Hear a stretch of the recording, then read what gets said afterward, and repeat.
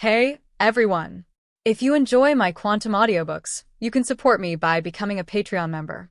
Your support helps me keep creating, and you'll get exclusive perks. You can also access my audiobooks directly through Google Drive. Check out the link in the description. Now, let's get started. As the two demons left one after another, the scene suddenly fell into deathly silence, and the faces of everyone in Shield became even more ugly. Why did they work so hard to plan all this? They just wanted to have two more helpers. Good guy now, the two helpers ran away. Is there anything more F*** ed up than this? Banner was so angry that he almost transformed. At this moment, Mephisto, the only remaining sapling among the three demons, walked toward Steve. He looked at Steve with greedy eyes, and then said in bewitching words, "You need help, don't you? Ignore those two idiots just now, I can help you. No matter what you want, I can help you accomplish it, as long as you give your soul to me afterwards." As an expert in playing with souls, Mephisto could see the high-quality soul in Steve at a glance. If he could get his soul, he wouldn't mind doing anything. After saying this, Steve laughed angrily, and at this moment he suddenly didn't know what to say. Of the three helpers he had spent a lot of money to find, two ran away and one asked for his own soul to help. What a weird thing he found. But thinking about it, Steve would be willing to trade his own life for Tony's. So, after laughing, he nodded directly and said, "If you want my soul, it's simple. Just help me deal with Tony today." Hearing this, Mephisto's face was overjoyed, and a contract suddenly appeared in his hand. This was the devil's contract, which stipulated the responsibilities of both parties. In short, it was very unfriendly to Steve. However, there's also the most basic point. If either party cannot complete or fulfill the contract, it will be at the cost of losing their souls. Okay, after signing him, our transaction officially begins. Hearing this, Steve didn't hesitate at all and directly pressed the bloody fingerprint on the contract. Suddenly, the contract was reached and burned to ashes in front of the two of them. Mephisto looked at this scene with great joy on his face.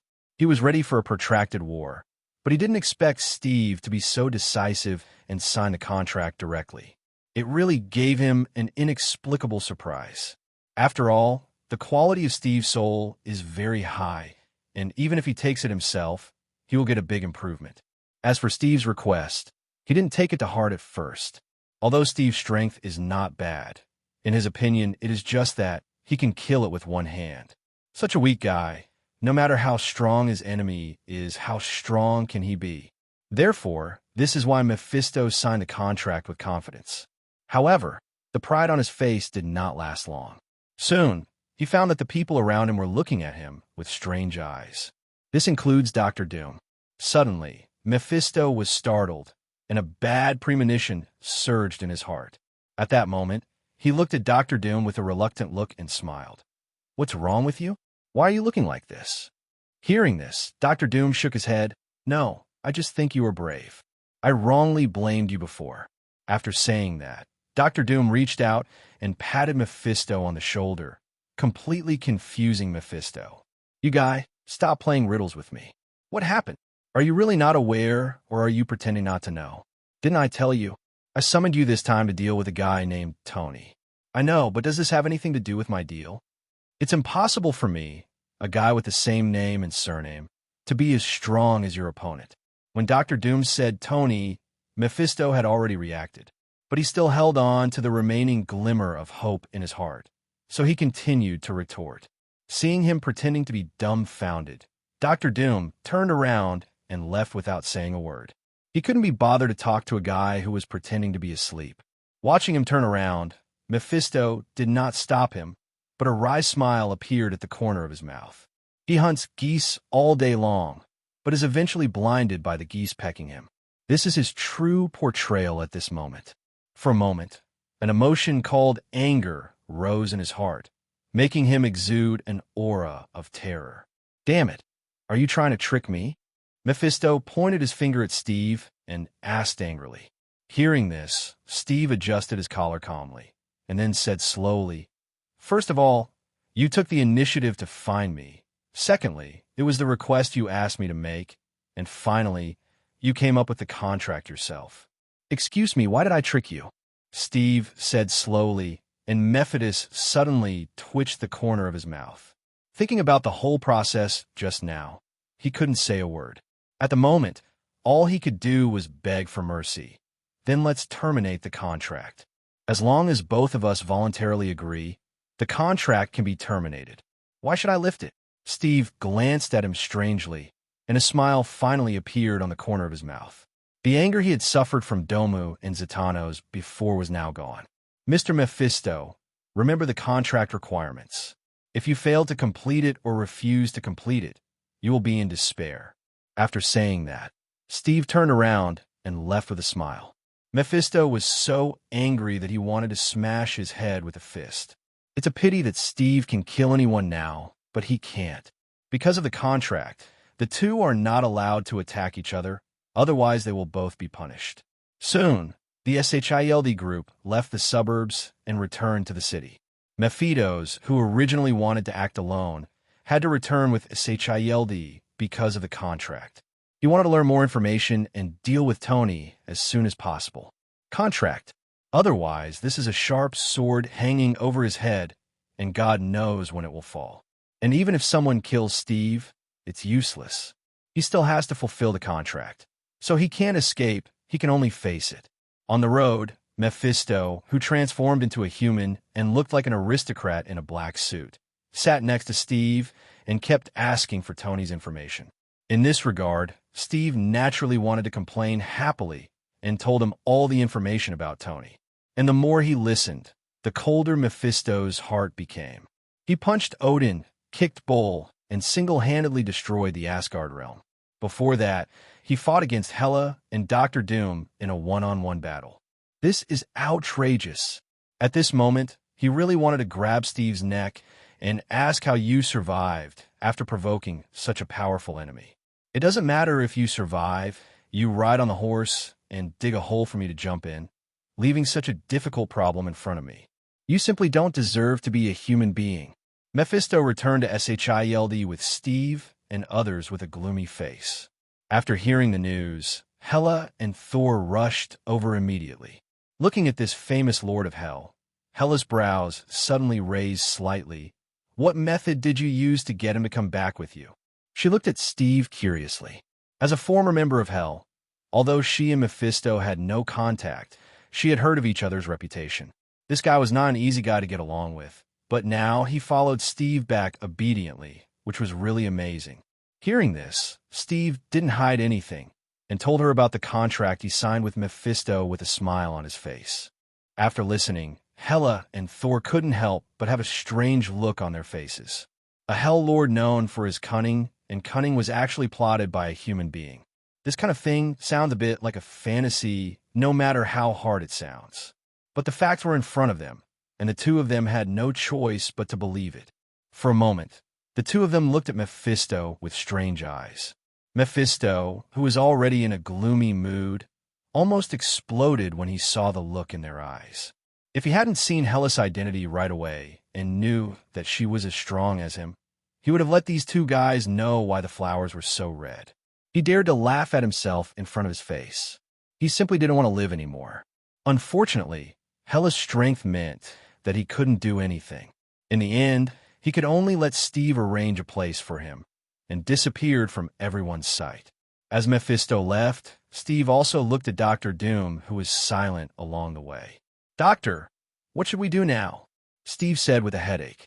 Although tying up Mephisto made him feel a lot better, he still didn't forget about Zatanos and Domu. These two guys were summoned by him. Now not only can they not be his help, but they may also become his opponents. Naturally, he has to find a way to solve this kind of problem. Wait. Steve frowned. Yes, although things have changed slightly, believe me, sooner or later, both guys will choose to cooperate with us. Doctor, are you so confident? Steve said a little uncertainly. Hearing this, Dr. Doom simply shrugged. It's not that I'm confident, it's that I don't have a good idea. Unless they're suppressed by force, it will be extremely difficult to get these two guys to change their minds. However, once force is used to suppress it, the possibility of cooperation will be completely cut off. Therefore, if you can avoid this option, try not to use it. Besides, these two guys are not peaceful masters. With their personalities, they will face Tony sooner or later. As long as they find that they are no match, they will naturally come back and join forces with us, so don't worry. Dr. Doom analyzed in a relaxed tone. After listening, Steve's originally tense expression suddenly relaxed a lot. Although his words were a bit blaming, Steve had to admit that there was some truth in what he said.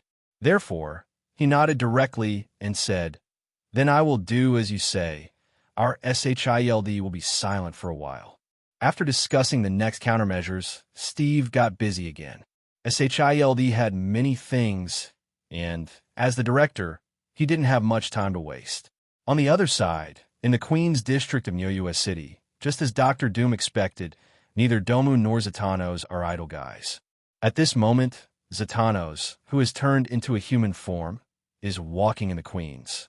On district roads, feeling the sinful atmosphere in this area, Zatanos was like a drug addict, with an extremely comfortable expression on his face. The smell of sin, my favorite. Talking to himself, he pursued the smell of sin, found guys with bad deeds, and used the fire of hell to burn and devour their souls. It's like Ghost Rider from another timeline. From this point of view, Zatanos looks like a superhero fighting evil. But in fact, he just needs the souls of evil. Suddenly, when passing by an area, Zatanos stopped and looked at a certain area with bright eyes.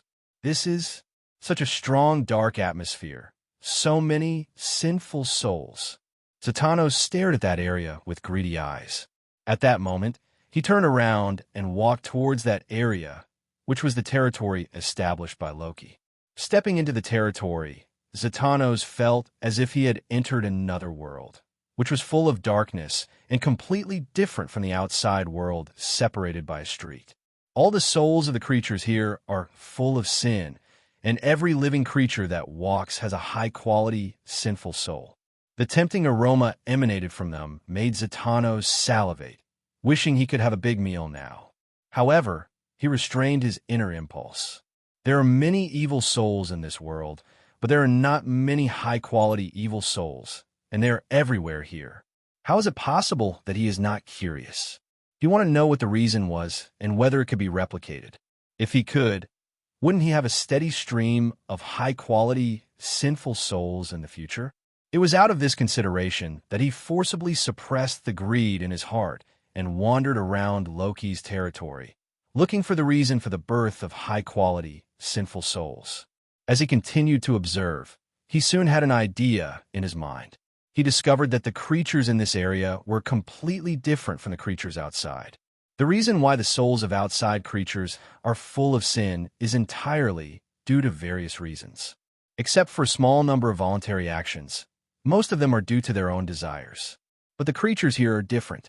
In their consciousness, crime seems to be their instinct, just like people need to eat when they're hungry and drink water when they are thirsty.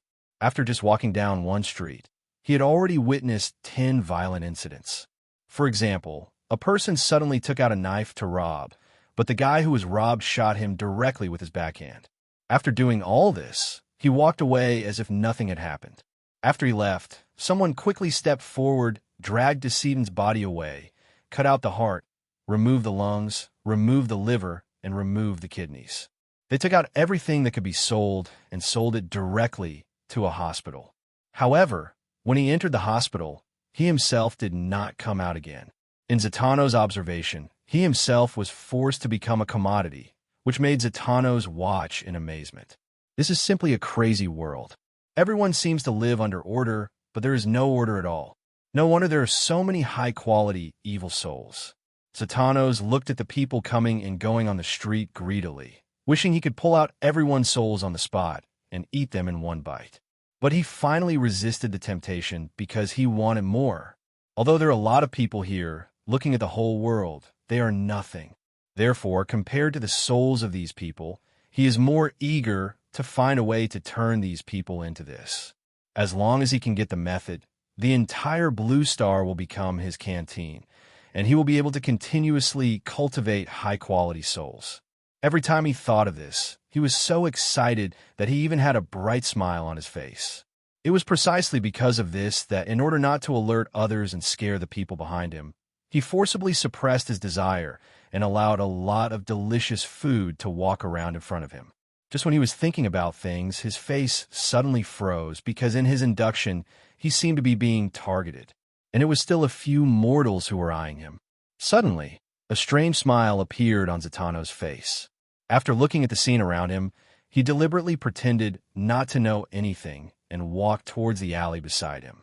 When he entered the alley, 3 young men quickly followed him, with cruel smiles on their faces. A few minutes later, Zatannos walked out of the alley with a satisfied smile on his face. As for the 3 young people just now, naturally they had completely disappeared. All this did not cause the slightest movement, and no one noticed it at all, so Zatannos thought that no one noticed it. But he didn't know that in a dark temple in the center of the territory, after the souls of 3 young people were devoured by him, a burst of black light suddenly flashed on the clay statue standing in the temple. At the same time, Loki, who was in retreat deep in the temple, suddenly woke up. Someone's soul has completely disappeared? What's going on? Loki frowned for an instant. As the master of the territory, he could feel everything in the territory at any time. But just now, the souls of 3 creatures in the territory suddenly disappeared. You know, as a lord, everything in the territory belongs to him, including the souls of these creatures. Now, someone dares to snatch food from his mouth. It is simply asking for death. With a cold light flashing in his eyes, Loki stood up and walked out of the quiet room and came to the huge amounts of clay statue. Loki's consciousness was directly linked to it. Suddenly, his consciousness was greatly strengthened, quickly spreading to the surroundings, and finally the entire territory was shrouded in it. At this moment, he seemed to have become the master of the world. In this territory, everything was clearly presented in his mind, and he finally discovered the figure that was incompatible with the creatures in the territory. Zatannos, who came out of the alley, was about to find 2 more people to have a tooth-slapping ceremony. Suddenly, a vast consciousness fell on him, which immediately made him raise his eyebrows and look up to the sky. In the eyes of others, the sky was still blue and nothing unusual, but in his eyes, he could feel a terrifying dark aura gathering. In less than the blink of an eye, the black energy gathered into Loki's figure hanging in the sky, looking down at Zatannos. "Who are you? Why are you trespassing on my territory?" Loki looked at Zatannos with solemn eyes and said he could feel the terrifying aura emanating from Zatannos.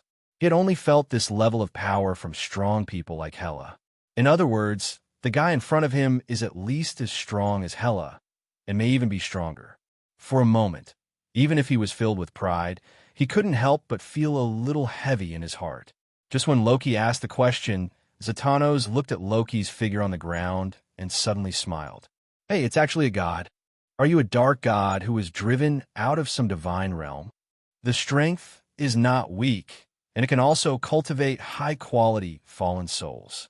Give you a chance, kneel down now and surrender," Zatannos said in an arrogant tone, giving people a feeling of giving alms from above, as if surrendering to him is such an honor. In fact, this is indeed the case. As one of the oldest demons, his strength and status are far beyond those of ordinary beings. Even for some weak gods, being able to hug his lap is a thing that is enough to make them ecstatic. After all, having a strong backer behind you is undoubtedly a good thing. Unfortunately, he met Loki, not to mention that Tony stood behind Loki. Loki's own pride alone did not allow him to surrender to a demon. Therefore, after listening to Zatannos' words, not only did Loki's face show no trace of joy, but his expression instantly turned cold, and he no longer spoke politely. "I say it again, this is my territory. Leave now, otherwise don't blame me for being rude," Loki said in a cold tone. Although he was very angry, he also knew that Zatannos was not weak, so as long as he could be expelled, that would be enough. It's a pity that Ping has tasted the delicious taste of high-quality fallen souls. How can he leave? Even he has to get Loki's method of cultivating fallen souls. Therefore, when Loki refused, Zatanos suddenly sneered.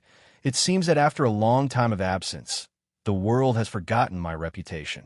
In that case, let the world remember it again today, and let me do the surgery on you. After saying that, Zathanos suddenly moved. The fire of hell instantly burned on the surface of his body, and the terrifying flame temperature caused the surrounding temperature to rise rapidly.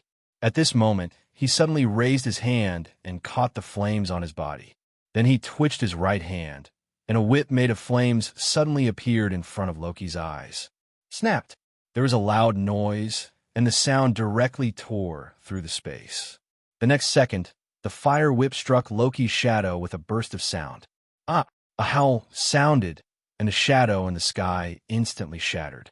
At the same time, in the temple, Loki suddenly hugged his head and let out a shrill roar. After all, the fire whip can whip the physical body, but can also whip the soul and will. The touch of the soul is more than 10 times that of the physical body. Therefore, with one whip, not only the phantom created by Loki was shattered, but also the soul was severely whipped, causing all the pain suffered by the phantom to be transmitted to the Tao. Onto Loki's body. Hole, damn it. I want you to pay the price. Roaring angrily, Loki left the temple and walked towards the area just now. He wants to find that guy and avenge this whipping. At the entrance of the street and alley, watching Loki's shadow disappear, Zatanos suddenly showed a mocking smile on his face. He thought Loki was capable of something, but after doing it for a long time, he couldn't even withstand a whip from him. Of course, he wasn't worried.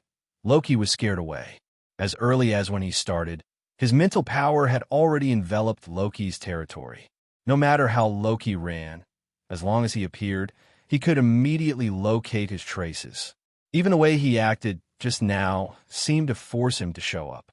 Just when he was considering whether he should continue to use some means to force Loki to show up, suddenly, according to his induction, a figure suddenly rushed out from the center of this area. Looking at Loki's familiar appearance, Zathanos suddenly smiled, his smile full of anticipation. You finally showed up. I thought you had escaped. Zathanos looked at Loki, who was approaching, his tone full of mockery. Loki didn't pay attention to his attitude. After seeing him, he locked him directly. The Mind Stone appeared in his hand and shouted loudly, "In the name of God, I sentence you to death." As soon as he finished speaking, the sky was instantly covered with dark clouds, and terrifying thunder snakes kept scurrying in the clouds. The next second, Razor seemed to sense something and immediately tore the clouds apart and slashed towards Zatanos. Boom! Terrifying thunder spread all around, like the roar of the sky, and the silver-white light instantly illuminated the darkness, making the falling thunder snake even more terrifying.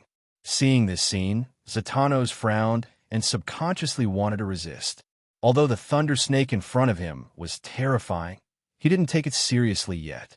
But just when he was about to take action, suddenly he seemed to notice something, stopped his movements instantly, and stood quietly, letting the razor fall on him. Sizzle! There was a burst of electric shock, and Zatanos turned completely black under the thunder. Not only that, a burst of green smoke came out directly from his head, and the whole person looked extremely miserable. But in such an embarrassing situation, Zatanos, who should have been angry, did not laugh. Instead, his laughter became so hearty that people couldn't help but suspect that he was being fooled from time to time. On the contrary, not far away from Zatanos, Loki frowned instantly when he looked at Zatanos, and a trace of confusion appeared in his eyes. Why don't you hide or fight back? Why should I do this? Zatanos raised his eyebrows and said with a relaxed look on his face, when falsehood is true, truth is also false. And when true is false, falsehood is also true. I never thought that your illusion could reach this level. It's a pity that what is false. Even if you can make it come true, there is nothing you can do to me as long as I don't believe it.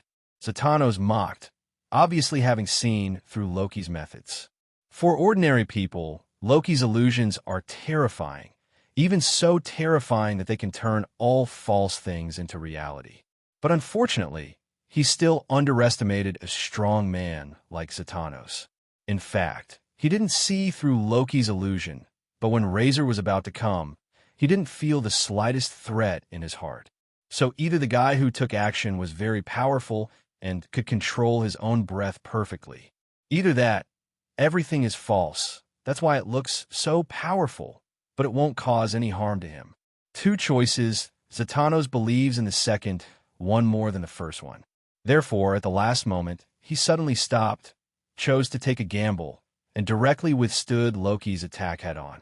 If it was true, then he thought he was unlucky and retreated immediately.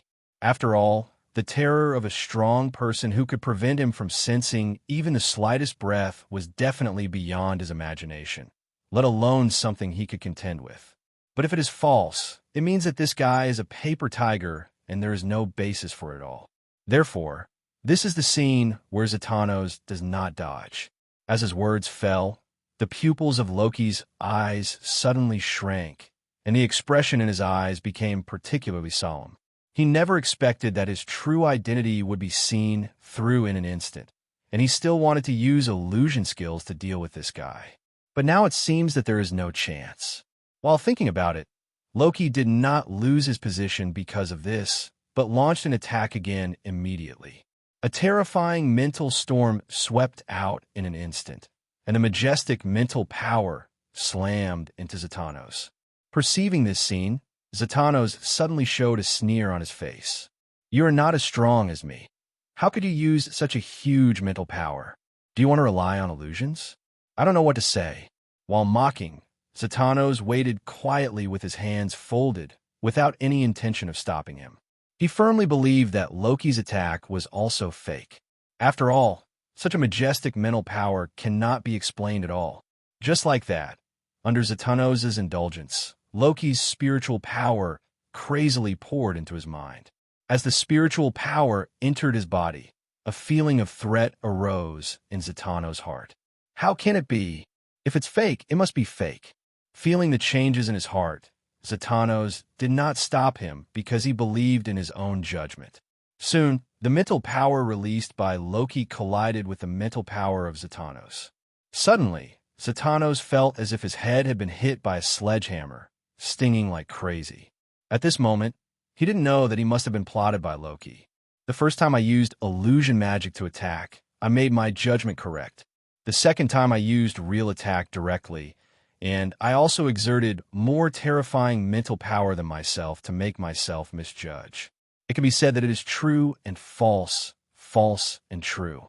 For a moment, Zatanos endured the pain and said with anger on his face, "Damn little bug, you succeeded in irritating me. I must tear you apart." Roaring, Zatanos finally took the initiative to launch an attack. The fire whip was thrown out with force, and a whip made of flames roared directly towards Loki.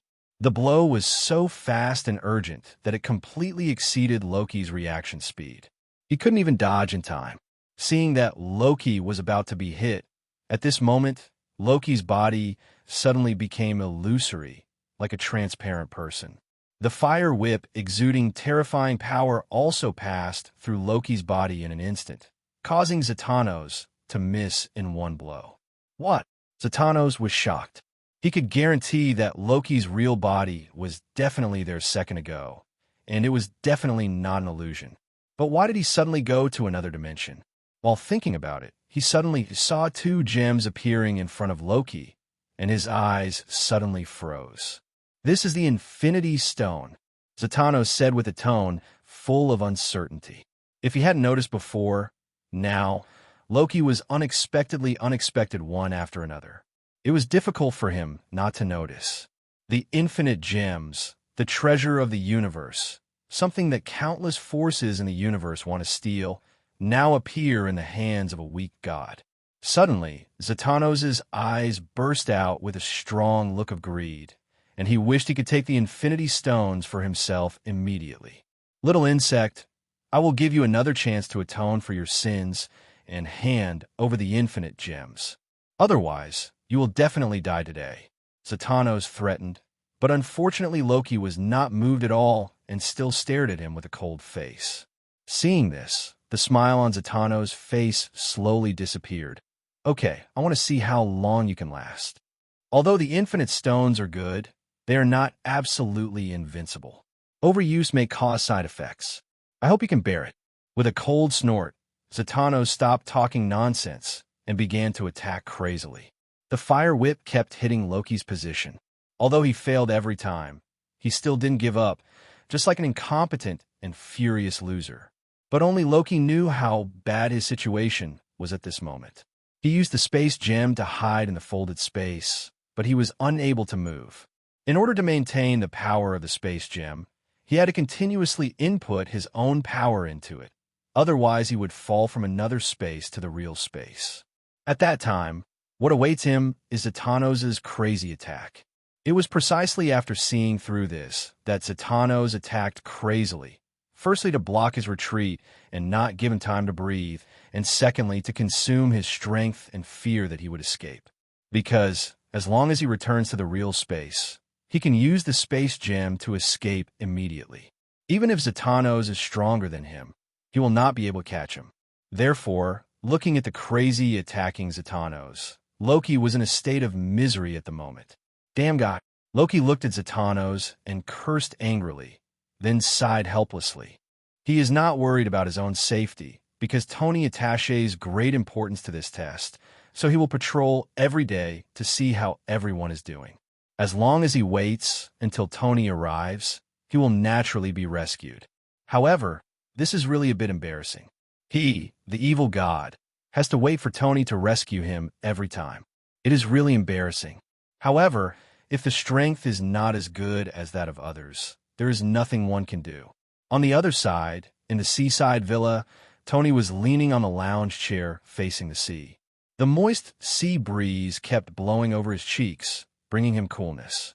Beside him, a figure was standing respectfully, and the metal all over his body showed that he was no ordinary being. "Sir, it's time for inspection again." "Oh, I got it, then open it." "Clear," Tony said lazily. Jarvis responded respectfully, and then his eyes directly projected two rays of light, forming a picture that appeared in front of Tony. Void projection, a perfect black technology. Looking at this scene, Tony was a little excited when he first saw it, but now he is completely accustomed to it. He would inspect the situation of everyone in the Dark Alliance every day to see the progress. Not to mention the mask reward after completing the mission this time. The generous number of draws alone is worth his attention. However, Tony was too lazy to go out, so Jarvis came in handy. As a god in the online world and the first mechanically intelligent life form on Blue Star, Jarvis's combat power may not be as powerful as that of a transcendent, but his auxiliary ability is definitely top-notch. Therefore, he only needs to lie down in the rocking chair and let Jarvis project the situation in the territory of the Dark Alliance. You can also adjust the view from various angles, which is no different from reality. During the assessment of the 7 members of the Dark Alliance, Tony looked at the situation in everyone's territory one by one. Most of the assessors' territories were basically calm and nothing interesting.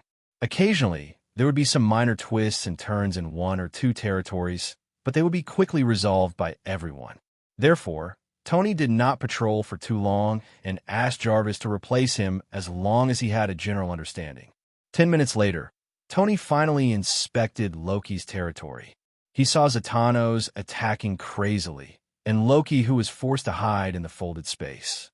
Suddenly, Tony, who was originally bored, suddenly became interested and subconsciously sat up from the recliner with a smile on his face. "Interesting. Jarvis, find out who this person is? He dares to cause trouble for me." Ever since he defeated a series of opponents, no one has dared to take the initiative to trouble him for a long time. Of course, SHIELD cannot be counted among them. Those guys not only have persecution delusions, but they are also very stubborn. Tony had already planned to deal with these guys after completing the assessment task. Therefore, when someone other than SHIELD dared to cause trouble for him, Tony immediately became interested. After receiving the order, Jarvis acted quickly. The powerful computing ability allowed him to browse trillions of pieces of information in 1 second. A few seconds later, Jarvis, who had originally closed his eyes to search, opened his eyes again. "Sir, that guy is not a being on Blue Star. I have found no relevant information about him. But I found something in some documents. If the information is correct, this should be a demon." "Oh, devil." Tony let out a light sigh, and his eyes suddenly brightened when he looked at Zatanos. He had already been in contact with gods, but this was his first time seeing demons. But how could a demon appear on Blue Star? Thinking with some doubts, Tony's mind quickly flashed the figure of Dr. Doom. If he remembered correctly, this guy seemed to have come out of hell. Could this sudden demon have something to do with him? And, judging from the fact that this demon is not weak at all, is it specially used to deal with him? But that's not right. If you really want to deal with yourself, you should hide them and treat them as killers. How could it be exposed so quickly and directly cause trouble for his subordinates? No matter how weird you think. After thinking for a long time without coming to any conclusion, Tony finally gave up. No matter what it was, everything would be known if he caught it. After clearing his thoughts, Tony stood up from the recliner and said, "I'm going out." After saying that, Tony stood up from the balcony in flip-flops, beach shorts, and a t-shirt and quickly disappeared. In Loki's territory, Loki, who was in the folded space, was as pale as a ghost at the moment. Maintaining energy input for a long time had reached his limit. Looking at his appearance, Zatanos suddenly showed an arrogant smile. "Little insect, look at how long you can last. You make me very angry, so I will break your bones piece by piece and grind them into powder later. You'd better hit me first and then talk." Although Loki's face was pale, his tone was still strong. When Zatanos heard this, a gloomy look suddenly flashed in his eyes, and the anger accumulated in his heart was almost ignited directly.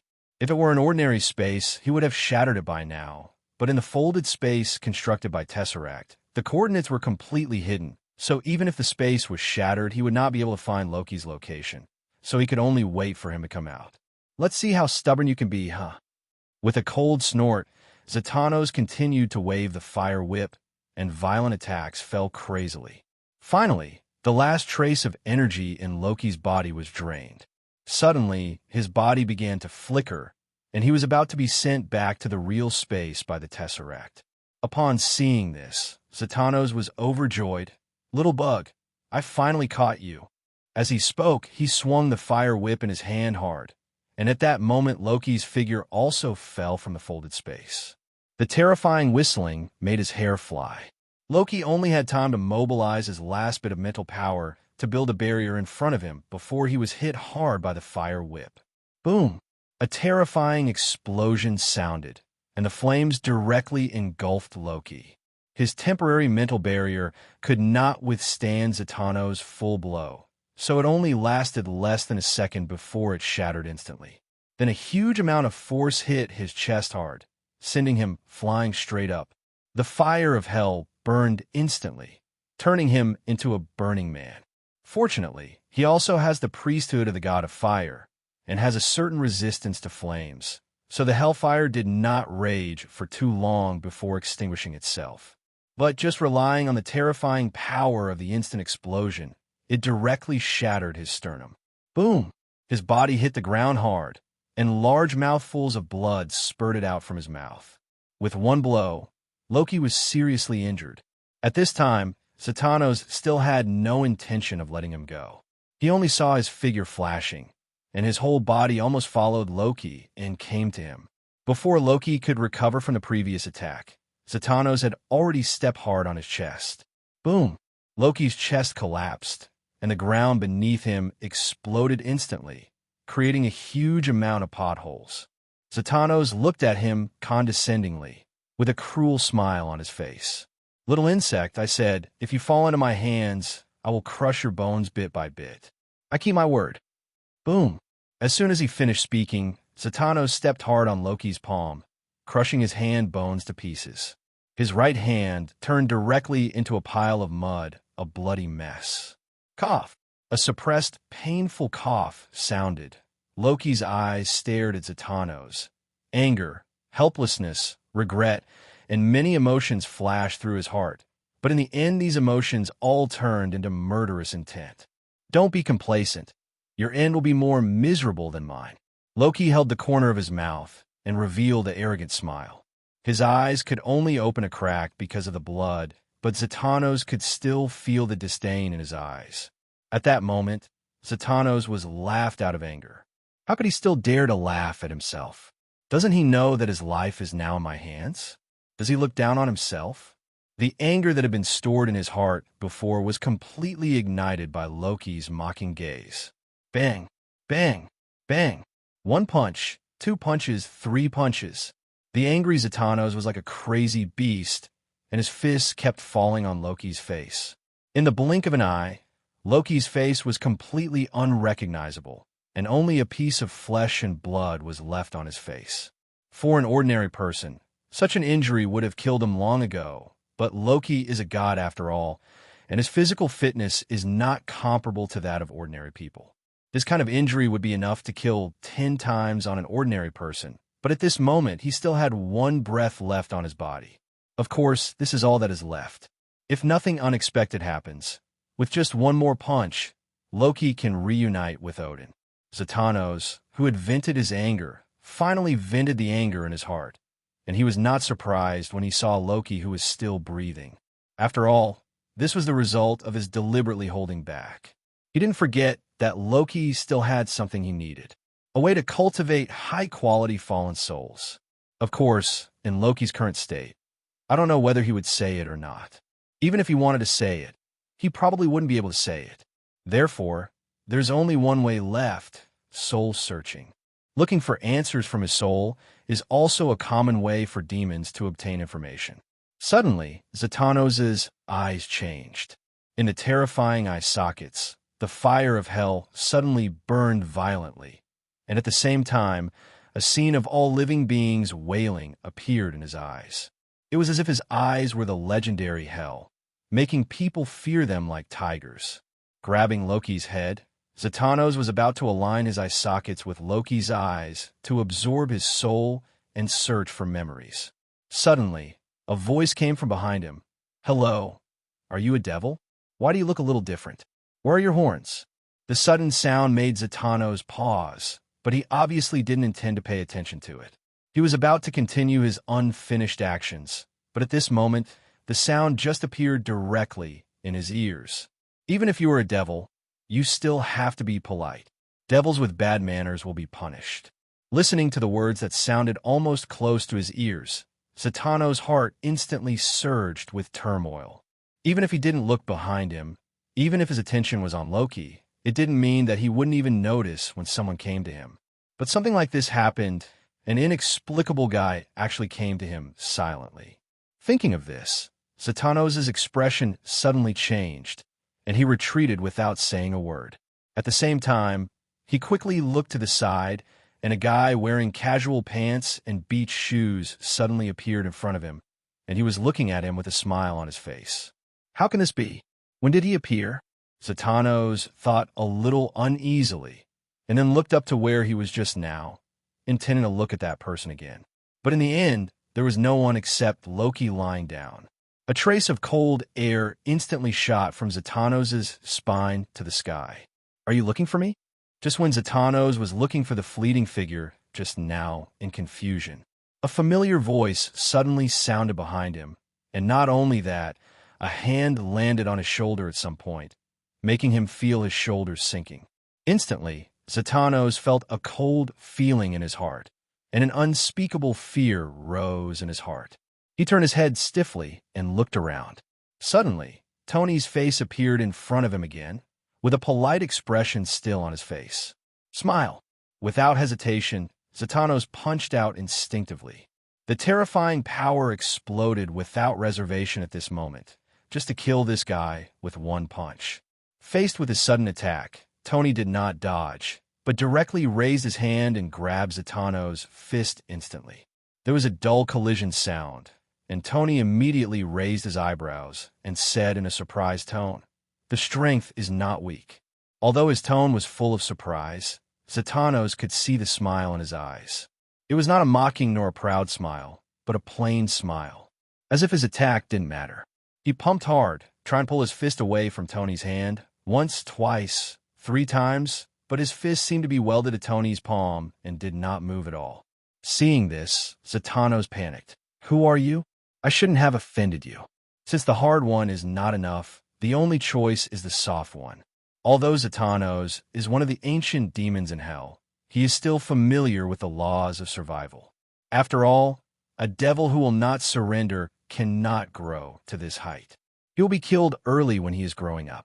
This is the case for all the strong men in the world.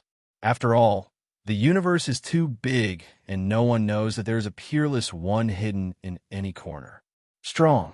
Of course, except for Tony, this is a wall hanging and cannot be measured by common sense. "My name is Tony. You really didn't offend me, but the guy you beat to death is my younger brother," Tony said with a smile. His smile looked very kind, but in the eyes of Zatannos, his smile looked more terrifying than a demon, especially the big white teeth that Tony shows when he smiles. For some reason, a picture appeared in his mind involuntarily. Tony cut off pieces of meat from his body and then chewed it slowly and swallowed it in his stomach. Thinking of the bloody and cruel scene, Zatannos couldn't help but shuddered all over. However, this thought did not last long, and soon he suddenly realized that he was a skeleton with only bones and no flesh on his body. Thinking of this, Zatannos breathed a sigh of relief. But the next second, Tony's voice scared him almost out of his mind. "You have good bones. The soup should be delicious," Tony said matter-of-factly, making Zatannos almost cry. "It's too much. Even the bones are not spared. Are you still a human being? I'm sorry. I really didn't know he was yours. I apologize to you." Without any hesitation, Zatannos apologized decisively. As an ancient elemental demon, I have to say that he is acting a bit cowardly now. But he couldn't help it. Whether it was the ghostly speed Tony showed before the scene where he resisted his own punch, but was indifferent, he was reminded of Tony's terror all the time. Therefore, compared to living, he is more cowardly than he is. He doesn't want to be boiled into soup. And Tony was a little surprised at this moment. Is he so aware of current affairs? He wasn't even ready to start showing off and slapping him in the face. The matter was already over. How could this be possible? Don't say that. You have to show your villain's arrogance. I feel unfulfilled by you like this. Tony comforted. The corners of Zatannos' mouth suddenly twitched fiercely. Are you a devil? I have so much pride. Where can I get it from? He was complaining crazily in his heart, but naturally he did not dare to say this with his mouth, so he had to cooperate carefully. Then tell me what I should do. Well, Tony thought about it seriously, and finally he had to admit that pretending to be cool was a technical job, and he didn't know it all. At that moment, he shook his head helplessly. Forget it, you'd better die. After saying that, regardless of Zatannos' reaction, Tony directly held his skull with one hand, and in the next second he exerted force with 5 fingers, crushing Zatannos' skull when he didn't react at all. Immediately, the beating flames in Zatannos' eyes were extinguished, and the skeletal body fell to the ground, splashing dust on the ground.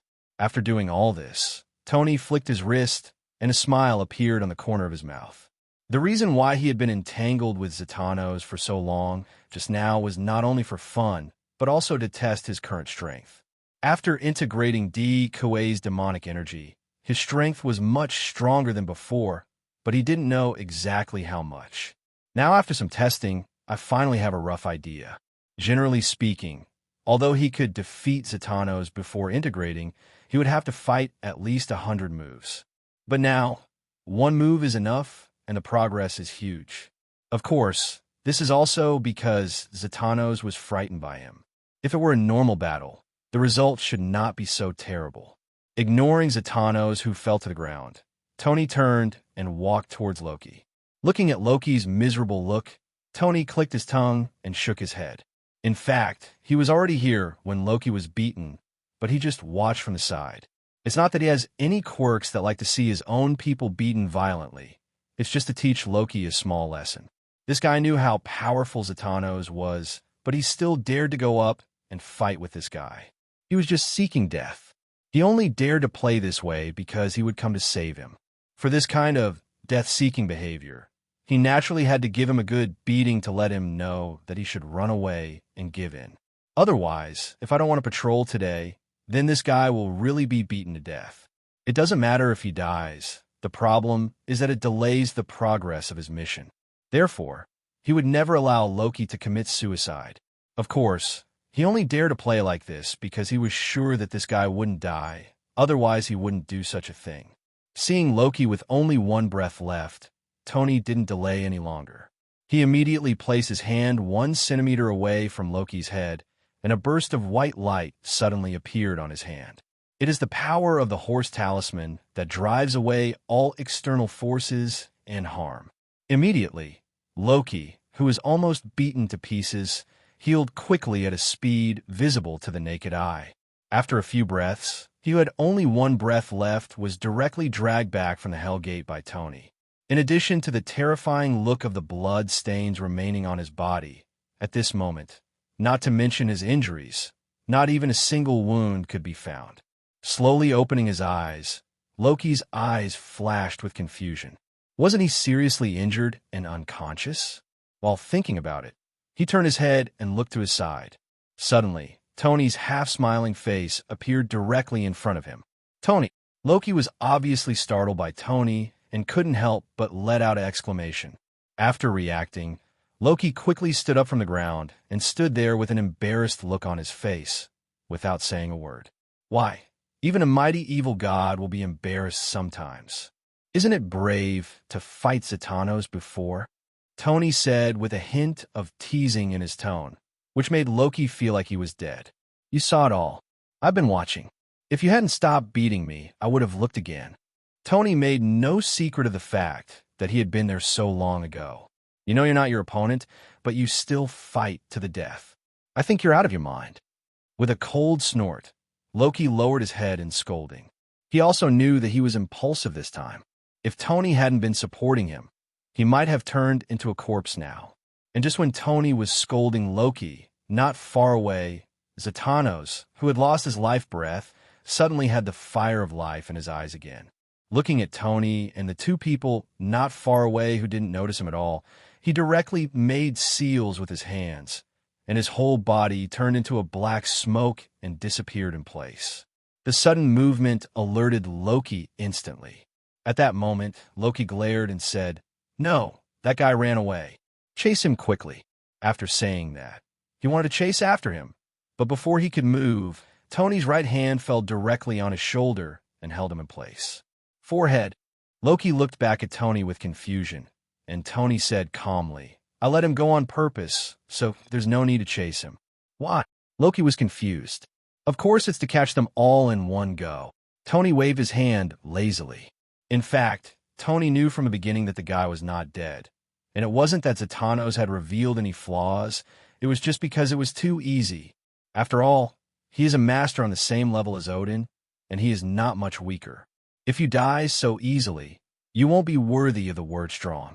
Therefore, when he saw Zatanos' fire of life extinguished, he suspected that this guy was faking his death.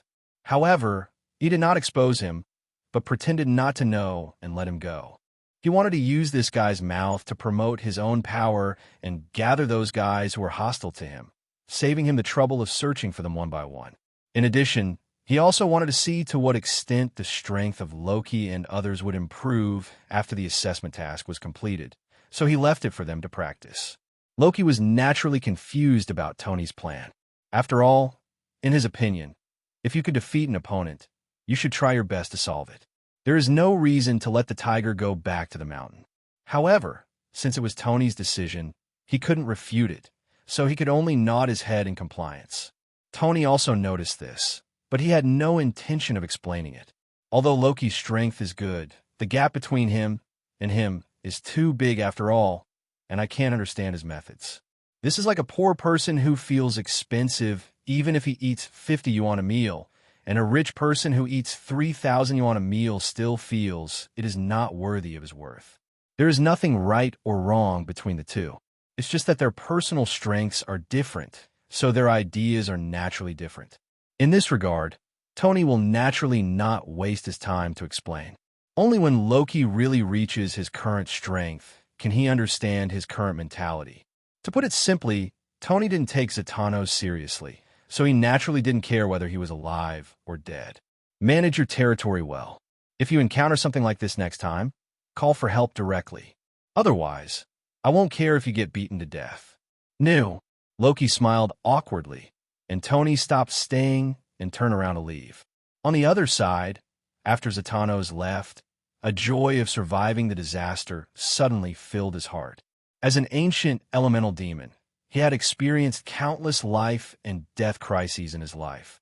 But every time he escaped from death, he felt sincerely grateful. But the joy did not last long. Thinking about the scene where he was almost beaten to death by Tony before, he still couldn't help but feel a little scared and doubtful in his heart. Blue Star, how could there be such a terrifying guy? Thinking of this, he who originally planned to change places to continue wandering suddenly lost interest. Mainly because he was frightened by Tony, who almost beat him to death if he showed up at random. If he continued, he knew what kind of monsters he would encounter. Although he also knew that this was only a small probability event, he did not dare to gamble. After all, if he lost the bet, his life would be lost.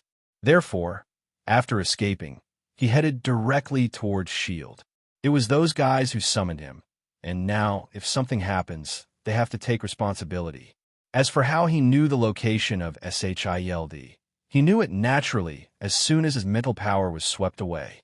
As a demon, he still has some means. Soon, he arrived at the S.H.I.E.L.D. headquarters. After reporting Dr. Doom's name, someone immediately notified Steve and the doctor, allowing him to successfully enter S.H.I.E.L.D. In the office, Steve thought about the report of his subordinates just now, and couldn't help but have a strange look on his face. Are all the devils so polite nowadays? They also know how to let people inform them in advance. But when I first came into contact with him, this guy didn't seem like this. Thinking with some confusion, Zatannos soon arrived at Steve's office led by S.H.I.E.L.D. personnel. Looking at Steve's familiar face, Zatannos finally couldn't help but breathe a sigh of relief. Although this was the second meeting between the two parties, Zatannos felt an indescribable feeling of closeness in his heart at this moment. After all, this can be considered an acquaintance of his in Blue Star. After Steve saw Zatannos, his whole expression changed. Zatannos, who was only focused on escaping, didn't care about his appearance, so Zatannos, who appeared in front of Steve at this moment, still looked embarrassed. What happened? How did you become like this? Steve was puzzled and said that he still remembered how arrogant Zatannos was just after he came out of hell. It had been a while since I last saw him, and he looked like this, as if he had been beaten up. Zatannos, who had not noticed his own appearance at first, now saw his own embarrassed appearance under Steve's reminder. At that moment, a trace of embarrassment appeared on his face. Well, I encountered a little accident, so I became like this. Yeah. Steve looked at him suspiciously, with two words written all over his face: disbelief. Looking at Steve's suspicious gaze, Zatannos couldn't help but twitch the corner of his mouth, and said as stubbornly as ever, I said it was an accident. It was an accident. Okay, then I'll arrange for someone to take you to rest first. Steve shrugged indifferently and didn't ask any more questions. Zatannos made it clear that he didn't want to say anything, so he naturally wouldn't ask for trouble. Of course, the more important thing is that he has vaguely guessed who did it. Although he has never seen the strength of Zatannos, he is very aware of the strength of Dr. Doom. Being able to be summoned by him, there is no way Zatannos is a weakling. Therefore, there are not many people on Blue Star who can defeat Zatannos, or there are almost none. In addition, this is Nyoyue. In Nyoyue, who can have such a strong strength? And I won.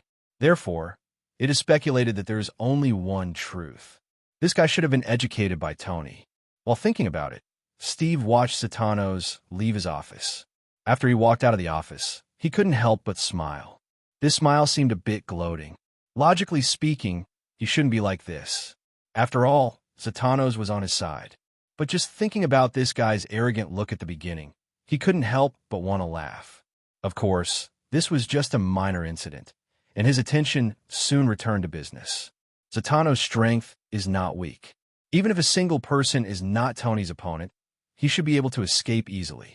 But Looking at Zatanno's appearance, it was obvious that he had been convinced by Tony. And it must be the kind that has no resistance, otherwise the demon would not be so obedient. Thinking of this, Steve suddenly felt a headache and rubbed his head. The confidence that was originally boosted by the arrival of the three demons has now become less confident, let alone the fact that one of them has escaped. Rubbing his cheeks fiercely, Steve stood up and left the office. He was going to see if Dr. Doom could find Domumo. And just as he was chanting about Domu, at this time, a rebellion was taking place in a temple above the Himalayas. Baron Mordo looked at the druid who was glaring at him with a wild smile on his face. ***, how dare you sneak up on Master? I will clean up the house for Master today. As a psychiatrist, Druid has always had a good temper, which can even be said to be gentle. He has never had a dispute with anyone. But now, a gentle man's face is full of anger, and the light in his eyes is like a wild beast, ready to choose people to devour at any time, which shows how angry he really is. Looking at his appearance, Baron Mordo raised the corners of his mouth in disdain. Only you, even that old guy fell into my hands. Why do you fight with me? Baron Mordo's words made Druid silent for a moment.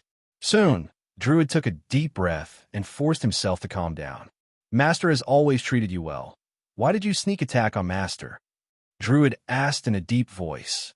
He only saw Baron Mordo sneaking up on Ancient One, and he quickly stepped forward to stop him. He didn't know why, so at this moment he wanted to do something, clear everything. Hearing this, the smile on Baron Mordo's face disappeared, replaced by a gloomy look. Why? You should ask that old guy this question. In terms of talent, I am the strongest in the temple. In terms of merit, I have defeated countless enemies in order to protect the temple over the years. But why does that old guy want to pass the position of Supreme Mage to that loser? At the end of the sentence, Baron Mordo roared and raised his hand to point to Stephen, who was watching the excitement in the crowd. When he saw Baron Mordo pointing at him, Stephen was even more confused. What happened? And what does all this have to do with me? As the saying goes, he is unkind and unjust to me. Doesn't he want to make this place a utopia? Then I will destroy this temple. Baron Mordo continued. After listening to his words, the druid who understood the cause and effect immediately shouted angrily. Absurd, simply ridiculous. Master has his own opinion as to who should be given the position of Supreme Mage. When will it be your turn to dictate? The Master was really blind to accept you as his disciple. Absurd? I don't think so. In short, No, I am convinced. Baron Mordo said word by word, without any sign of repentance on his face. Seeing this, the druid finally didn't bother to talk nonsense with him. He stamped his feet instantly, and his body was ejected directly like a bow, rushing towards Baron Mordo.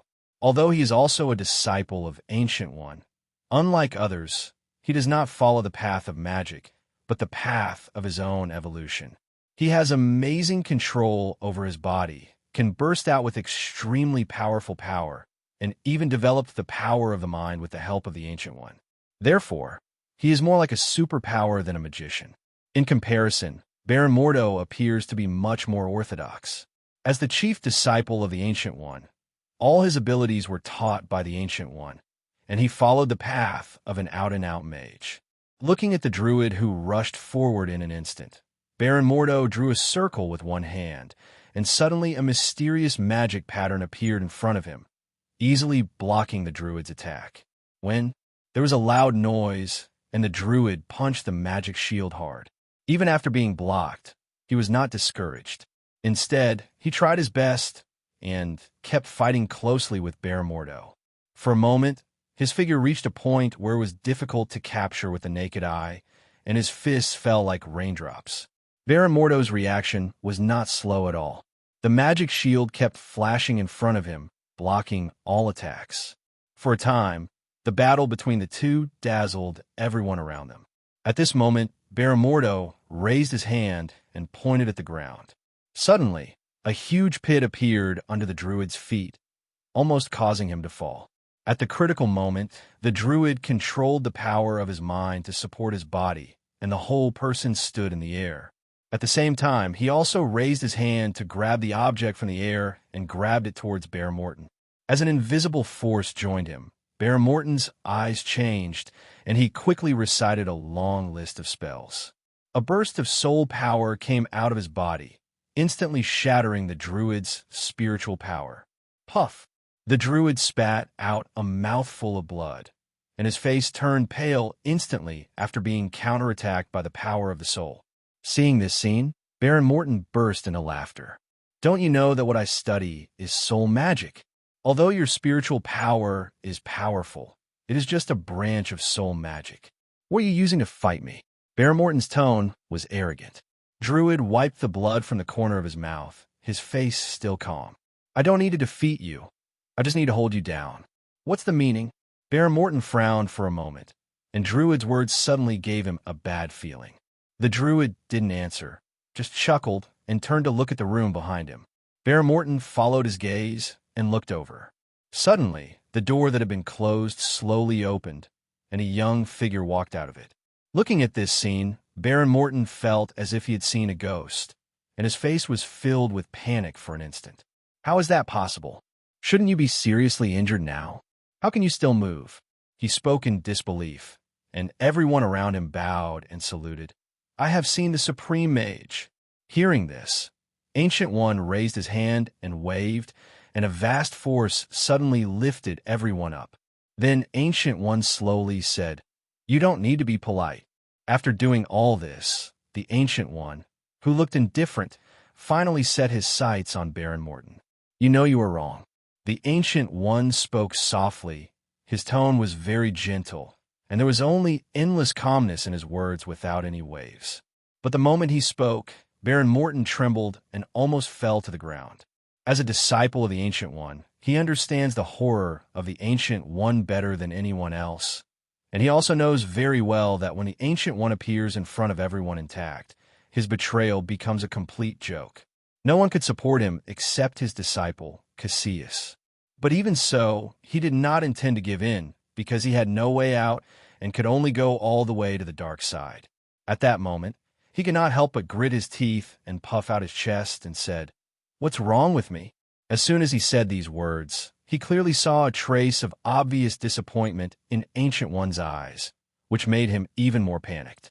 I knew you had evil intentions from the time you became a disciple, but I always believed that I can change you through the teachings I receive.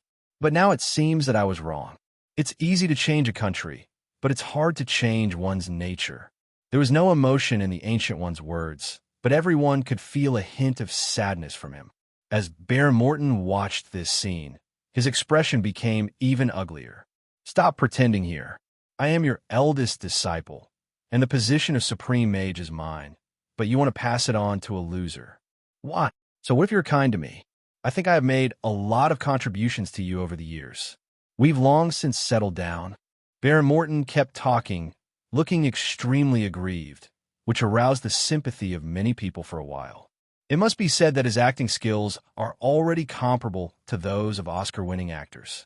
After hearing this, Ancient One immediately shook his head. I have never denied your merits, but it is also true that you are not suitable for the position of Supreme Mage. Why?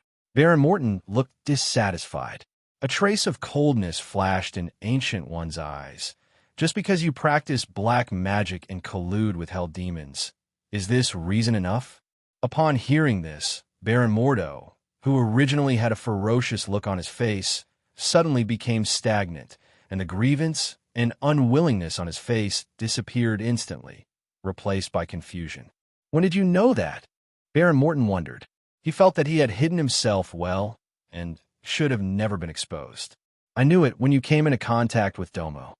Ancient One said disappointedly. I thought you were just obsessed for a moment.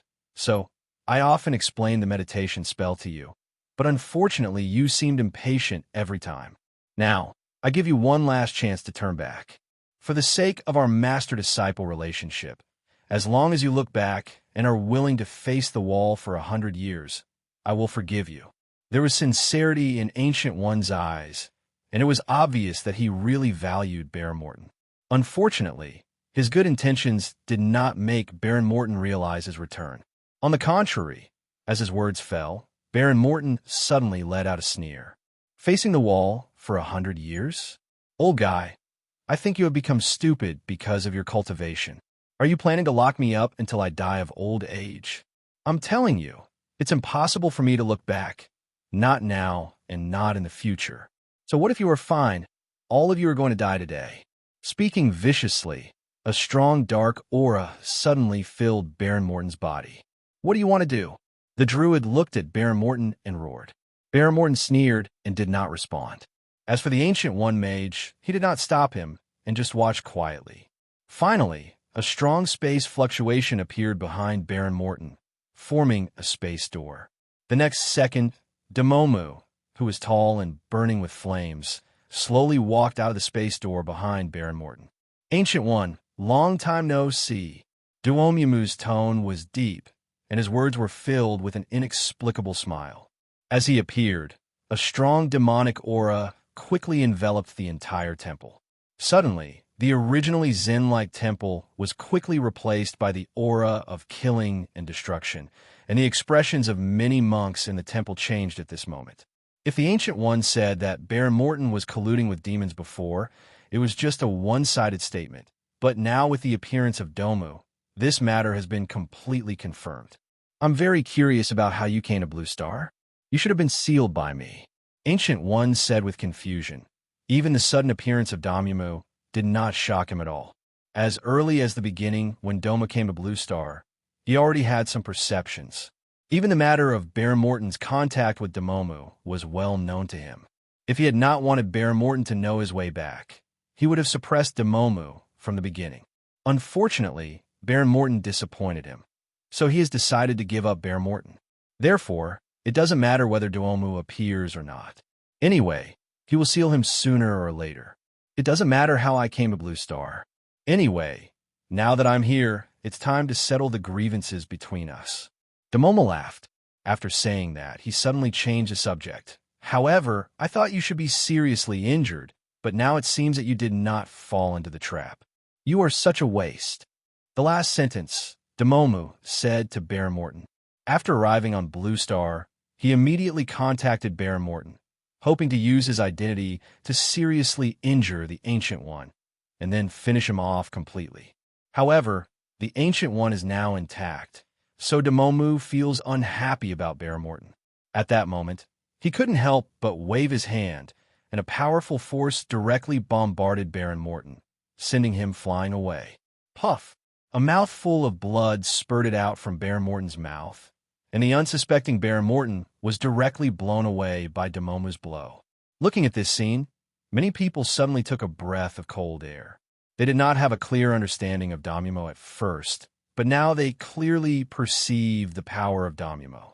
As the eldest disciple of the Ancient One, Baron Morton's strength is absolutely top-notch, but such a top-notch strongman was blown away by Duomumu with a casual blow. Although Baron Morton was unprepared, but if it were another person, such as a druid, Baron Morton would definitely be able to react. After being blasted away, Baron Morton stood up and ignored the injuries in his body. He quickly bent down and lowered his head and said, "My lord is teaching you that your subordinates know their mistakes." Such a scene made everyone's hearts tremble again. They had seen with their own eyes how arrogant Baron Morton was just now. Even the Ancient One dared not give face, and now he took the initiative to apologize after being blown away by Duomu, which simply subverted their worldview. Faced with Baron Morton's apology, Duomu didn't even look at it, and focused all his attention on the Ancient One. "Come on, let me see how much you have improved over the years." As soon as he finished speaking, the terrifying flames swept towards the Ancient One in an instant. The extremely high temperature made it impossible for everyone in the temple to bear. For a while, many people let out bursts of screams. Seeing this, Ancient One frowned and then thought about it. Suddenly, the surrounding environment changed drastically. The temple and many monks disappeared directly, and only he and Domu appeared in a deserted world. It was his magic ability, space transformation, that could instantly transfer him and the target he was targeting to another dimensional space. Feeling the changes around him, Domu immediately smiled. "It seems you care about those mortals. If I kill them, I wonder if you will go crazy. Umph. Let's wait until you can get out of here alive. Ancient One snorted coldly. The two kept talking, but the movements of their hands were not slow at all. Countless meteorites fell instantly from the blue sky. The meteorite cut through the air and burned with flames. For a moment, the sky above the two of them was covered by the falling meteorite. It is the destructive magic forbidden spell cast by the Ancient One, which is enough to destroy a world in one blow. If it were cast on Blue Star, just relying on this forbidden spell, I am afraid that the entire human race on Blue Star would die instantly. However, in the face of this terrifying forbidden spell, Damyamu did not panic at all. Before he fell into the darkness, he was also a famous mage, so he knew magic. Even because he became the master of the dark dimension, the power of the magic he cast was greatly enhanced. It is precisely because of this that although the Ancient One is powerful, it has never been able to kill him. Even the last time he sealed Damyamu was because there was something wrong with Damyamu himself. Distortion. Damyamu raised his hand and shook it, and a terrifying dark power instantly burst out from his body and quickly swept across the sky. Suddenly, the meteorite that landed in the sky with its tail flame was instantly shrouded and distorted by an invisible force. The next second, the falling meteorite turned into rain, and the downpour instantly fell on the entire dimensional space. The Ancient One's forbidden spell was easily broken before it had time to explode with its due power. In this regard, Ancient One couldn't say he was disappointed or not. His face remained calm. After all, he has long known how powerful Damyamu is. If it were so easy to deal with, Ancient One would not let him live until now. At that moment, a series of obscure spells sounded in his mouth, and various powerful forbidden spells continued to erupt, attacking Domu. Seeing this, Domu is naturally not a vegetarian. He also uses magic to confront each other. Frost, fire, boulders, explosions, and various magic collisions are constantly appearing in the dimensional space. There were loud roars, and they continued to resound throughout the dimensional space.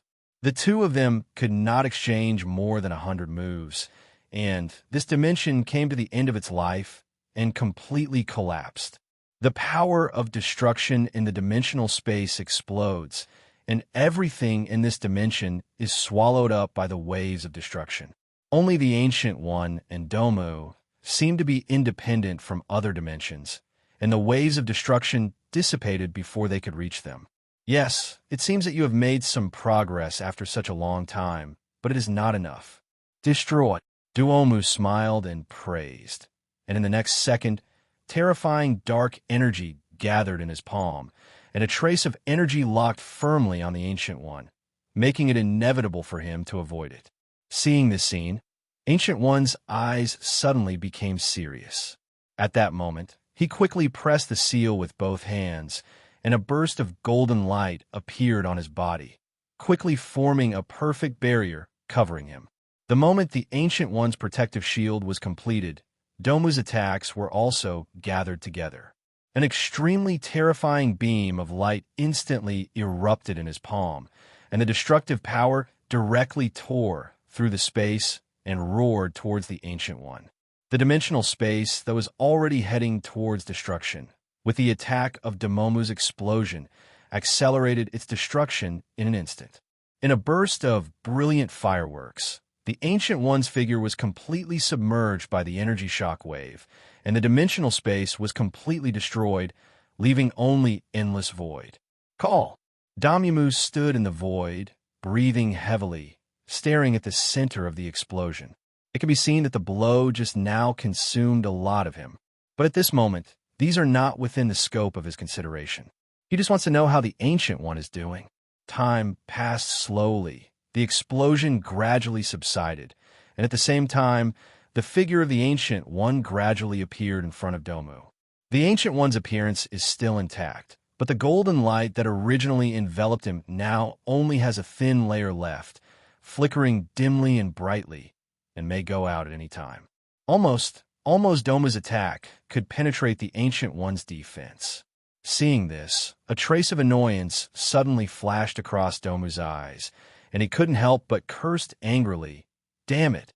In the moment he spoke, suddenly, the Ancient One's figure disappeared instantly, and the next second, four Ancient Ones appeared directly around him. Seeing this familiar scene, Duomu's pupil shrank. He was sealed by Ancient One using this move before, and he didn't want to be driven back again. At that moment, he let out an angry roar and was about to leave here. But at this moment, golden barriers shrouded all directions, blocking all routes. Mysterious runes flickered on the golden barrier, and Domomu recognized them at a glance. They were sealing runes. Seeing that he couldn't escape, Domomu couldn't help but sneered. Do you think I'll be sealed by you a second time? As Domomu spoke, he stretched out his hand to grab the void, and then moved it. The next second, everything around him began to go backwards, and the dimensions of destruction began to reunite. He actually moved the timeline and wanted to go back in time. Suddenly, the Ancient One's figure started to flicker. Obviously, once time goes back, he will not be able to seal Domomu anymore. But at this moment, Ancient One's originally flashing figure suddenly stabilized, and the magic seal that was about to disappear became stable again. Seeing this scene, Domomu's eyes bulged, and he could no longer suppress the horror in his heart. How is that possible? You are beyond time. Hearing this, Ancient One, who had been silent until now, finally said, Didn't you also say that I have made a lot of progress over the years? How are you? Are you satisfied? Ancient One said in a calm tone, but it was full of ridicule in Doma's ears. Damn it! Duomu cursed angrily, and he was really panicking at this moment. Although the Ancient One couldn't kill him, being sealed again was also unacceptable to him. However, he alone could not break the Ancient One's magic seal now. For a moment, his mind began to spin rapidly, thinking about ways to break the situation. There were not many options before him now. It could even be said to be very few. The most reliable option was to ask for help. After all, just because he can't break the seal inside the magic circle doesn't mean that he can't break it from the outside. He doesn't even need to break it. He just needs someone to interfere with the Ancient One now, and the magic circle will break itself. Therefore, asking for help is the best option. The question came, who should he turn to for help? He had no friends. The devil's personality is destined to have only intrigues and intrigues between each other, and there is no such thing as friendship, so there are few people he can seek help from. And the reason why it was because he suddenly thought of someone who might help him. For example, the guy who summoned him.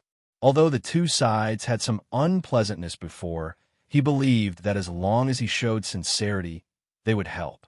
After all, they went to great lengths to summon themselves just to help. If they are sealed again, who will help them?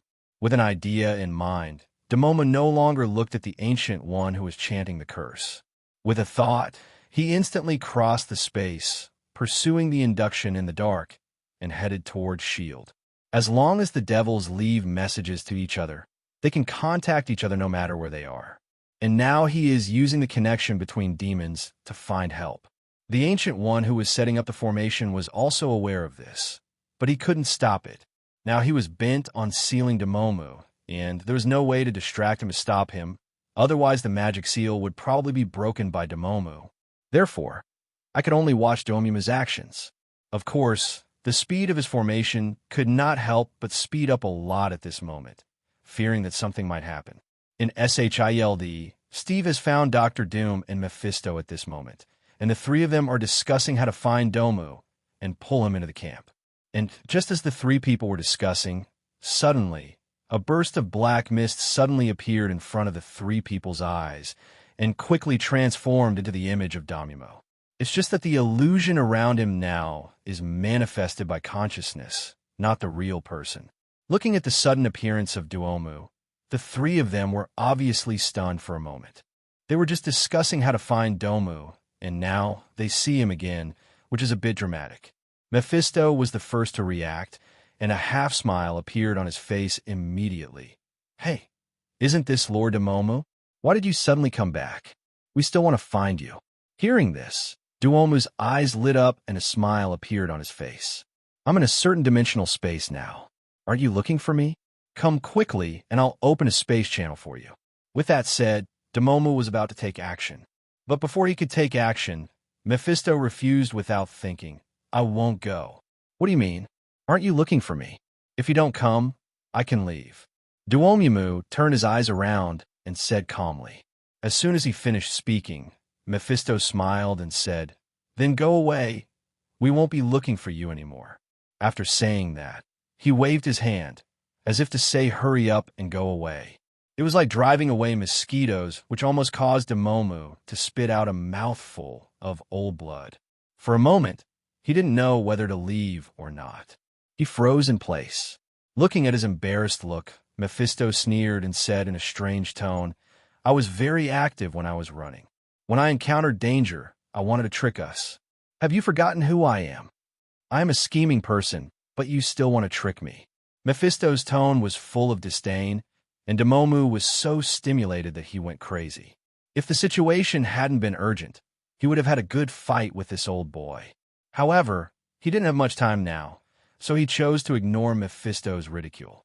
Then his eyes turned and fell directly on Steve. Although Steve's strength is very weak, he can see that Steve should have a certain say. Therefore, it is safest to let him help. Ahem, what kind of director? Aren't you looking for me? Come on, take the guy next to you with you. Next to Steve is naturally Dr. Doom. Hearing Demomu's words, Steve rolled his eyes immediately. Although he was not considered smart, he heard something from the conversation between Mephisto and Mephisto just now. That is, Demomu had no good intentions. Therefore, watching Demomu target himself, Steve shook his head helplessly and said, Stop acting. You should tell me who you encountered, and you were reduced to the point of asking for help. Speak clearly, and we will decide whether to help you or not. If you continue to deceive like this, then we can only express our helplessness. Steve said without any concealment, and a flash of embarrassment suddenly flashed across Demomu's face. Normally, if he dared to talk to me like this, I would definitely tear off his head. But now, well, people are under the eaves and have to bow their heads, so Domu can only speak honestly. After listening to his story, Steve suddenly felt a toothache. Are these demons crazy? They've only been out for a few days, and they're trying to pick opponents that they cannot defeat. One Zathanos is enough of a headache, and now there's Demomu. Fortunately, Demomu's opponent was not Tony. Otherwise, he would have had no choice but to let Demomu seek his own blessings. Hearing this, Mephisto shrugged indifferently. It didn't matter where he went. Anyway, he was now controlled by Dr. Doom, and it was not his turn to make the decision. Dr. Doom, on the other hand, nodded excitedly, just like a pervert seeing a beautiful woman, his eyes shining. Compared to Steve's ignorance, he has obviously heard the name of the Ancient One, the Supreme Mage, the first person in magic, and the patron saint of Blue Star. A series of titles like Ancient One flashed through his mind. Dr. Doom stood up slowly and said slowly, Okay, I'll go there myself. As soon as he finished speaking, Duomu's face suddenly showed joy. He had originally asked for a helper, but unexpectedly 2 helpers came. At that moment, Duomu did not waste any time and quickly opened a space channel. Then I will wait for the 2 of you to arrive. After saying that, Demomu's consciousness disappeared immediately. Dr. Doom also took Mephitis into the space channel. Dimensional space, endless void. With the return of consciousness, Demomu suddenly opened his eyes and looked at the Ancient One with a smile on his lips. Today I want you to die here. Duomu said fiercely, the murderous intent in his eyes almost turned into reality. Hearing this, Ancient One's brows suddenly frowned. He didn't know where Domu got the confidence. Did he find a helper so quickly? While thinking about it, Ancient One felt a sense of urgency in his heart and wanted to seal Domu as soon as possible. But at this moment, not far from the 2 of them, a space door slowly opened, and Dr. Doom and Mephisto stepped out of the space door. Seeing this scene, Ancient One suddenly felt a warning sign in his heart. He was supposed to speed up the sealing, but now he slowed down his actions and just kept the seal from being broken. Why are you 2 here? Ancient One looked at Dr. Doom and the two and spoke proactively. Although he knew that these two people might be helpers brought in by Duomumu, he did not take action immediately because there might be room for redemption. After seeing the two of them, Duomumu suddenly became excited and couldn't help shouting, "Don't talk nonsense with this guy. Let me out quickly. Then the three of us will join forces and kill this old guy." Listening to Duomumu's words, Ancient One's brows jumped, and the vigilance in his heart instantly rose to the highest level. As expected, these two people were helpers brought in by Duomumu. Just when he was considering whether he should run away or fight to the end, Dr. Doom, who walked out of the space door, finally spoke. Ignoring Domu, his eyes fell directly on Ancient One, and he couldn't help but smile. "Are you the Supreme Mage? I'm also a magician who came from Blue Star. I don't know if you can bear the title of Supreme Mage. As the saying goes, Wen Wu is the first, and Wu Wu is the second." If Ancient One was not a Blue Star person, Dr. Doom would not do anything for a false name. But he happened to be from Blue Star. He also practiced magic and won the title of Supreme Mage. This made Dr. Doom unable to sit still and wanted to compete with him. Listening to Dr. Doom's words, Ancient One's eyes suddenly narrowed, and then he smiled and said, "The Supreme Mage is just a name in vain. If you want it, how about I get to you?" Dr. Doom wants to fight, but the Ancient One obviously doesn't want to fight him. It's a pity that Dr. Doom, who made the decision, will not be affected by the Ancient One. Besides, he doesn't need the Supreme Mage who was given up. He has to rely on his own strength to get it. "Stay here." After leaving a word to Mephisto, Dr. Doom's figure disappeared instantly.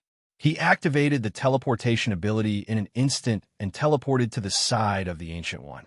Then a burst of black light lit up on his fingertips and shot towards the Ancient One. The terrifying black light passed through, and the Ancient One's figure was penetrated and then gradually dissipated, but it was a shadow left by the Ancient One. As for his true body, he had already moved to the other side instantly. "Sir, I have something to do now. Even if I have to fight, can we change the time?" Ancient One said, while maintaining the magic seal. He just wants to seal Duomu immediately and doesn't want to worry about other things for the time being. As the person who knows Doma best, he knows very well how terrifying this guy is. If the seal fails this time, he will definitely develop a way to counter his seal next time, and it will be really bad then. Therefore, it would be best if you could persuade Dr. Doom to stop with words. But Dr. Doom didn't care what he said now. Seeing him teleport and disappear in front of him, a flash of excitement suddenly flashed in his eyes. He raised his hand and pointed at Ancient One and uttered two words in a clear tone, "Fall."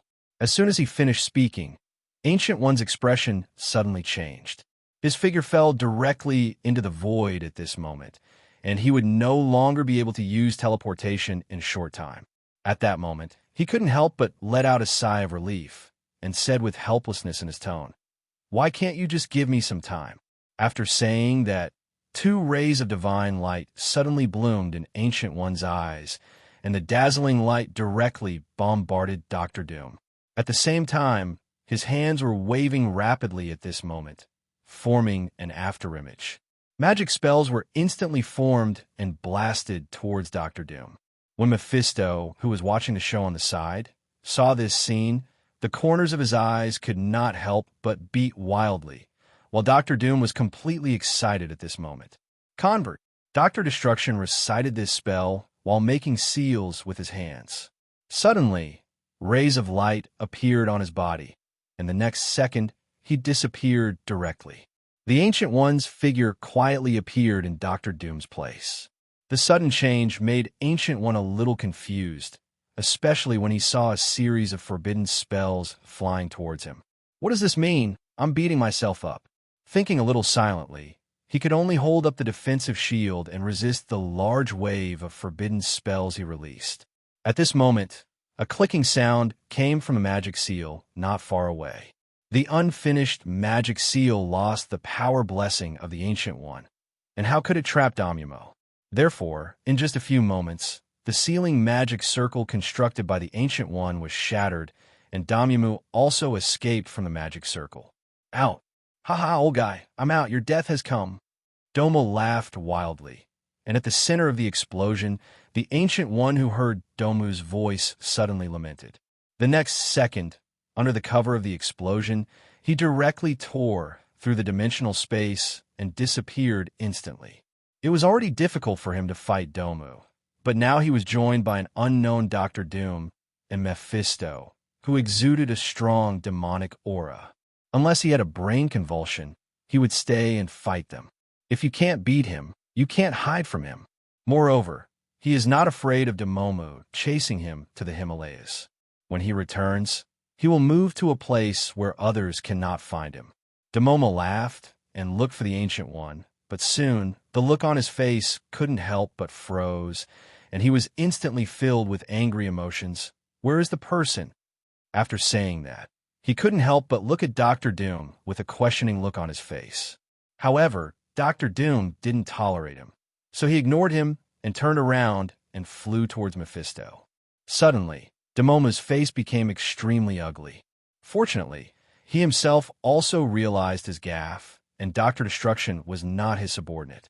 At this time, Mephisto's voice came from not far away. "Now, will you go back with us?" After finishing speaking, Demomu shook his head without hesitation. "I still have something to deal with. You go first."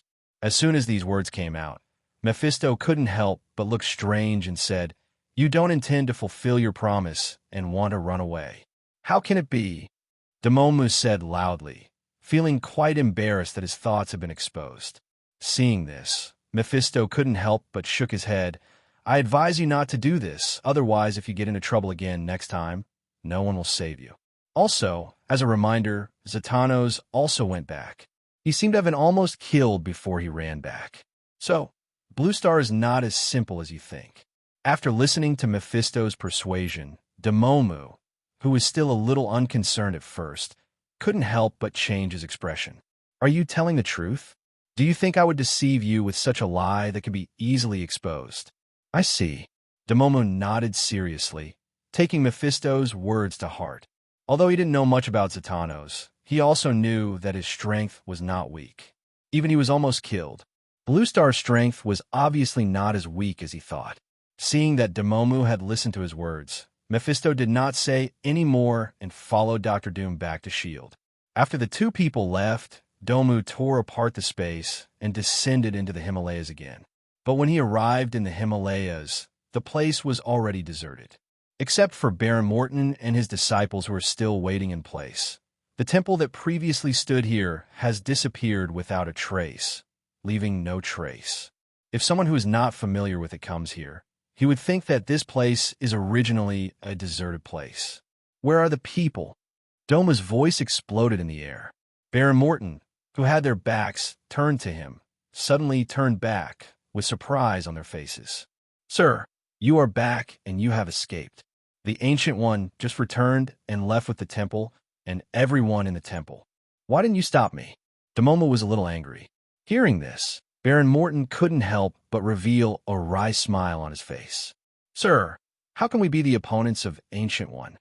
After listening to these words, Duomu also calmed down from his anger.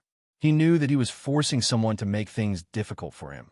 So he waved his hand and said, "That's all. Let him live for a while longer." After hearing this, Baron Morton was relieved. He was really afraid that Duomu would implicate him in this matter. Fortunately, everything is over. "Sir, I don't know. Where should we go now?" Baron Morton asked cautiously. As soon as he finished speaking, Demomu subconsciously wanted the two of them to catch blood food to sacrifice to him. But he remembered Mephisto's instructions in his mind, and he said a little irritably, "Come with me. Go back first." "Go back." Baron Morton was a little confused. Where to go? Before he could ask, Duomu waved his hand, and a magic power directly enveloped the master and disciple, leading them to leave the Himalayas. On the other side, in New City, a heavy downpour suddenly fell, and many people were soaked in the water. For a moment, everyone on the ground cursed the weird weather. But they didn't know that a figure was standing proudly above Niue at this moment, opening up a dimensional space above Niue City. This person is none other than the Ancient One who moved from the Himalayas. He knew that Duomu would not let him go easily, so in order to cover up his traces, he directly settled in using the billowing breath of red dust to cover his traces. And this heavy rain was naturally caused by him, so as not to be seen by the Niue citizens on the ground. And just when he opened up the dimensional space, the beach villa, Tony suddenly let out a light sigh. Lying on the rocking chair, he couldn't help but stand up instantly and looked up at the sky. His eyes penetrated the thick, dark clouds in the sky and saw the Ancient One standing in the sky. Seeing this, Tony couldn't help but become interested instantly. He knew most of the strong men in Yoyu, but this one was very unfamiliar. While thinking about it, Tony's figure floated up and rushed towards the sky.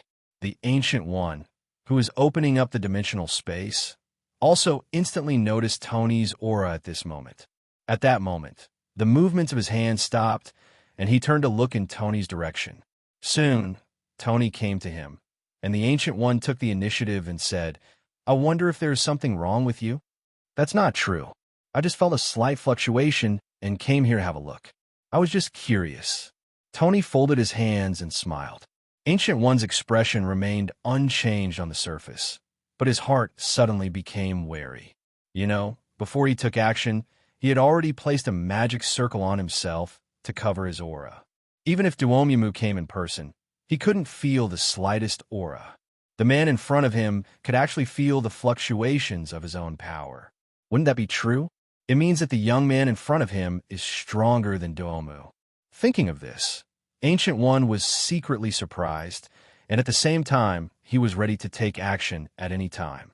After all, if a strong man who didn't know the depth of things suddenly came to visit, he couldn't be sure whether the other party had good intentions or malicious intentions. Tony naturally saw the Ancient One's defense. Although the Ancient One concealed it very well, it still couldn't hide it from Tony's eyes. Suddenly, a smile appeared on Tony's face, and he said, "Don't be nervous, sir. I'm really just curious and came here to take a look. By the way, haven't you asked me your name yet?" "Ancient One." The Ancient One reported his name, and Tony, who was still calm at first, suddenly shrank his eyes and pupils. The Ancient One, who had been paying attention to him, naturally saw the change in his expression and couldn't help but be moved when he saw it. "Do you know me?" Hearing this, Tony just wanted to say, "Not only do I know you, hundreds of millions of people in the Dragon Kingdom know you." Of course, he would never say this, so he made an excuse and said, "Of course I have heard of the reputation of the Supreme Mage, but I didn't expect it to be your excellency, so I was a little surprised." After hearing this, Ancient One nodded non-committally, not sure whether he believed Tony's words. Tony didn't care about this, and then the conversation changed, and he asked curiously, "How did the mage think of having a date with the girl?" Tony is still very curious about the sudden arrival of the Ancient One. Although he doesn't know whether he will be his enemy in the future, at this stage, there is no conflict between the two. Listening to Tony's inquiry, Ancient One showed a trace of hesitation on his face, wondering whether he should tell the truth. After all, it was really embarrassing to tell the truth, but this thought was quickly forgotten by him. Therefore, he suddenly realized something. Tony's strength was not weak. If he could join forces with him, then he would not have to worry about Domu and his companions. The Ancient One would not have had such thoughts before encountering Dr. Doom. After all, with his power, he has always been able to overwhelm everything with his own power. But after experiencing the previous incident where he was almost besieged, he suddenly felt that it would be good to have an ally. Therefore, he finally decided to tell the truth. "To be honest with you, I came here out of helplessness. Domu, the Lord of the Dark Dimension, has come to Blue Star. There is a deep hatred between me and him, so I came here this time just to avoid him." Ancient One said with a wry smile on his face, and just after he finished speaking, a system notification suddenly sounded in Tony's mind. Ding! Mission released. Mission name, Dark Glory. Mission content. As the ultimate darkness in the universe, the host should dominate all darkness. In front of the host, who dares to be respected and who dares to be an underdog? Kill the Lord of Darkness, Demomo. Task reward. Number of draws twice. Looking at the information that popped up on the system panel, Tony's eyes flashed with surprise, but he was not that surprised in his heart. After all, a similar mission has already appeared once before. It can be seen that the system is hostile to all dark forces that have not surrendered to itself. Otherwise, it would not issue such a mission. And this time it was even more extreme. Killing was directly used as the criterion for completing the task, without even the option of recruitment. However, I like it. A smile suddenly appeared on Tony's lips. He didn't expect that when he came up to take a look out of curiosity, he could actually trigger the task. Sure enough, life is full of surprises. Withdrawing his attention from the system and looking at the Ancient One with a wry smile on his face, Tony raised his eyebrows and said, "The strength of the mage should not be weak. That Demomu can actually push you, mage, to this level. Could it be that his strength is terrifying?" Tony was a little surprised. In his memory, Ancient One was the kind of boss who could suppress everything as soon as he appeared. Now, even the big boss is running away, which makes Tony have to be cautious. Looking at Tony's slightly solemn expression, Ancient One also realized that Tony had some misunderstandings and couldn't help but explain at the moment. That's not the case. If I fight alone, even if I can't completely defeat Domu, I'm sure I won't be defeated. However, he also has several powerful companions. When they join forces, I can only retreat. I see. Tony nodded in sudden realization, and then smiled and said, "Then why did the master tell me all this? This should be the first time we meet. We met by chance. Does the master trust me so much?" Tony tentatively said, "Since the system has issued a task, Demomu must solve it himself. However, how to deal with him is worth discussing. If he wanted to, he could search for that guy's location now, find out and kill Damumo, and that would be it. However, Ancient One had just talked to him so much, and his intention to win over him was already obvious. Therefore, Tony plans to dig something out of Ancient One. Anyway, no one knows that he has a task to do, so it is naturally impossible for him to help for free. Even if you work part-time for a landlord, you still have to take care of 2 meals a day, let alone help Ancient One." With everything planned in his mind, Ancient One, who was standing opposite Tony, also heard Tony's temptation and immediately said straight to the point, "Now that we have said it, I won't hide it anymore. Yes, I want to form an alliance with you. I hope you can help me at this critical moment. As for the reward, I wonder what you want." Ancient One spoke directly and kicked the ball back, letting Tony set his own price. This made Tony embarrassed, mainly because he didn't need anything. Asking for remuneration is nothing more than trying to get away with it. After all, no one can have too much of a good thing. So, is there anything about the Ancient One worth worrying about? After thinking about it, I'm afraid it's just his magic. I have to say that Ancient One spells are still very cool, very practical, and powerful, and can increase your own abilities. Of course, the more important thing is that Ancient One's spells and demonic energy match well. By integrating the demonic energy, Tony not only gained the innate power contained in the demonic aura, but also gained a large amount of magic power brought by each demonic aura. In the words of Cultivating Immortals, demonic energy is the condensation of a demon's lifelong cultivation, so one can imagine the magic power contained in it. It is precisely because of this that Tony's strength will skyrocket every time he integrates a piece of demonic energy. It can be said that the depth of his magic power now is not comparable to that of the Ancient One. After all the 8 demonic energies are integrated, there is no telling what level his magic power will reach. Unfortunately, due to the lack of effective application methods, the magic power in his body cannot be fully utilized. But it would be different if he obtained the Ancient One spell. By then, his strong magic power would be put to use. After thinking everything through, Tony looked up at Ancient One and said with a smile on his face, "How about this? How about using the spells you know as a reward, Master? Of course, if the mage's spells cannot be transmitted externally, then just pretend I didn't say so." Tony said humbly, and even gave the Ancient One a step up, and he could just refuse it if he didn't want to. An Ancient One did not expect that Tony would put forward such a condition, which was somewhat beyond his expectation. But after being surprised, a smile appeared on his face. He had no scruples about spreading his own magic. No problem. As soon as he finished speaking, Ancient One turned his palm, and a book wrapped in black leather paper suddenly appeared in his hand. This is a collection of spells written by me. I will hand it over to you in advance now. I hope you can learn something from it.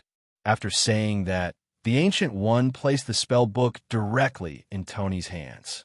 Tony also didn't expect Ancient One to be so cheerful, and the smile on his face became even bigger at that moment. The Master is really refreshing. When you need my help, the Master can just call me directly, and I will arrive soon. Thank you very much, Your Excellency. Ancient One responded with a smile. Obviously, everyone was very satisfied with this unexpected transaction. Ancient One gained a helper, and Tony got a magic encyclopedia for nothing. Without further disturbing the Ancient One, Tony put away his magic book and left the sky directly, returning to the villa. When they returned to the balcony, a mechanical sound suddenly came from the room, and Jarvis came over with a cup of black tea. "Sir, drink tea. Where did you go just now?" Jarvis put the teacup on the coffee table and said curiously, "I went to meet an interesting person." Tony smiled as he sat down. "Oh, interesting? Someone who can be evaluated like this by his sir must be an unusual person." Jarvis complimented him. After evolving into an intelligent life, his emotions have become more and more abundant, and he has now learned to flatter humans. At this moment, Tony spoke again. "By the way, help me check for a guy named Domomo. He is a demon. See if you can find any traces of him." "Yes, sir." Jarvis nodded without hesitation, then closed his eyes and started searching. A few seconds later, Jarvis opened his eyes and said regretfully, "Sir, there is no information about this person on the internet." "Huh? Are you sure there isn't?" Tony frowned a little. This was not an ancient society, but an era of the Sky Eye. Even extraordinary people may not be able to escape the ubiquitous Sky Eye, unless they do not set foot in human society. "Sir, I'm not sure," Jarvis said calmly. Suddenly, Tony's brows couldn't help but raise slightly. "What do you mean? How can you be unsure? Is there anything else on the internet that I can hide from you?" "That's not the case, sir, but I have permission to intelligently access public networks, some confidential networks, and I need your authorization, sir." Jarvis explained, and Tony immediately patted his head. He remembered that after his predecessor created Jarvis, because he was too intelligent, in order to avoid trouble, he specially set a permission to prohibit Jarvis from accessing confidential networks without his consent. "I understand. Then I will authorize you to visit now. By the way, you won't get caught, right?" "Sir, don't worry. With Blue Star's network technology, no one can discover me unless I want to," Jarvis said with confidence. Tony nodded immediately and stopped interrupting, and Jarvis closed his eyes again and started searching. This time, it took Jarvis 10 seconds to open his eyes again. Although the time is still short, it has taken twice as long as before. "Sir, I found it. Domu, the master of the Dark Dimension, was summoned by Dr. Doom a few days ago and then disappeared. Just now, Domu has returned to S.H.I.E.L.D. Jarvis spoke in detail, and Tony suddenly felt curious. "Where did you find this information?" "In S.H.I.E.L.D. internal network information. In addition, according to records, they not only summoned Domu, but also Zatanos and Mephisto, all powerful demons from hell." Jarvis told S.H.I.E.L.D.'s confidential information clearly, and Tony made a sound of surprise. Not because of those 3 demons, but because of Jarvis. Although he had long known that Jarvis's ability was very powerful, he never expected that it would be so powerful. It's really incredible that such top-secret information can be found. In this way, anything on Blue Star will no longer be secret from him. As long as he wants to know, he can ask Jarvis to look it up at any time. "Well done," Tony complimented, and Jarvis immediately nodded in thanks and said, "Thank you, sir, for the compliment."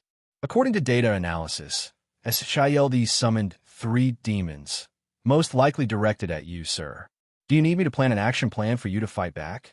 Jarvis offered the unsolicited suggestion. However, Tony didn't intend to adopt it and simply shook his head and refused. It's not necessary for the moment. I already have a plan. You can go down first. Okay, sir. Call me if you need anything. Jarvis bowed slightly, then turned and walked toward the room, leaving behind a burst of mechanical footsteps.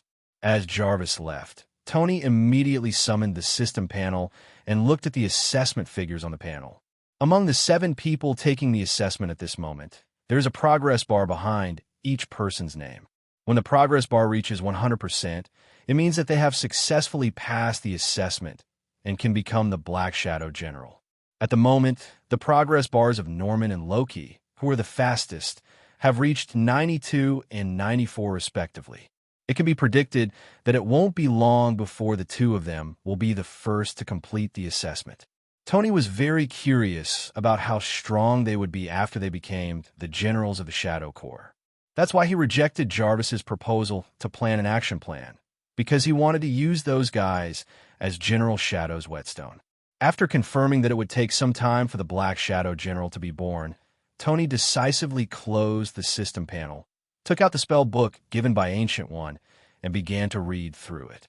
He is still very interested in magic, and maybe he can become a great mage in the future. Tony was indeed full of interest at first, but soon, when the 3 minutes of heat passed, Tony frowned. He found that it was not easy for him to quickly master this magic book. Apart from anything else, he would have to spend a lot of time studying the magic words alone. As a guy who has nothing to do with academics, learning a new language is undoubtedly a kind of torture for Tony. However, he may have shortcomings of one kind or another, but he also has an obvious advantage. That is, he can persevere. Of course, he can rely on system rewards to keep getting stronger, and he doesn't have to suffer like this at all. But after thinking about it, he gritted his teeth and persisted, because he didn't want the system to suddenly disappear one day and become a waste, so he needed to master something of his own. Although this is just his own assumption, no one can be sure that this kind of thing will not happen. Therefore, even though it was painful to learn the Encyclopedia of Magic, he continued to persevere. In this way, in the next few days, Tony was directly immersed in the ocean of learning.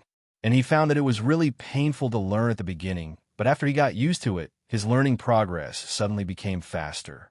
In just a few days, he mastered 3 magics: Fireball, Frost, and Healing.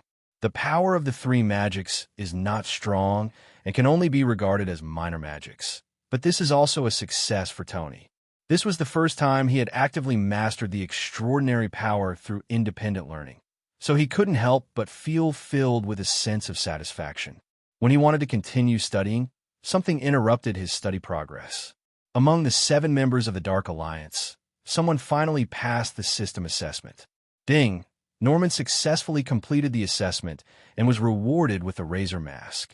The system's beep suddenly sounded in Tony's mind, waking him up from studying. Looking at the information displayed on the system panel, Tony's eyes flashed with astonishment. He thought Loki would be the first to complete the task, but he didn't expect it to be Norman. What did this guy do? Thinking a little curiously, Tony did not go into details, but closed his eyes and sensed it carefully. He wanted to know what impact the general's appearance would have on the Shadow Corps under his control. And just when Tony received the news, on the other side of Queens, Norman was looking at the mask in his hand and lost in thought. Just now, the razor mask suddenly appeared in his hand. Under the power of the system, he only remembered that Tony had given the mask to him and asked him to wear it now. However, looking at the mask with a demonic face, Norman felt a faint feeling of horror in his heart, as if the mask in his hand would come to life at any time and devour him in one bite. So he was hesitating whether he should wear it or not. Time passed slowly, and after half an hour, Norman finally made up his mind and put the mask on his face.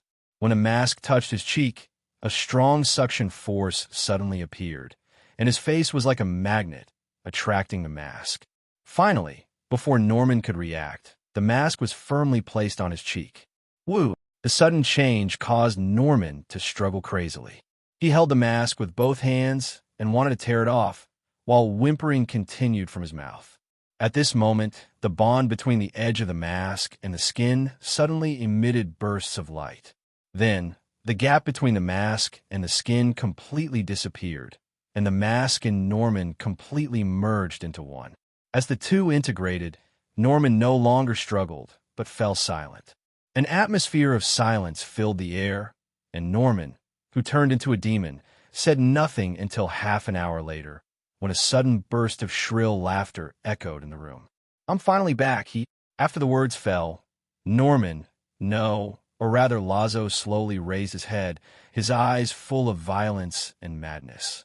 Turning his head and looking around, Lazo stretched his body. The next second, his body melted into the ground and disappeared into the room. At the beachside villa, just when Tony was feeling the changes in the shadow core, suddenly, a figure rose from the ground and appeared in front of Tony. Sensing a familiar aura, Tony opened his eyes instantly and looked at the person. "King, I'm back." Razzo knelt down on one knee, his eyes full of enthusiasm. Listening to his words, Tony couldn't help but raise his eyebrows. "Aren't you Norman?" "Norman? Which boarding house is the king talking about? He has completely integrated with me now. I am him, and he is me. It's just that I am the main one, and he is the supplementary one." Hearing this, Tony felt a twinge of joy in his heart. Although he had known that these masks were not simple, he did not expect that they would turn out like this. This is not integrating, this is simply swallowing people up. But just swallow it. Tony doesn't care very much. After all, strictly speaking, there is no relationship between him and Norman. The reason why he joined the Dark Alliance was forced by Tony. Now that it has been swallowed, it can be regarded as waste. However, it's okay if Norman is swallowed, but others can't do this anymore. They are different from Norman, and they still have some affection for Tony. But then again, if he doesn't swallow it, can the Black Shadow General be resurrected? If not, then Tony will face a dilemma. Thinking of this, Tony decided to ask first. General Razzo, do you have to swallow the host body when you're resurrected?" Hearing this, Razzo immediately responded, "That's not the case. We can also choose to live in symbiosis with the host body and retain two consciousnesses. It's just that we generally don't do that. But if the king asks, we can live in symbiosis with the parasite. However, this one has been swallowed by me, so there is no way to coexist," Razzo said helplessly. Tony immediately waved his hand. "You can just swallow it. It won't affect you." "I understand, King." Lazo nodded, while Tony asked curiously, "How strong are you now? Have you returned to your peak?" There was a trace of exploration in Tony's eyes. In the original book, the 9 Shadow Generals rushed to the street not long after they appeared. The performance was not bad, but how could a being who can activate the ultimate darkness only have this little strength? Therefore, Tony guessed that it was because they had just been resurrected and their strength had not yet returned to its peak. Of course, all this is Tony's guess. No one knows whether this is the case. "King, my strength has recovered to 80%. Although it has not reached its peak, it will not take long," Lazo said honestly, and Tony immediately became interested. "Follow me." After saying that, Tony turned around and left, and Lazo quickly followed. Soon, the two of them left the villa and headed towards the endless ocean. Floating on the ocean, Lazo had a trace of doubt in his eyes, wondering why Tony brought him here. And Tony also stopped moving forward at this moment, with a smile on his lips, and hooked his hand at Lazo. "Come on, attack me with all your strength." Hearing this, Lazo looked stunned, and his face was instantly full of hesitation. "King, don't worry about my identity. Just attack with all your strength." Tony saw through his concerns and spoke directly. Seeing that Tony had reached this point, Lazo was no longer polite. His aura suddenly changed, and a look of violence gradually appeared in his eyes. "In this case, please be careful, King." As soon as he finished speaking, Lazo's figure disappeared instantly and appeared in front of Tony very suddenly. Seeing this scene, Tony's pupils shrank immediately because he didn't even capture Lazo's figure. How can this be? With his strength, no one can escape his eyes with speed. Although Tony was surprised, his strength was not limited. Even if Lazo appeared in front of him instantly, he reacted at the same time. Tony raised his hand and grabbed Lazo's fist. Boom! A dull crashing sound came from Tony's palm. Feeling the force from Zola's fist, Tony suddenly raised his eyebrows. He found that he still underestimated Lazo, who was 80% strong, and the power he exerted was no weaker than Zatanna's he met not long ago. If he waits until he returns to the stage of complete victory, then his strength may be enough to rival Hela and Dr. Doom. Just thinking about it, Tony couldn't help but feel a little excited in his heart. After all, there are 9 Black Shadow generals.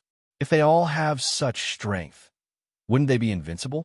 Just as Tony's thoughts were spreading, Lazo's attack had no intention of stopping. His fists were like a violent storm, constantly hitting Tony. And Tony had no intention of fighting back, and was passively blocking the whole time. In the blink of an eye, the two had exchanged thousands of moves, and Tony had completely understood Lazo's specific strength, including his weird speed. As a general of Shadow, Razo is more adaptable to the Shadow Kingdom than Tony, so during battle, he can move to another place instantly through the Shadow Kingdom. That has nothing to do with speed. It's entirely due to the characteristics of the Shadow Kingdom. It's no wonder that even Tony can't catch him, because he's not in the real world at all. How could he be there? Of course, only Tony, the master of the Shadow Core, can easily understand this. If it were anyone else, even 100 years of research would be useless. Okay, let's go back. Tony looked at the panting Lazo and said with a smile on his lips. Hearing this, Razo looked at him in awe and nodded silently. In the fight, just now, he even used all his strength to suck milk, but he didn't even touch the corner of Tony's clothes. This was something he didn't expect. For a moment, the look he was looking at Tony became even more fervent. At the same time, a meeting targeting Tony was being held in the SHILD conference room. The reason for this meeting was because of Zatanna's. Zatanna's had been secretive about why he came back before, but when he saw Domu at S.H.I.E.L.D., his mentality suddenly changed. Even Duomu came back, so isn't it normal for him to come back? So, when Steve asked him what happened when he met Tony for the second time, he told the whole story. Originally, Steve just wanted to collect more information about Tony, but after he listened to Zatanna's story, his expression changed instantly. A strong atmosphere of darkness and brutal New York citizens. How strange it all sounded, especially after learning that those people were accustomed to all kinds of atrocities. Steve couldn't sit still at all.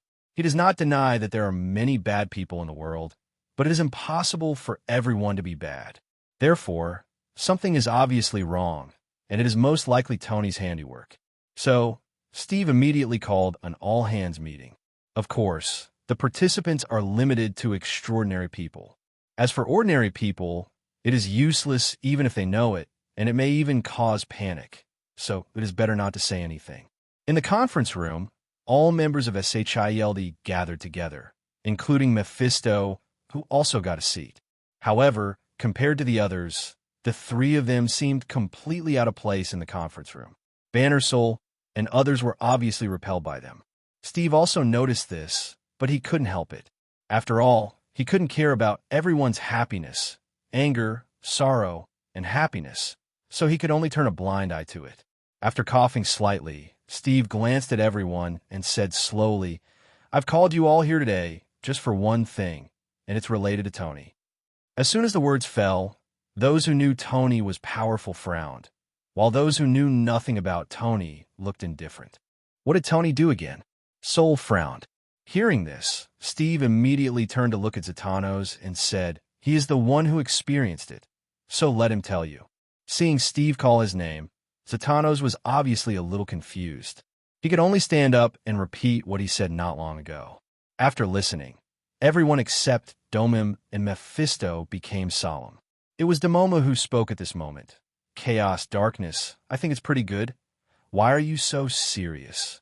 Duomu teased, and everyone's expressions couldn't help but change. Although they all heard that Demomu was joking, his true thoughts were not included. And this is why Banner and others have never been able to accept them, because the behaviors and habits of both parties are not on the same channel at all. If it weren't for Tony's huge mountain pressing down on them, they would be able to fight by themselves now. In the end, Dr. Doom scolded, "This is Blue Star, not Hell. Order is what is needed here." After hearing this, Demomu curled his lips and wanted to refute, but after thinking that Dr. Destruction had saved him before, he was too lazy to speak again at the moment. Seeing him calm down, Steve's voice suddenly sounded from the main seat. Everyone has understood the seriousness of the matter. No matter what Tony's purpose is, in short, this country does not allow chaos to breed and darkness to run rampant. So, everyone, please take action to solve these sources of chaos. After that, we will solve Tony and restore peace to Blue Star. Yes, everyone responded in unison, and Steve handed over the investigated intelligence information to everyone. This includes the breeding ground of darkness in Nyuyue, as well as information about the rulers who rule that area. Of course, most of these people are acquaintances to everyone in SHIELD, such as Bucky and Loki. When you start taking action, Thor looked at Loki's information in his hand and said with a trace of bitterness on his face. Looking at his appearance, Steve could understand his emotions very well, because his opponent this time was Bucky. The action will begin tomorrow night. I hope you will not be absent. No. Soul nodded and left the conference room first. He wanted to be alone now. And just after Steve made his decision, Tony, who had returned to the villa, instantly heard a system notification in his mind. Ding! Emergency event detected. Threat from S.H.I.E.L.D. Ding! The task information has been modified. The information has been corrected successfully. Assessment mission. Defeat everyone in SHIELD and defend the Dark Territory, which means the assessment is successful. Note: the host is not allowed to interfere with the assessment with its own power, otherwise the assessment will fail. Tony, who had just returned to the villa, looked at the information panel that suddenly appeared in front of him and frowned slightly. Not to mention the last comment, the system obviously did not want to impose restrictions on itself. Tony could also understand this. After all, this was an assessment task, and the candidates for the 9 generals were being assessed, not him. If he helps, then the assessment is not necessary at all. Thinking of this, Tony suddenly turned his head and looked at Lazo behind him. He originally thought that this guy would have to wait for a while before he could be used, but now it seems that it will be available soon. Although the system restricted him, it did not restrict him from sending people to help. As for the assessment tasks, understanding is understanding, but Tony doesn't mind if he can cheat. When Razzo saw Tony suddenly looking at him thoughtfully, his heart trembled, fearing that Tony would drag him out for some training again. Queens, a certain neighborhood, is a dark territory created by Bucky. Chaos and evil have become the symbols of this neighborhood. Everyone here has lost the shackles of order and transformed into beasts in human skin. Outside the block, Steve walked slowly towards the dark block with a calm face. There is only a thin line between the outside world and the dark block, but stepping into it felt like entering another world. Steve's whole body felt inexplicably cold after entering the dark neighborhood, and his brows suddenly furrowed.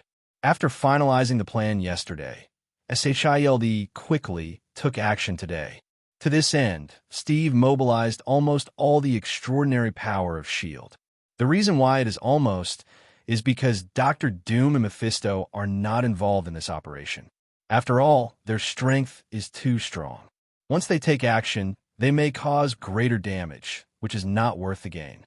Entering the dark neighborhood, Steve did not act in a hurry, but observed carefully, wanting to know more about the situation in the dark neighborhood. After all, no matter how good the intelligence data is, it is just words on paper. Some things can only be discovered by seeing them with your own eyes. And while Steve was observing in the dark neighborhood, deep in the dark neighborhood, Bucky also received the news of Steve's arrival for the first time. The Dark Street is a territory he has worked so hard to manage, and the troubles here cannot be hidden from him at all. As long as he is willing, he can keep track of every move of everyone in the Dark Street at any time. After hearing the report from his men, and knowing that the person who came was actually Steve, Bucky couldn't help but be startled, and a complex look spread across his face. He didn't know why Steve came here, but he knew what he was doing now, so he could already predict the next outcome. Thinking of this, Bucky couldn't help but sigh. He and Steve were good friends, the kind who could depend on each other for life and death. But unexpectedly, The two ended up embarking on two completely different paths, and now they are about to become enemies. Even though he has been with Tony for a long time and has gradually moved towards Blacken, it is undeniable that he cherishes this friendship. At this thought, Bucky couldn't help but get up and walk out. He planned to take the initiative to meet his old friend. After leaving his residence, he headed directly towards where Steve was. Soon, he saw Steve's figure somewhere in the dark neighborhood.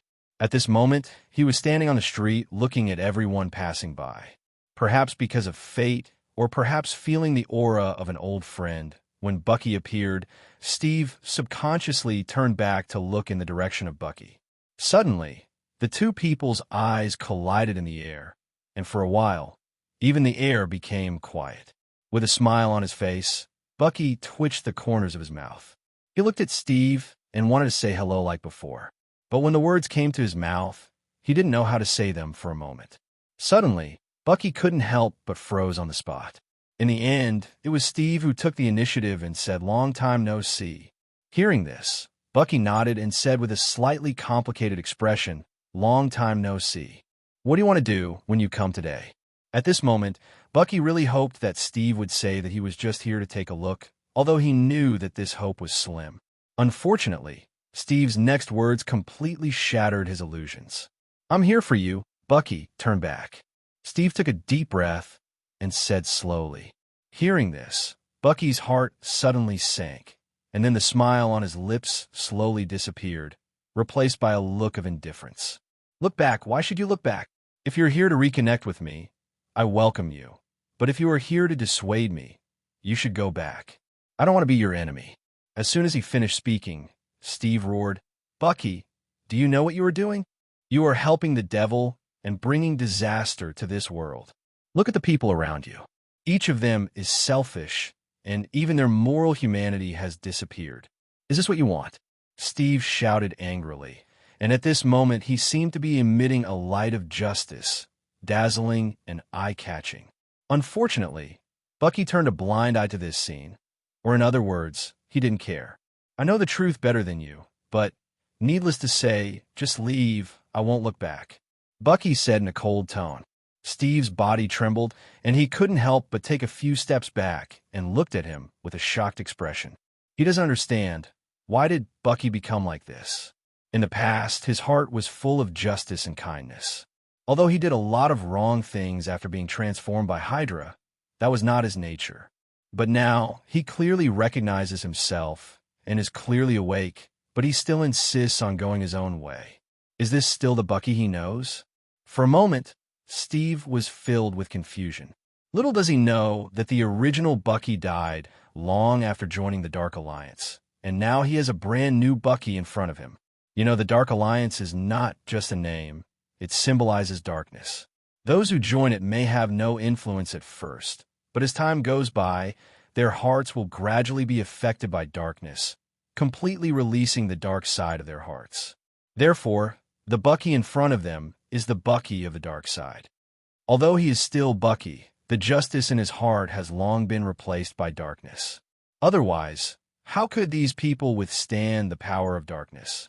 Slowly exhaling a breath from his mouth, Steve suppressed the irritable emotions in his heart and completely calmed down.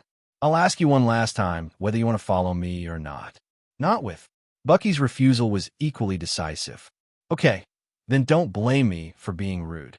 After Steve's words fell, his figure disappeared instantly. Boom! A sonic boom exploded in front of Bucky. Steve's fist quickly hit his face. Looking at this scene, Bucky's eyes flashed with a trace of blackness, and he raised his hand to fight with an expressionless expression. Boom! There was an explosive roar, and the two fists collided fiercely in midair. The powerful airwaves centered on the two people and rushed to all sides. Suddenly, many people around them were directly torn into pieces by the energy. For a moment, there was a burst of screams around the two people. As for this scene, neither Bucky nor Steve was moved at all. For Bucky, these people are just ants, and he doesn't feel sorry for them no matter how much they die. But for Steve, these people have long been hopeless. They have been eroded by the darkness and have lost their humanity. Even if they survive, they are still committing heinous crimes. The elements, therefore, didn't care at all about their casualties. In the dark neighborhood, two figures kept fighting on the street. Their speed had already reached a speed that ordinary people could not catch with their naked eyes. As the two men opened up their firepower, the people of Blacken in the dark neighborhood were affected, suffering heavy casualties. For a while, many people fled from the central place where the two men were fighting with a look of horror on their faces. Although they have all been eroded by darkness and become cruel and bloodthirsty, they still care about others and their own lives. And just when everyone was running away frantically, the situation on the battlefield suddenly reversed. Both Bucky and Steve have undergone human body modification, so their strength is almost the same. Until now, the battle has basically been in a state where no one can do anything to anyone. But by chance, Steve integrated the symbiote. Seeing that he couldn't take down Bucky, he simply used the symbiote. Suddenly, his body was surrounded by a burst of black tissue, and he looked more like the man in the dark than Bucky. As Steve used the symbiote, his strength immediately increased significantly. Although Bucky also activated the Hulk form, Steve was still at a disadvantage when facing the symbiote. It's not that the enhancer created by the green fat is weak, but that the symbiote enhances the host's strength too much. As a result, Bucky is beaten by Steve even if he has full firepower. Boom! Bucky's figure was instantly thrown away and hit a building heavily. The wall cracked instantly, and a large human-shaped hole appeared. Steve, who had the upper hand, watched this scene and followed without thinking. Before Bucky could get up from the ground, he was immediately pushed to the ground by Steve with a blaster. His fists, which were harder than steel, kept hitting Bucky, causing his body to deform and his head to be covered with bullets. The blood was soaked, giving people the illusion of being severely injured and beaten to death. Looking at this scene, Steve finally stopped attacking. He still had hope for Bucky, so naturally he didn't want to kill him. Of course, he also knew that it was probably impossible for Bucky to take the initiative to go back with him, so he planned to drag Bucky away directly. But just when he picked up one of Bucky's feet and planned to drag him away, suddenly, a burst of black energy appeared on the surface of Bucky's body. Steve was accidentally exposed to a trace of black energy, and at that moment, the symbiote on his body let out a piercing scream. This scared Steve to let go quickly, and then subconsciously looked in the direction of his palm. When he saw that the symbiote on his palm was violently corroded, Steve suddenly took a breath of cold air, immediately looked up at Bucky, who was enveloped in black energy, and couldn't help but said to himself, "What the hell is this?" After saying that, he looked at Bucky worriedly and said hesitantly, "Is nothing going to happen to this guy?" He thought worriedly, but it was a pity that he didn't dare to get close at all. After all, he had already seen the power of the black energy. Even the symbiote would be corroded, and he couldn't stop the black energy.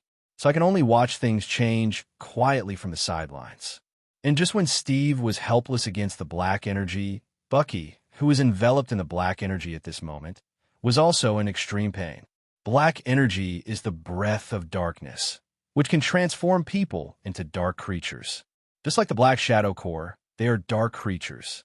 Originally, this kind of transformation would be very slow, making him more suitable for synthesizing as the host body of the Black Shadow Mask, and not causing too much pain.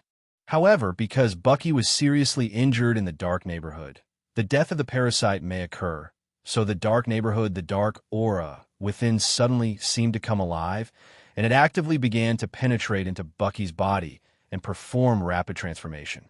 Although the progress is faster, pain also comes with it.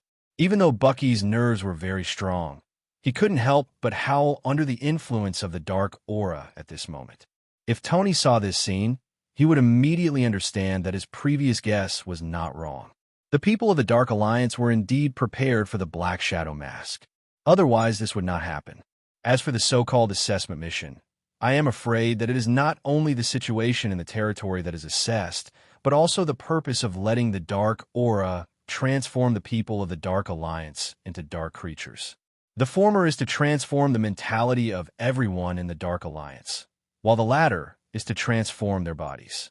However, not everyone can adapt quickly to the aura of darkness, so the progress of the transformation varies.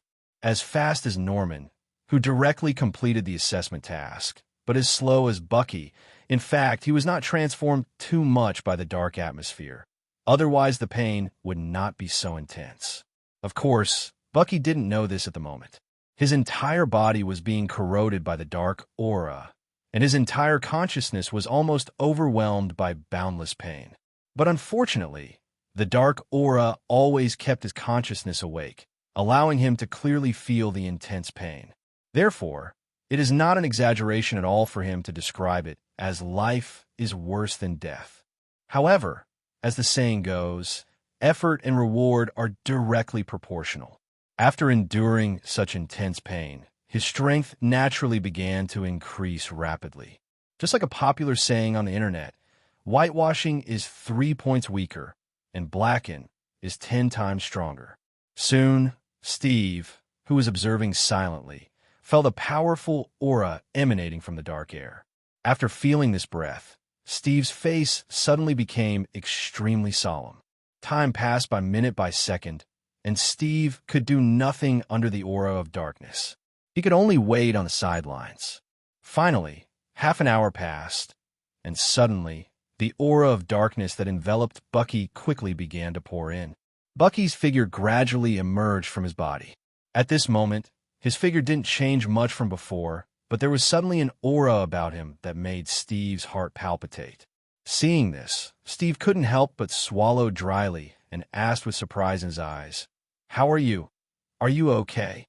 After saying that, Bucky slowly sat up from the ground, his eyes exuding a violent aura, and then the corners of his mouth suddenly raised, and he said, "It's okay, and I feel great." Hearing this, Steve's expression changed. At this moment, he clearly perceived that Bucky had changed, becoming more cruel and bloodthirsty. "No, I have to take you out of here. You can't stay here any longer," Steve said in a serious tone. The incident just now made him understand that the environment here had a great impact on Bucky. However, Bucky didn't seem to appreciate it very much. Instead of agreeing with his words, Bucky sneered. "Take me away. I think it's better for me to keep you." As he spoke, Bucky stood up, and an aura that was 10 times more terrifying than before was suddenly released from him. At this moment, Bucky is like the incarnation of darkness, and every move exudes a dangerous aura, especially those eyes of his, which are mixed with cruelty and violence, seeming to contain all the darkness in the world. At a glance, people can't help but feel palpitated. Suddenly, Steve's expression condensed, and the hair on his body stood up, just like an ordinary person suddenly faced. Apex predators are generally panicked. Roar! At this time, a roar exploded, and a deafening sound came from Bucky's mouth. Steve's body trembled, finally unable to bear the pressure from Bucky anymore. He suddenly took action. Boom! His figure instantly disappeared from the spot. Under the amplification of the symbiote, he punched 1,000,000 kilograms of force at this moment. The air suddenly shook. The space was torn apart in an instant, and the ultimate power roared towards Bucky's face. Seeing that Steve's attack was about to fall on Bucky, suddenly, Bucky moved. He stretched out his hand and grabbed it, and Steve's fist, which contained terrifying power, was caught directly in his palm. Boom! There was a shuddering sound of flesh colliding. Bucky's body remained motionless, but Steve suffered a backlash from his power at this moment. The moment a mouthful of blood spurted out directly from his mouth, his face instantly became extremely pale. This was not because Bucky launched an attack. It was simply because the force of his punch was too strong, and he was unable to withstand the repercussions of this force. Looking at the embarrassed Steve, Bucky grinned, his white teeth showing in Steve's eyes. Looking at his teeth, Steve shuddered all over. He seemed to see himself being torn into pieces by Bucky and then being swallowed piece by piece. Damn it, how could this happen? Why did your strength suddenly become so strong? Steve said in disbelief, but Bucky had no intention of explaining. He grabbed Steve's right hand and twisted hard. Click! The crisp sound of bone cracking suddenly sounded, and Steve's arm was twisted into a twist. Snort! Severe pain hit Steve's nerves. He was already suffering from backlash, and now he looked even pale and sweating profusely. It seems you still don't understand the situation clearly. Now you are the fish and meat, and I am a knife.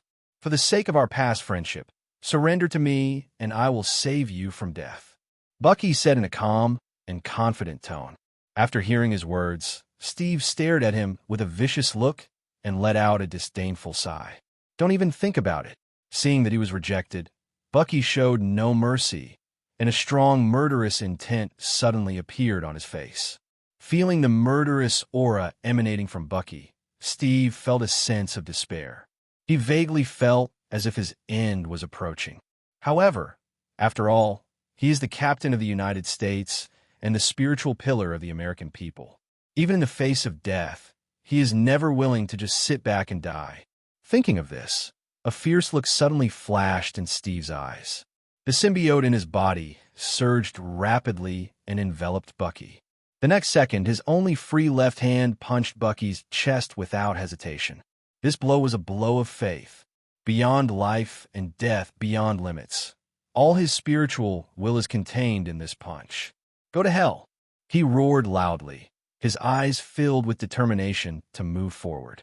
But unfortunately, this is reality after all. Spiritual will may be able to reverse the situation of the war to a certain extent, but when the strength gap between the two sides is too large, no matter how strong spiritual will is, there is no way to reverse the strength gap. Boom! There was a dull collision sound, and Steve's energy hit Bucky's chest as expected. But that's all. Bucky's feet seemed to have taken root. Not only did his body remain motionless, but even the expression on his face didn't change much. "The struggle of the ant," Bucky said disdainfully, and then a punch shot out instantly, directly piercing Steve's chest. A fiery red heart kept beating on the palm of his hand. Steve felt the empty chest, and the corner of his mouth twitched slightly. There was a trace of regret and unwillingness in his eyes, and he closed his eyes completely. Boom! The American captain's body fell to the ground, and the spiritual pillar of the American people was shattered. And at the moment of Steve's death, Bucky's eyes, which were originally full of violence, suddenly retreated from the violence, and a trace of clarity appeared in his eyes.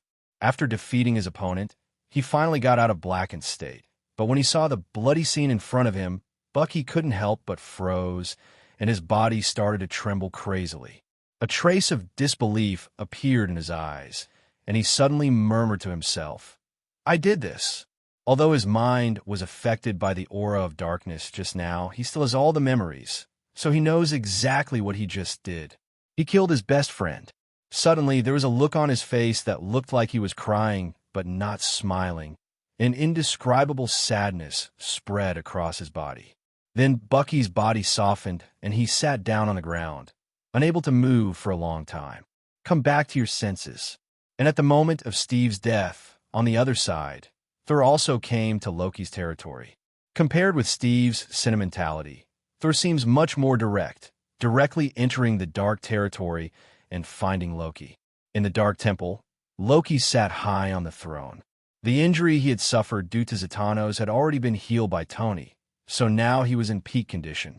The sound of heavy footsteps echoed in the Dark Temple.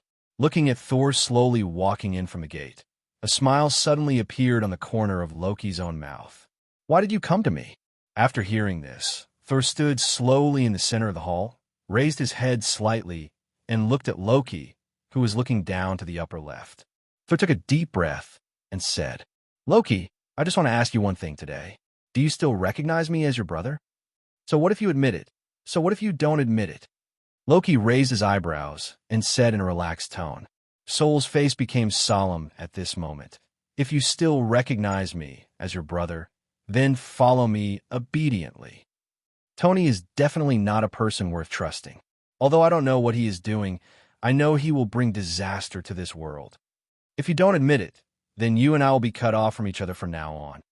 You are you, and I am me. There is no longer any dispute between us, and I will kill you with my own hands," Thor said in a serious tone, and after he finished speaking, Loki burst out laughing wildly. "Ha ha ha ha!" Loki's crazy laughter echoed throughout the temple, And then he looked at Thor with an idiotic expression and said, "Where do you get the confidence to say such a thing in front of me? I helped you before, making you think I didn't dare to kill you. How dare you say such arrogant words in front of me? Now I am here and I will answer you personally, no. Come and kill me. I want to see how you can make me regret it." Loki shrugged and said confidently. Listening to what he said, Saul didn't refute a word the whole time. Finally, after listening to Loki's words, Thor suddenly let out a sigh. "I gave you a chance, don't blame me." Hearing this, Loki raised his eyebrows, and a bad feeling could not help but arise in his heart. Thor was too calm, abnormally calm, as if he had already determined himself from the beginning. But where did his confidence come from? But there were puzzled thoughts in his mind. At this moment, a wave of fluctuation suddenly appeared in the space next to Sol. The next second, the tall Hela walked out directly from Sol. Seeing this, Loki's expression finally changed, and his brows knitted together tightly. If he can beat Thor, then Hela can undoubtedly beat him. What puzzled him was how Hela managed to escape his perception and appear directly in the temple. You must know that with him as the center, everything within a few miles has been turned into a dark territory. In this territory, he is a god and can perceive everyone's traces. No one can hide from him, even if he is hiding in the same goes for another level of space. But Hela appeared so suddenly, which really puzzled him. "How did you end up here?" Loki slowly stood up from the throne, looked down at Hela, and said. Hearing this, Hela didn't bother to answer at all, but Sol on the side still held a glimmer of hope. "I carry spatial positioning with me." As soon as these words came out, Loki instantly understood that his perception was not wrong, and indeed, Thor was the only one who entered his territory. However, Thor carries spatial positioning on his body, which allows people to teleport over long distances. It is precisely because of this that Loki did not find any trace of Hela. Good ideas and good methods. It seems that you have already collected a wave of intelligence information. Otherwise, you would not be able to deal with it so skillfully. That's right, so surrender.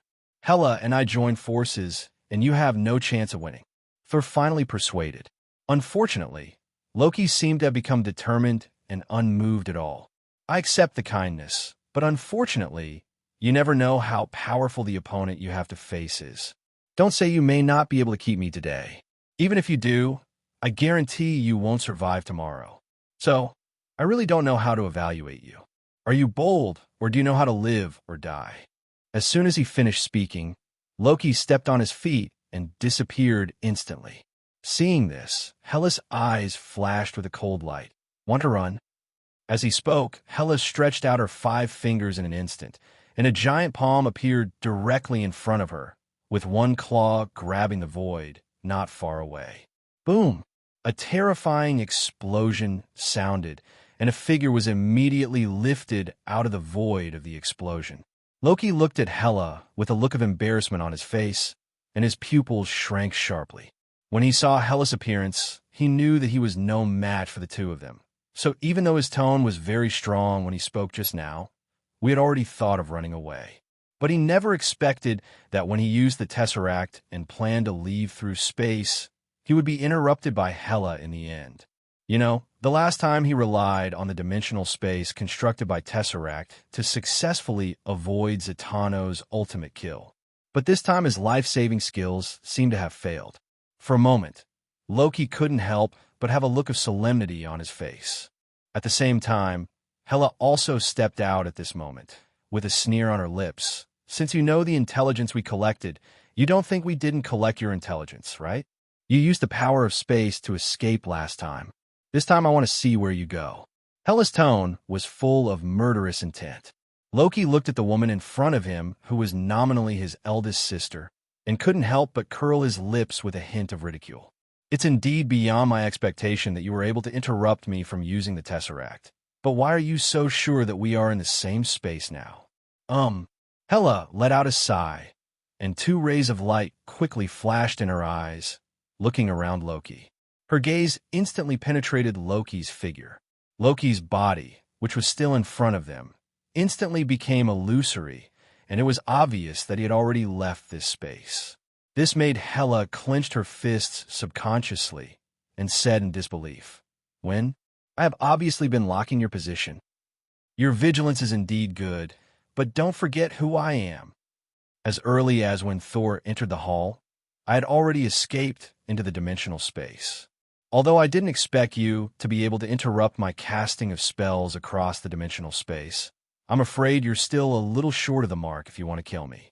As he spoke, Loki smiled proudly, and at the same time a trace of joy flashed through his heart. He was glad that he was habitually cautious and finally saved his life at the critical moment. I underestimate you, but I still want to try to see if the dimensional space is really invincible and cannot be broken. After saying that, Hela suddenly exuded a strong aura of death. As the goddess of death in the divine realm, it was far easier for her to deal with Loki, who was also a god. And as Hela used the ability to control death, Loki, who was hiding in the dimensional space, suddenly changed his expression. He felt the shadow of death. Although Hela, like Zatanos, could not break the dimensional space, she could rely on her own mind to pursue the induction in the dark and use the power of death to isolate herself. Empty kill. This was something Loki didn't expect. He couldn't help but curse in his mouth, and his eyes towards Hela were full of naked, murderous intent, because Hela poses too great a threat to him. As the goddess of death in the divine realm, she holds the power of the death god. She is the nemesis of almost all gods. So after realizing the threat posed by Hela, Loki began to frantically calculate in his mind how to kill Hela completely. Unfortunately, Hela didn't give him much time to think, and soon his whole body was entangled by the power of death. Death is one of the most terrifying forces in the world, and no one can resist it. Loki, who is haunted by the power of death, can only feel the vitality in his body passing away, and a strong feeling of weakness gradually surges into his heart. At this time, Hela's voice also came from outside. "Stop struggling. No matter how hard you struggle, it's just useless. You better take advantage of this last moment to say what you want to say quickly." The corners of Hela's lips curled up, with a look of certainty on Loki's face. After listening to her words, Loki gave her a cold look without saying anything, but a trace of determination flashed in his eyes at this moment. Unlike others in the Dark Alliance, as a god, Loki's knowledge is far beyond what they can match. From the beginning, he had a vague feeling that something was wrong with the power of darkness in the territory. It seems to contain some kind of consciousness and a powerful and evil force. So, although Loki stays in the dark territory, he has always isolated the power of darkness in the territory and has not been eroded by the power of darkness.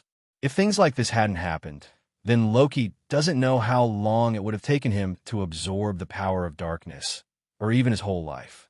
But now, he has no other choice, so absorbing the dark power to increase his strength has become his only choice now. Taking a deep breath, Loki sat down cross-legged in the dimensional space and quickly entered a state of trance. As he began to fall into trance, the originally peaceful power of darkness in the dark territory suddenly began to surge towards Loki. In the blink of an eye, the dimension where Loki was located was flooded by a burst of black mist. With Loki's active cooperation, the black mist poured in very quickly, and in the blink of an eye, Loki's body was filled with the power of darkness. After the power of darkness entered Loki's body, the power of death immediately wrapped around the power of darkness, trying to extinguish the power of darkness. Naturally, the power of darkness would not sit still and wait for death, and immediately launched a counterattack. For a moment, the two forces used Loki's body as the battlefield and collided crazily. Realizing this, Loki felt happy. He didn't expect that the power of darkness could resist the power of death. At this moment, Loki worked even harder. Outside, Hela also noticed the changes in Loki's body at this moment. Suddenly, she frowned and increased the input of death power. However, the death power in her body was limited, but the dark power in Loki's territory was not enough. Called infinite. When the strength levels of the two are the same, quantity becomes the key to determining the situation of the battle. Time passed, and half an hour passed in the blink of an eye. Suddenly, a mouthful of blood spurted out of Hela's mouth, and her face instantly turned pale. The confrontation between the power of death and the power of darkness eventually led to defeat with the influx of a large amount of dark power. As the controller of the power of death, Hela also suffered backlash. In the dimensional space, Loki, who was sitting cross-legged, also opened his eyes at this moment. It's just different from before. Now he exudes the aura of darkness. At first glance, he looks like a dark creature coming out of the kingdom of shadows. Looking at Hela, who was vomiting blood outside, a smile appeared on Loki's lips. It seems that what you just said before is going to be given to yourself. Any last words? As he spoke, Loki lifted his legs and walked out of the dimensional space and returned to the real space. After absorbing a large amount of dark power, his strength officially transformed and became a level stronger than before. So now he has the confidence to say this. Hearing this, Hela looked at Loki, who exuded a terrifying aura, and said with a gloomy face, "Don't be complacent. Your strength has improved so quickly. The dark power you absorbed is obviously wrong. You have time to deal with me. Why not think about how you can save yourself next?" Similarly, if Loki can see problems, Hela can naturally see them too. Therefore, in the face of his threat, Hela did not panic at all. It's a pity that she underestimated Loki's madness and even more underestimated his determination. He had sworn just now that he would kill Hela, and now that the opportunity had come, he would naturally not give up just because of Hela's few words. Even if there were problems in the future, it would be in the future. What's more, the person standing behind him was Tony, and he didn't believe that Tony would sacrifice him like this.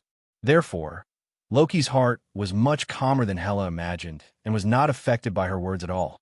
"If these are your last words, then you can go die," Loki said with a cold tone, and at the same time, his figure disappeared from where he was.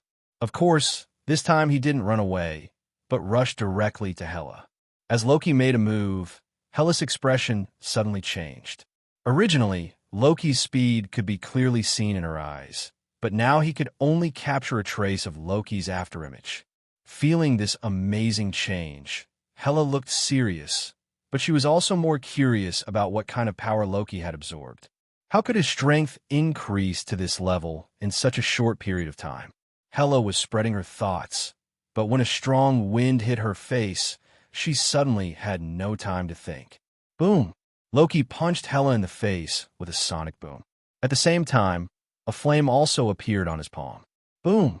Hela raised her hand to block Loki's attack. Huge amounts of power made her body tremble instantly, but this was not the most fatal thing. What was fatal was that the flames on Loki's hand were like tarsal maggots, and they spread to her along with the attack. Hands!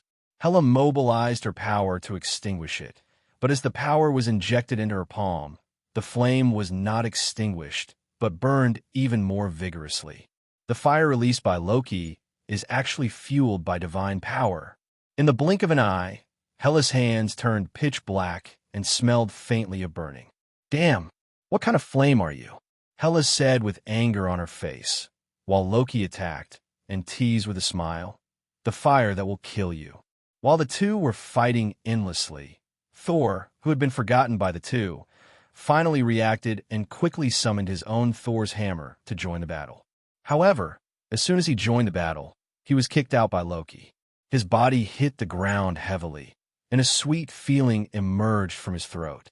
"I'll take care of you later. Just stay aside and be honest," Loki said calmly and continued to fight with Hela. After hearing this, Thor's face suddenly darkened, and he felt that he had been underestimated. Hole, what are you talking about? Don't underestimate me." With a roar from his mouth, Thor rushed forward again, but soon he flew back at an even faster speed. But this time it wasn't Loki who took action, but Hela. "Don't cause trouble, just stay aside." Hearing this, Sol shut himself up.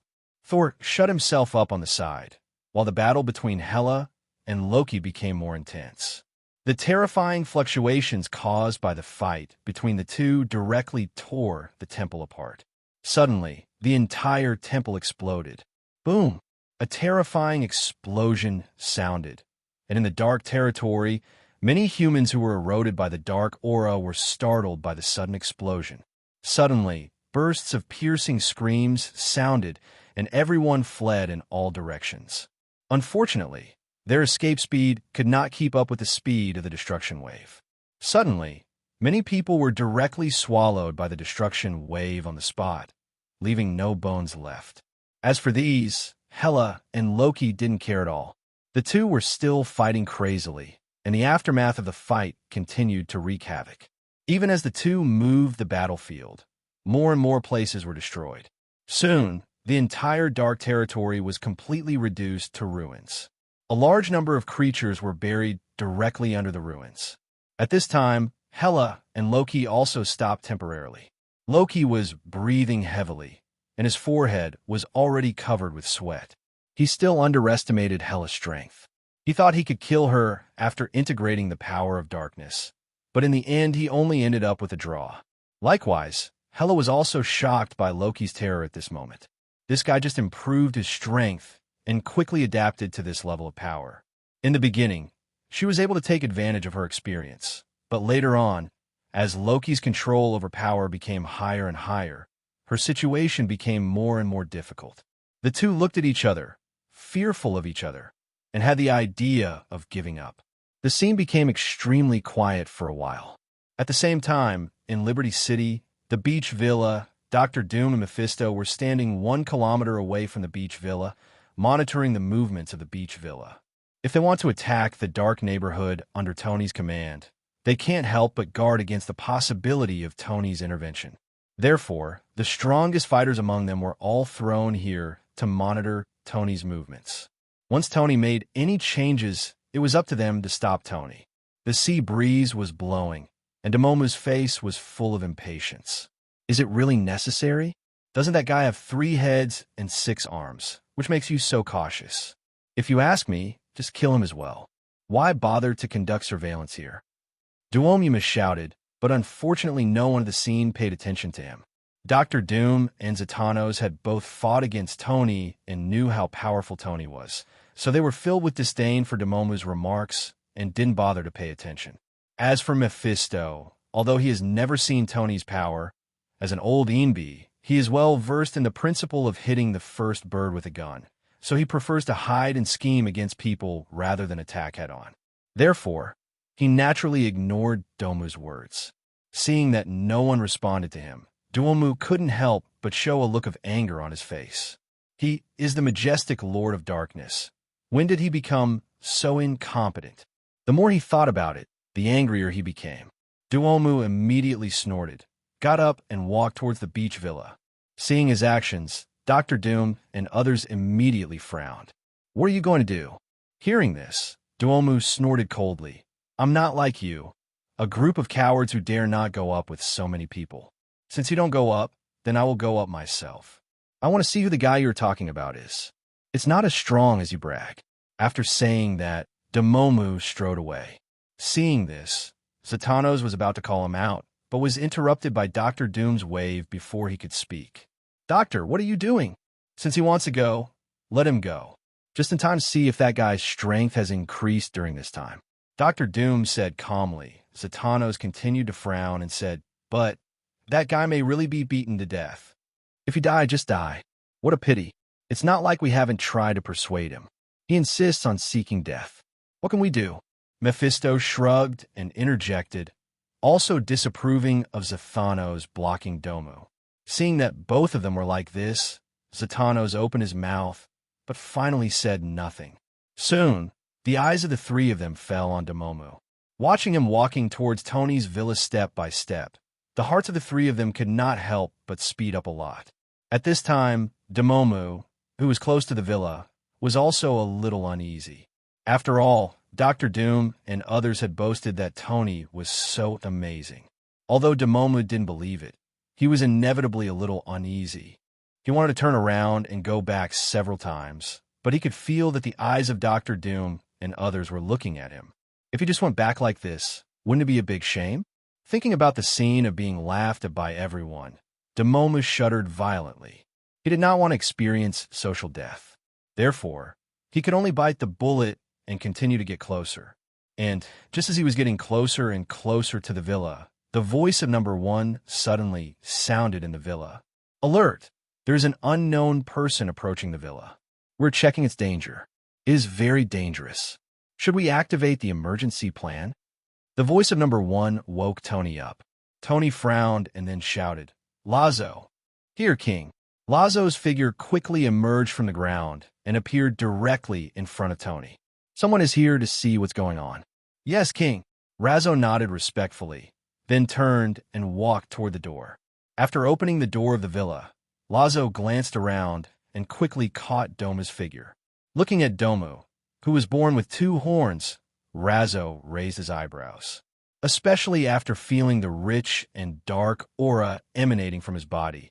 Razzo instantly became interested. Hey, who are you? Why are you here? Lazo said loudly. Domu did not reply, but looked at Lazo closely. When it became clear that Lazo was not the Tony he saw in his portrait, Domu felt relieved. Without fear, he became that arrogant look again. Aunt, are you talking to me? Domu said arrogantly. Hearing his words, Lazo was stunned. He was actually called an ant? After reacting, Lazo smiled, but his smile looked very dangerous. Are you calling me an ant? Lazo asked confirmingly. Domu nodded immediately. Of course, besides you. Is there anyone else? Very good. You're the first guy who dares to speak like this in front of me. After saying that, Lazo disappeared instantly, and Domu's pupils shrank at this moment, and he lost his voice so fast.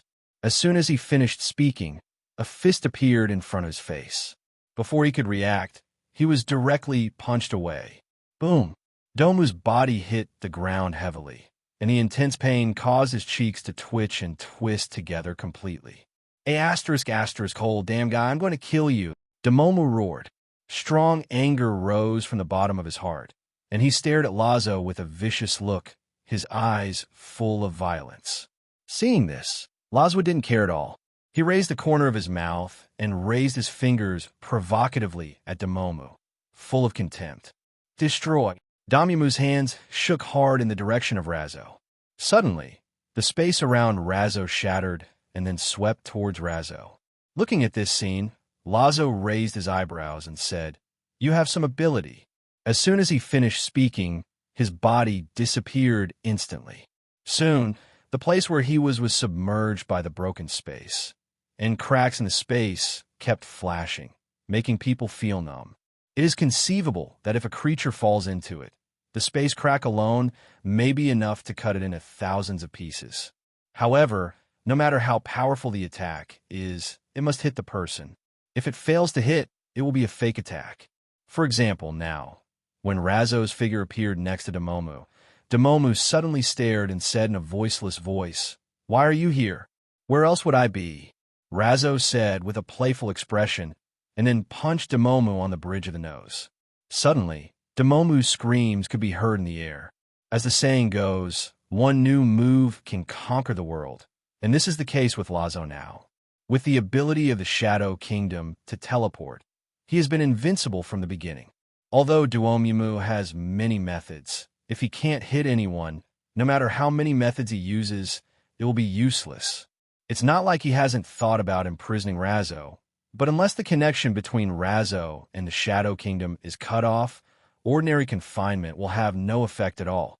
For a moment, Domu fell directly into a passive situation of being beaten, and even the flames on his body became much dimmer. Behind them, Dr. Doom and others looked at the scene on the battlefield, and their expressions couldn't help but become solemn. Mephisto even asked directly, Who is this guy? What is his weird ability? Mephisto asked, but Dr. Doom didn't know how to answer because he didn't know either. Not only did he not know about the strange abilities that Razor displayed, but he had never seen Razor before. Damn, how do you do your intelligence work? There is no record of such a powerful man. What should we do now? Should we save him? Dr. Destruction naturally knew who Mephisto was referring to, but he did not speak, but remained silent. Seeing this, Mephisto shrugged and understood what Dr. Doom meant. Although he didn't speak, not answering was the best answer. At this moment, Mephisto is no longer anxious and can watch the show with peace of mind. And just when they were talking about Demomu was also cursing them in his heart. "You bunch of bastards, didn't you see that I was being beaten? Why didn't you come to help me?" While thinking about it, his figure flew out again. At this moment, he was like a sandbag, flying here and there. Lazo relied on his ability to teleport and kept changing directions, having a great time alone. Finally, Duomu couldn't stand it anymore and couldn't help shouting in the air, "A asterisk hole. If you can, let me down and let's have a good fight. How can you be a hero like this?" "I never said I was a hero, right?" Razzo replied doubtfully and continued to beat Domu.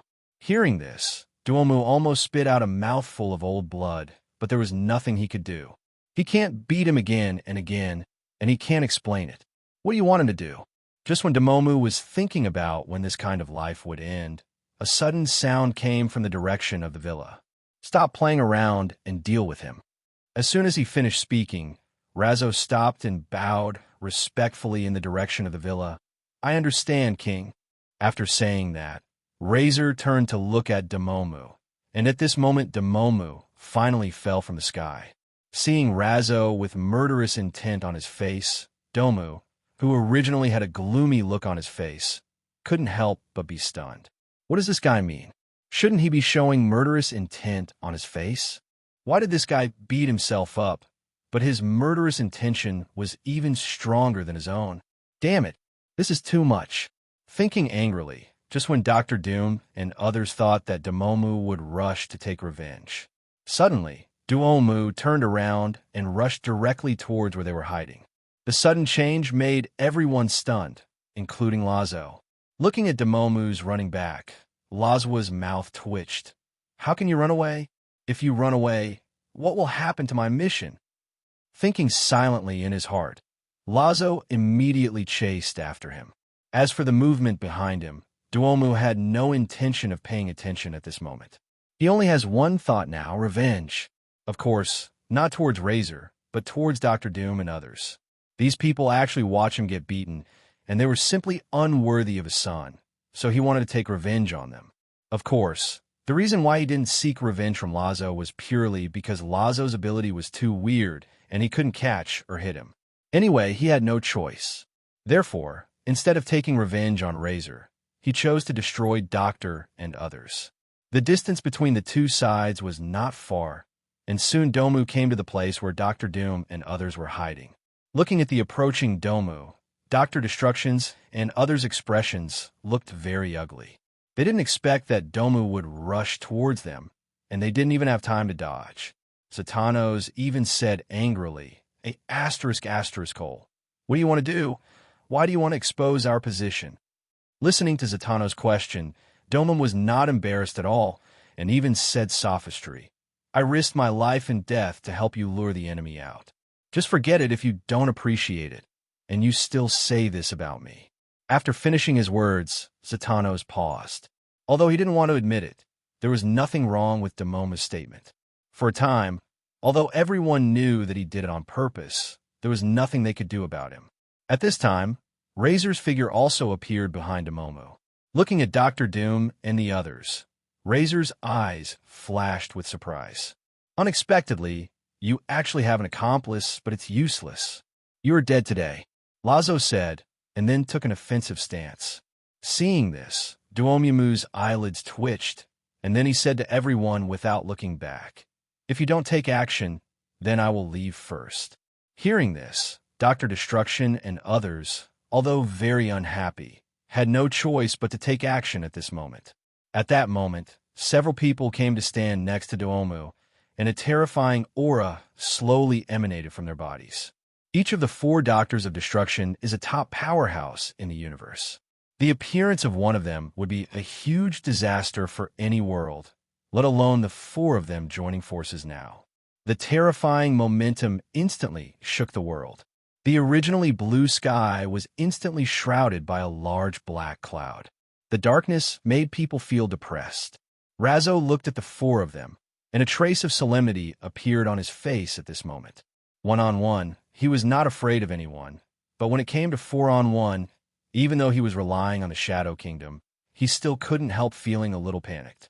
If Tony hadn't given the order to kill Domu, he would have just wanted to say, "Excuse me." Unfortunately, at this point, he had no way out, so although he was a little panicked, he still took the initiative and launched an attack. His figure instantly disappeared from the spot and appeared next to Duomu, wanting to repeat his same trick. If there was only Domu, there would be no problem with his plan, but now, there are 4 of them. In addition, everyone had seen his details before, so the moment he appeared next to Domu, 3 terrifying energy fluctuations roared towards him from all directions. Razo, who had just walked out of the Shadow Kingdom, looked at this scene, his eyelids twitched, and he hurriedly entered the Shadow Kingdom again and escaped this wave of attacks. Boom! Boom! Boom! 3 terrifying explosions sounded, and 3 large craters were instantly blasted out of the ground. When Lazo's figure appeared not far away from several people looked at him at the same time, making his scalp numb. And Duomu couldn't help laughing wildly at this moment. Hole, come again. Why are you so scared? Come here, I'll stand there and let you hit me. Duomu provoked, and Razo glanced at him angrily, but did not say a word because he really didn't dare to fight anymore. But he was idle, and the 4 Doctors of Destruction were not around. Just when he was thinking about how to break the situation, the 4 Doctors of Destruction moved at the same time. In less than a blink of an eye, the attacks of 4 people appeared in front of him at the same time. He could even clearly feel the destructive waves on the 4 people. For a moment, Lazo was so frightened that the souls of the dead emerged, and he quickly fled into the darkness. Shadow Kingdom. Almost at the same time as he disappeared, the 4 people's attacks also fell directly, causing another big explosion. Looking at the scene caused by himself and others, Dr. Doom suddenly frowned, because he missed again. Lazo was as slippery as a loach and was impossible to catch. For a moment, Dr. Doom and others frowned. At this moment, Zatanos flipped his palm, and an iron chain suddenly appeared in his hand and said, "Maybe you can try this." As he spoke, the hellfire on his body spread towards the iron chain, forming a magic chain. This is one of Zatanos' exclusive skills. The magic chain cannot be destroyed and can be infinitely restored from damage. It can even attach soul fire to it to burn the enemy's body and soul. The length of the magic chain depends on him. Hearing this, Dr. Destruction and others were stunned for a moment, but they quickly reacted and nodded silently. No one spoke. Time passed little by little, and silence spread in the air. Several people stared in all directions, waiting for Lazo to appear again. I don't know how long it took, but suddenly, the figure of Razo suddenly appeared behind Domomo. He still focused on completing the tasks ordered by Tony and focused on Domomo. And the moment he appeared, Dr. Doom suddenly let out a loud shout. "It's now!" As soon as he finished speaking, Zatanos suddenly threw the chain out of his hand. Due to their precise timing, the chains were thrown out almost as soon as Razo appeared. Therefore, before Razo could react, he was wrapped in chains. Feeling the restraint on his body, Lazo's expression suddenly changed, and he immediately escaped into the Shadow Kingdom again without even thinking about it. And just after he entered the Shadow Kingdom, the chains wrapped around him were also taken in. I caught him, pull him out quickly. Zathanos yelled. Dr. Doom and others reacted quickly, and quickly stepped forward to grab the chain and began to pull it outward. Suddenly, Lazo's expression in the Shadow Kingdom suddenly changed. The reason why he dares to tease a few people is because he has the escape route of the Shadow Kingdom. So no matter how things develop, he will be invincible. But now he seemed to be chained, and he couldn't break free from the chains. He suddenly panicked. Damn, what the hell is this? While cursing angrily, Lazo struggled hard to free himself. But no matter how hard he tried, not only did the chains not loosen, but they became tighter and tighter.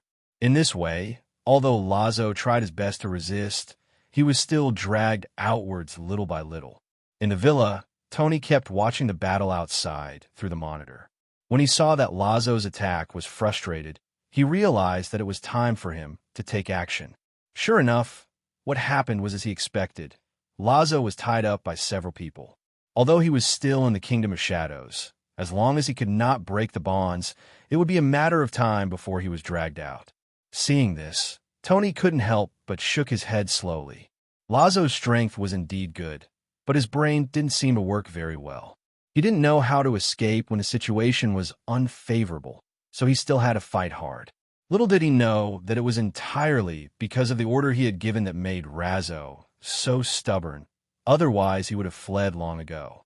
After adjusting his shirt, Tony slowly stood up and walked out of the villa. On the outside battlefield, feeling the struggle coming from the other end of the chain at this moment, Dr. Doom's faces showed joy, especially Domo, who had been tortured by Razor for so long and had already accumulated a lot of anger in his heart. He just kept swallowing his anger because he couldn't catch this guy. Now that he finally caught this guy, he was extremely excited.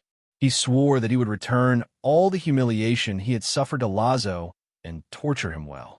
Just as he was thinking about the coming revenge, Lazo's figure finally appeared in front of them. With a bang, Lazo was completely dragged out of the Shadow Kingdom and fell to the ground. Seeing this, everyone quickly gathered around him, their eyes filled with evil intentions. At this moment, Lazo was like a lamb waiting to be slaughtered, surrounded by everyone. A trace of panic appeared in Lazo's eyes. He swallowed nervously and whispered, "What are you going to do?" Hearing this, Duomu suddenly smiled brightly. Hole. I finally caught you. Now it's time to make you pay for your previous actions. Duomu smiled evilly and walked towards Lazwa step by step. Looking at this scene, Lazwa felt as if a big word, danger, appeared above his head. For a moment, his eyes looked a little panicked. At this moment, his eyes suddenly looked out through the crowd, and Tony's figure slowly appeared in his sight. Suddenly, Lazwa's face couldn't help but reveal a burst of joy. "King, save me." Lazo's call for help attracted the attention of Dr. Doom and several others. They quickly turned their heads and looked behind them. When they saw Tony, the pupils of Dr. Doom and Zatannos couldn't help but shrink slightly. Mephisto and Domo looked at Tony curiously. In the past few days, Tony's name was almost ringing in their ears. Now that they saw the real person, they couldn't help but take a good look at it. After taking a closer look, Duomu suddenly muttered, "It doesn't look like anything special. As for scaring you like that." As soon as he finished speaking, Dr. Doom and Zatannos couldn't help but glance at him, and subconsciously moved away from Domu. Although Mephisto had the same questions as Domomu, after hearing his words, he also distanced himself from him. Again, as a man of intrigues, he will never jump to conclusions easily. At this time, Tony also came to a few people and heard Duomu's muttering. Suddenly, the corner of Tony's mouth straightened up. "Were you talking about me just now?" Listening to Tony's plain but arrogant words, Duomu felt unhappy, and then said in a harsh tone, "Yes, you really don't seem to be anything special." After hearing this, Dr. Destruction patted his head helplessly. This guy really didn't care about eating, but fighting. "Have you forgotten the scene where you were almost beaten to death?" "Interesting, what's your name?" Tony asked with a playful smile on his lips. Hearing this, Domomu reported his name without hesitation. "My name is Domomu." When Tony heard this name, he was stunned for a moment and couldn't react for a while, but soon he remembered where he had heard this name. From Ancient One's mouth, there are also tasks issued by the system. At that moment, Tony's eyes flashed with a hint of surprise. Before he could trouble this guy took the initiative to come to his door. It was as if he had no idea where to find him, and it took no effort at all to get him. "You are Domu, the legendary Lord of Darkness?" Tony asked again in a confirming tone, and Domomu nodded without warning. "That's right, it's me. I didn't expect that you have heard of my reputation. Why don't you surrender quickly?" Domomu said with some pride. Dr. Doom and others vaguely noticed something from Tony's inquiry. For a moment, the eyes of several people looking at Domu couldn't help but be filled with sadness. This guy really has been in the dark space for a long time, and his brain has deteriorated. Didn't he feel that Tony's tone was wrong? Thinking helplessly in their hearts, Dr. Doom and the others looked at Tony and suddenly became wary. Although they were very angry at Domu's brainlessness, who told them to be in a group now. Therefore, no matter how brainless they were, they could not just accept it. Moreover, The purpose of their visit this time was originally Tony. Although there was an episode like Lazo, it did not affect their purpose. After confirming Duoma's identity, Tony suddenly smiled happily. What could be more surprising than sitting at home and receiving rewards from heaven? For a moment, Tony subconsciously wanted to take action and get the reward, but at this moment, he suddenly remembered the deal with Ancient One. He has already received his reward. How can he eat alone like this? He should have invited the Ancient One to join him. Thinking of this, he immediately sent a message to Ancient One, telling him that he had found traces of Domu. So hurry up. After doing all this, Tony immediately stood there and waited, making no move for a while. Looking at this scene, Dr. Doom and others also became a little hesitant and couldn't help but wonder why Tony didn't take action yet. Adhering to the principle of being immovable until the enemy does not move, since Tony did not take the lead, they did not want to act rashly. For a while, the two sides were in a stalemate, and the scene seemed somewhat harmonious. As for Lazo, no one is paying attention at this moment. Dr. Doom and others are all focused on Tony, while Tony's attention is on Domomo. This causes the guy who just now everyone was shouting for a beating to now, it has become a little transparent, and no one cares about it. This made Lazo a little injured, but thinking that his life was saved, he no longer bothered about this. On the other side, when Ancient One received Tony's summons, he suddenly woke up. He had not forgotten the last revenge, so after receiving the news, he immediately broke out and rushed towards the location given by Tony. As the Supreme Mage, his strength is definitely among the top ranks. Likewise, his speed is naturally not slow either. Therefore, Tony was not kept waiting for too long. Soon, the Ancient One appeared above the villa and headed towards the battlefield. But when he saw the battlefield, Ancient One was stunned. Didn't you say that you found traces of Domo? Why are there so many people here? Moreover, aren't these guys the same guys who besieged me last time? Thinking of this, Ancient One's heart suddenly skipped a beat, and he had a vague feeling that he seemed to have been cheated. But even after he came, he couldn't go back home now, so he could only bite the bullet and head towards the battlefield. As he approached, Dr. Doom and others immediately discovered his traces and turned their attention to him. This scene made the Ancient One feel filled with pressure. None of the guys here are much weaker than him, and there are 4 of them. Even including Lazo, there are only 3 of them, 1 less. In terms of numbers, he has no advantage at all. While thinking about it, the Ancient One came to Tony's side and said in a solemn tone, "Why can't we just seem to be able to cope with so many people? Isn't that guy who was tied up also one of theirs?" "That's my guy," Tony replied. "Very good." Ancient One couldn't help but feel relieved, but at this moment, Tony continued. However, he has already had a battle with these guys before, and he has no fighting power, so there is no need to count on him.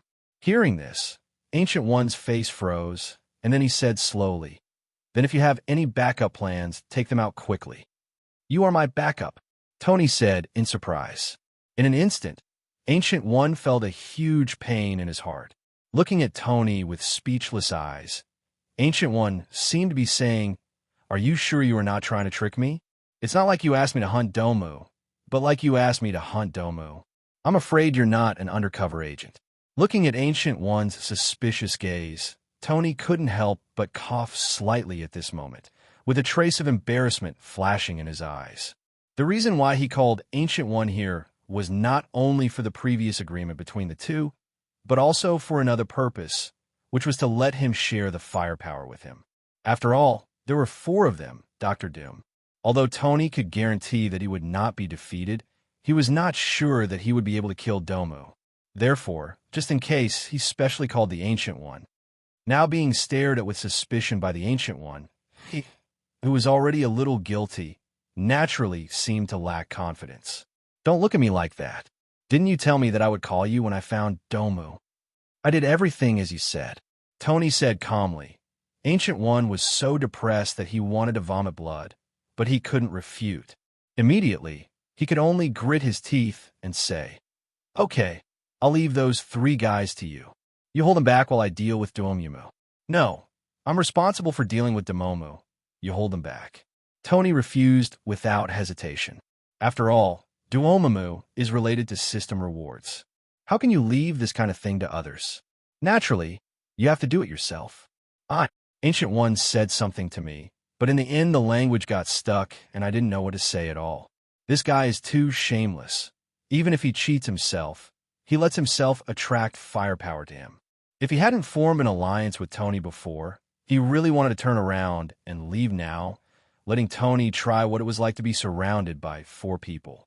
Of course, besides the agreement between the two of them, there was another reason why he didn't leave.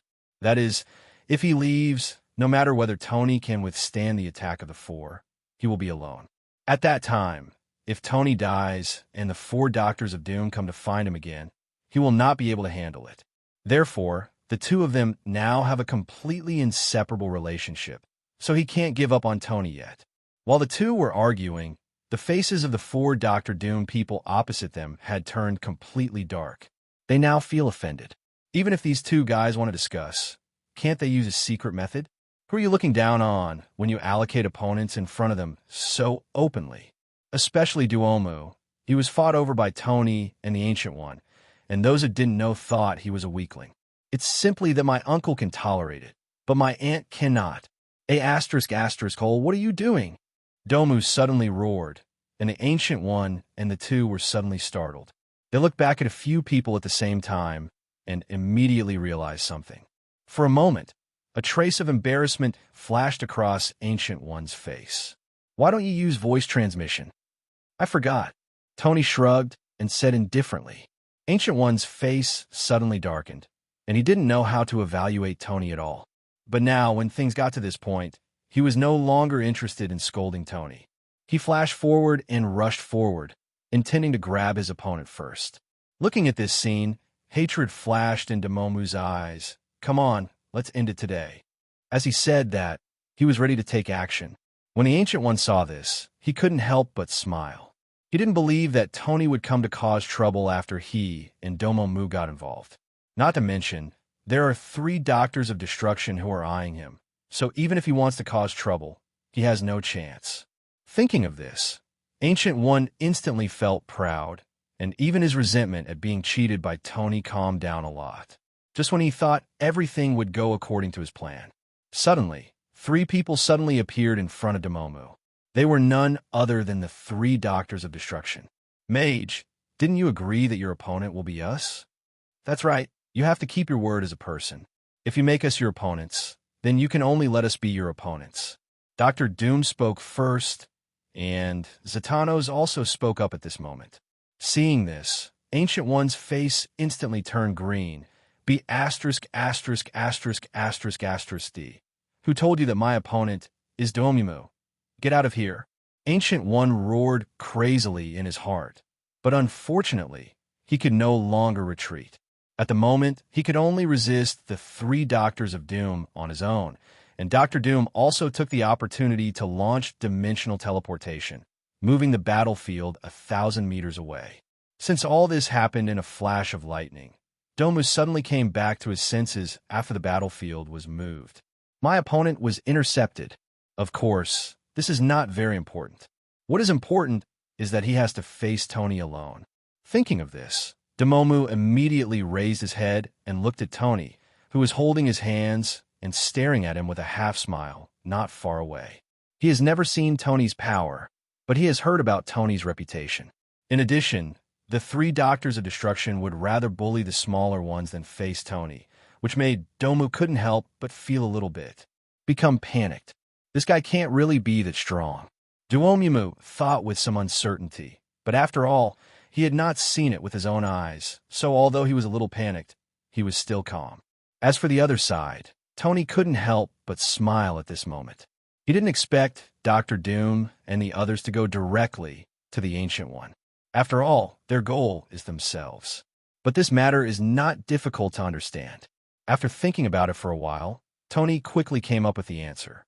First, just as Demoma guessed, Dr. Doom should be avoiding fighting him. Second, although the Ancient One is not as powerful as Tony, it is still a great threat, so they also want to quickly deal with the Ancient One. After all, as the saying goes, it is better to cut off one of his fingers than hurt him.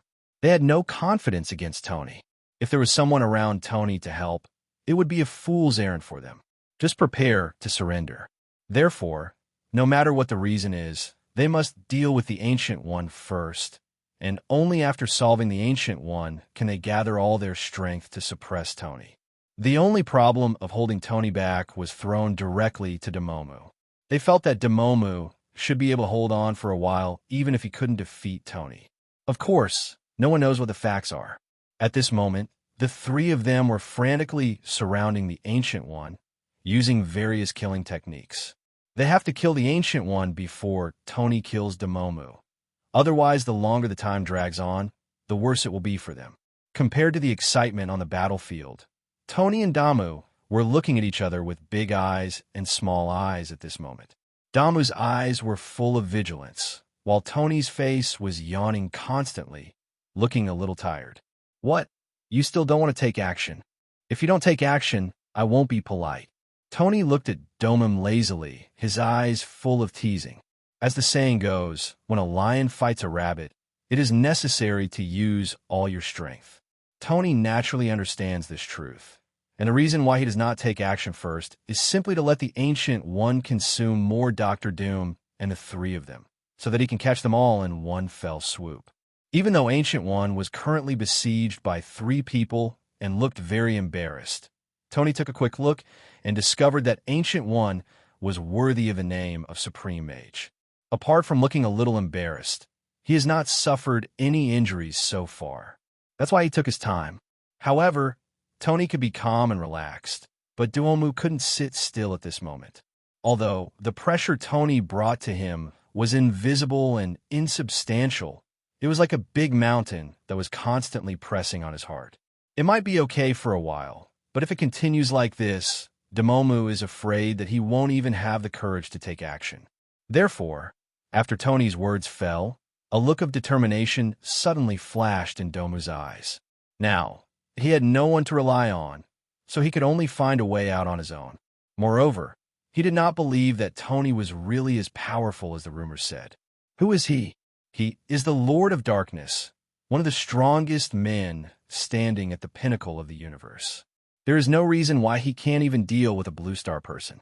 I kept cheering myself up in my heart, and Demomu's figure also moved at this moment. A sonic explosion sounded at the position where Demomu was standing.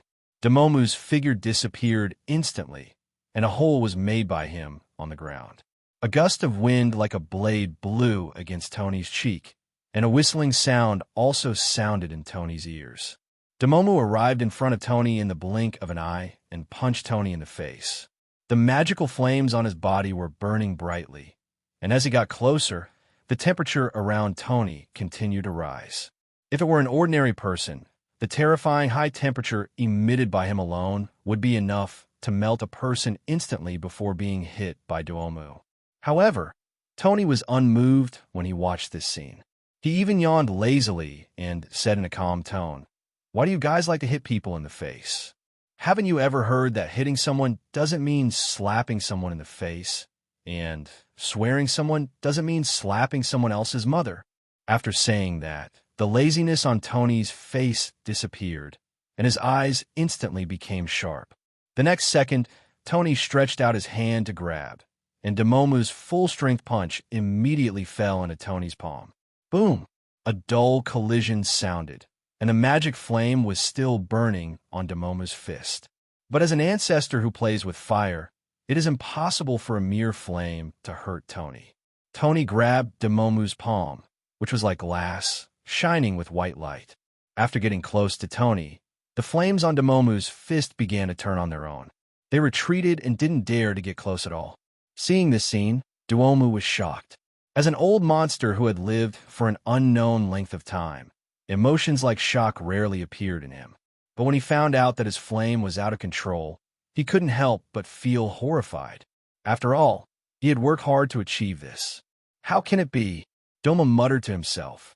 Tony didn't have time to answer his questions, and even a flame burned on his palm. Different from Demomu's flames, the flames on Tony's body were red and blue, and looked no different from ordinary fire. However, when the flames spread to Demomu along the place where their fists met, Damomu said. Suddenly, there was a scream. Ah! A fierce roar came from Damomu's mouth, and Damomu's crystal-clear white bones suddenly turned black after touching the flames in Tony's hand. What made it even more difficult for him to accept was that the magical flames on his body seemed to come alive after meeting the flames transmitted from Tony, and he showed fear. It was as if ordinary people encountered the King of Fire and did not dare to compete with him. Such a scene made Damomu shocked and angry, but he had no time to think too much. He only knew that if he didn't drive away the flames, he would be in bad luck. However, there's a prerequisite for expelling the flames, which is to let Tony let go. Now Tony's palm is firmly grasping his fist, and the flames have spread to Damomu since then. Let go! Damomu yelled angrily and used force on his hand, trying to pull his hand out of Tony's palm. Once, twice, an embarrassing thing happened. Tony's palm was like an iron pliers, no matter how hard Damomu exerted it. He was not moved at all. However, the flames are spreading faster and faster. Even if Damomu Chui uses his strength to stop it, he cannot completely stop the spread of the flames. Now the flame controlled by Tony has submerged Damomu's right forearm. If it continues, it will soon spread throughout the body. Therefore, seeing that he was unable to break free, Damomu's heart became violent. At that moment, he could only make a click, and his right arm was broken directly from the cranny. In the end, Damomu finally got out of the predicament by cutting off his tail to survive. Without Damomu's energy barrier, his newly severed arm was quickly burned to ashes and disappeared into the air. An atmosphere of silence filled the air between Damomu and Tony. Looking at the arm that was burned to ashes, Damomu's face looked particularly ugly. As the saying goes, it is better to experience it once than to hear it 1,000 times. No matter how powerful Tony was in the past, Damomu always maintained a doubt in his heart. But now, after experiencing it personally, Damomu only had one thought in his mind. This guy was not human at all. He was even more like a demon than him. With one move, no, not even one move, he paid the price of an arm. How did this monster reach this level? Why had he never heard of his reputation before? Damomu's thoughts were spinning rapidly, and the expression on his face became uncertain. He didn't know what to think about anymore. At this moment, Tony turned his head and glanced at the Ancient One. Seeing that the Ancient One was starting to falter, he immediately understood that the heat was almost over. Thinking of this, Tony stopped delaying and turned his eyes back to Damomu. As his eyes fell, Damomu couldn't help but shiver all over, and then suddenly woke up. Looking at Tony with murderous intent in his eyes, Damomu couldn't help but feel his heart skip a beat. This guy's going to take action. As soon as this thought came to his mind, a sharp pain suddenly came from his face. A fist as big as a sandbag landed directly on his face with unparalleled power and punched him away. Damn, why is he so fast? This was the thought that occurred in Damomu's head when he flew out. Unfortunately, soon, he couldn't even come up with an idea, because Tony had already predicted his landing point in advance and was waiting for him there before he landed. Therefore, he didn't even have time to adjust his condition before he was blown away. Boom! Damomu's body hit the ground hard, and not far away. The Ancient One was also blasted out by Dr. Doom and others and landed next to Tony. Such a change immediately stopped the fighting on the battlefield. Dr. Doom and others quickly came to Damomu's side and looked at Tony with serious faces. Tony ignored them at the moment, but looked down at the Ancient One at his feet with a hint of helplessness in his eyes. Why did you lose so quickly?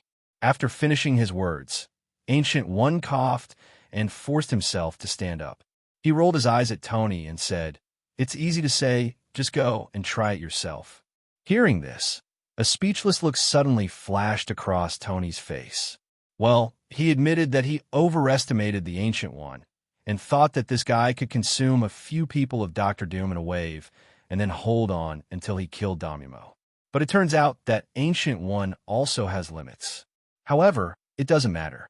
Although the plan has been slightly affected, the people he wants to kill will be useless even if they run to the ends of the earth. Therefore, he no longer paid attention to the Ancient One, but looked up at Dr. Doom and others. The Ancient One looked at him and couldn't help but raise his eyebrows slightly. This guy didn't really intend to try it. Thinking of this, Ancient One suddenly became interested and watched from the sidelines. How is it possible to say that Ancient One doesn't care about being cheated by Tony? He is a mage, not a saint. He also has the joys and sorrows that a living being should have, but his mood is stable, which is completely invisible on weekdays. So seeing that Tony actually planned to fight against Minnie, he was naturally happy to see the joke, so that he could understand that it was not that he was incompetent, but that the enemy was too powerful, and it would not be embarrassing for him alone. Therefore, he has already thought about it. No matter what Tony does next, he is going to watch the show first. Of course, he would not really watch Tony being besieged to death by several people. When the situation was not good, he would still take action. After all, if Tony died, he would also be unlucky. He still clearly distinguishes the importance of this. However, before that, he wanted to see if Tony, the king of strong talk, was as strong as a strong talker. While Ancient One was watching the show, Dr. Doom and others noticed Tony's movements, and their faces became serious. But there was no fear. With so many experts here, even if they may not be able to win Tony, they still won't lose. Therefore, although the pressure Tony brings to them is great, everyone can still bear it. At this time, Duomu also climbed up from the ground, but his face looked a little ugly. This is not difficult to understand. After all, he, the majestic Lord of Darkness, could not survive even 3 moves in Tony's hands. It was not an ordinary embarrassment. If he hadn't clearly known that he was no match for Tony, he would have ignored Dr. Doom and others and rushed forward at this moment. Now, although he did not rush forward, he came to Dr. Destruction and others and said angrily, "This guy is not weak, so be careful, Satanos, and I will be responsible for restraining him later, while Doctor and Mephisto attack." Damumu calmly assigned combat tasks, and his words made Dr. Doom and others flash a trace of surprise in their eyes. This reckless man who only knows how to fight can actually use his brain. How rare! Although everyone just glanced at Duomu without saying a word, Duomu still clearly felt their profound gazes. At the moment, he was inevitably a little angry and said, "Don't underestimate me. I am a Lord of Darkness." Seeing that Duomu was a little angry, Dr. Doom and others quickly changed their eyes and agreed to Duomu's arrangement. It's not to comfort Duomu, but Duomu's arrangement does make sense. He and Zatanos both have regenerative healing factors. Although not absolute, their defenses are much stronger than those of Dr. Doom and Mephisto. Compared with them, Dr. Doom is just 2 squishy mages with high attack and low defense, so dealing damage is naturally the best choice. Although Zatanos was shadowed by Tony last time and didn't want to face Tony directly, he obviously didn't have the chance to choose now, so he could only admit it with his nose pinched. As several people understood their combat responsibilities, they suddenly started to move. Their figures kept flickering and appeared around Tony, faintly surrounding him. As for the Ancient One mage, like Razor, he was magnificently ignored by Dr. Doom and others. In the battle just now, although the Ancient One mage did not die, he was severely injured by several people, and he did not have much fighting power in a short period of time. Otherwise, Dr. Doom and others would not dare to deal with Tony like this. If there was only Ancient One, they would naturally pursue the victory and not give him a moment to breathe. But they all know that the goal of their trip is Tony, and their goal will only be completed if Tony is solved. Compared with Tony, although Ancient One is powerful, it is not worth mentioning at all. Ancient One, who had been paying attention to the movements of several people, naturally noticed this, and his heart was suddenly filled with depression. He was ignored by these guys. Thinking of this, Ancient One suddenly felt a little angry. People are all despicable creatures. If you pay attention to them, they will be a little panicked. If you don't pay attention to them, they will be angry. Therefore, human beings can be said to be one of the most contradictory creatures, and even a supreme mage like the Ancient One is not immune to this. Fortunately, Ancient One's mentality adjustment ability is pretty good, and he knows his current situation, so if he is ignored, he can be ignored as long as it doesn't affect him. At the same time, he was also a little curious. The attitude of Dr. Doom and others towards Tony was completely different from their attitude towards him. If they looked at themselves as if they were looking at a tiger, then the way they looked at Tony was like looking at a prehistoric Tyrannosaurus Rex. There was no comparison between the two, which made Ancient One unconvinced and at the same time a little curious as to whether Tony was really that powerful. While thinking about it, the Ancient One looked at the battlefield more seriously. He wanted to see if Tony was really worthy of their careful treatment. In addition, he also wanted to prevent Tony from taking action at any time if he was defeated. Rescue. Although once he takes action now, the injuries in his body will be more serious. But if it really comes to that point, then he won't care so much. Time passed quietly under the watch of the Ancient One, and Dr. Doom and others had completed the siege of Tony. Regarding this scene, Tony acted as if he didn't see it and allowed himself to be surrounded by several people. The Ancient One is a little unsure whether this guy is confident or arrogant. Just when Ancient One was a little confused, Dr. Doom and others who had completed the siege suddenly moved. Domu and Zatanos followed their previous agreement and rushed directly towards Tony. They fought head-on with Tony and held him back. Tony. Dr. Doom and Mephisto stood far away from Tony and released magic. Two terrifying energy fluctuations suddenly converged in front of the two of them. The aura they emitted alone caused a strong fluctuation in the space. It is hard to imagine what would happen if it were released. How powerful it will be. Looking at their actions, Tony saw through their plans at a glance. After all, their plans were not clever.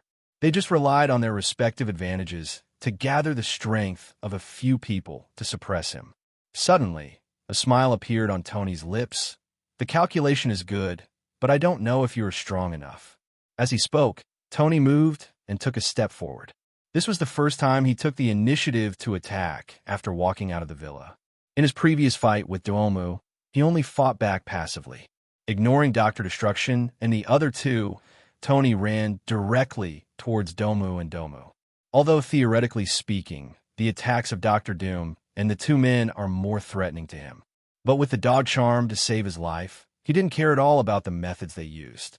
He only has one thought in his mind right now: to defeat these guys from the front and make them fearful when they hear his name in the future. Therefore, in order to achieve this goal, this time, Tony had no intention of holding back at all and burst out with all his strength from the moment he started. Boom!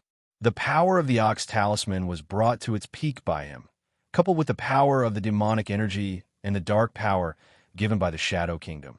Tony's fist was only halfway swung, and the space in front of Tony completely collapsed.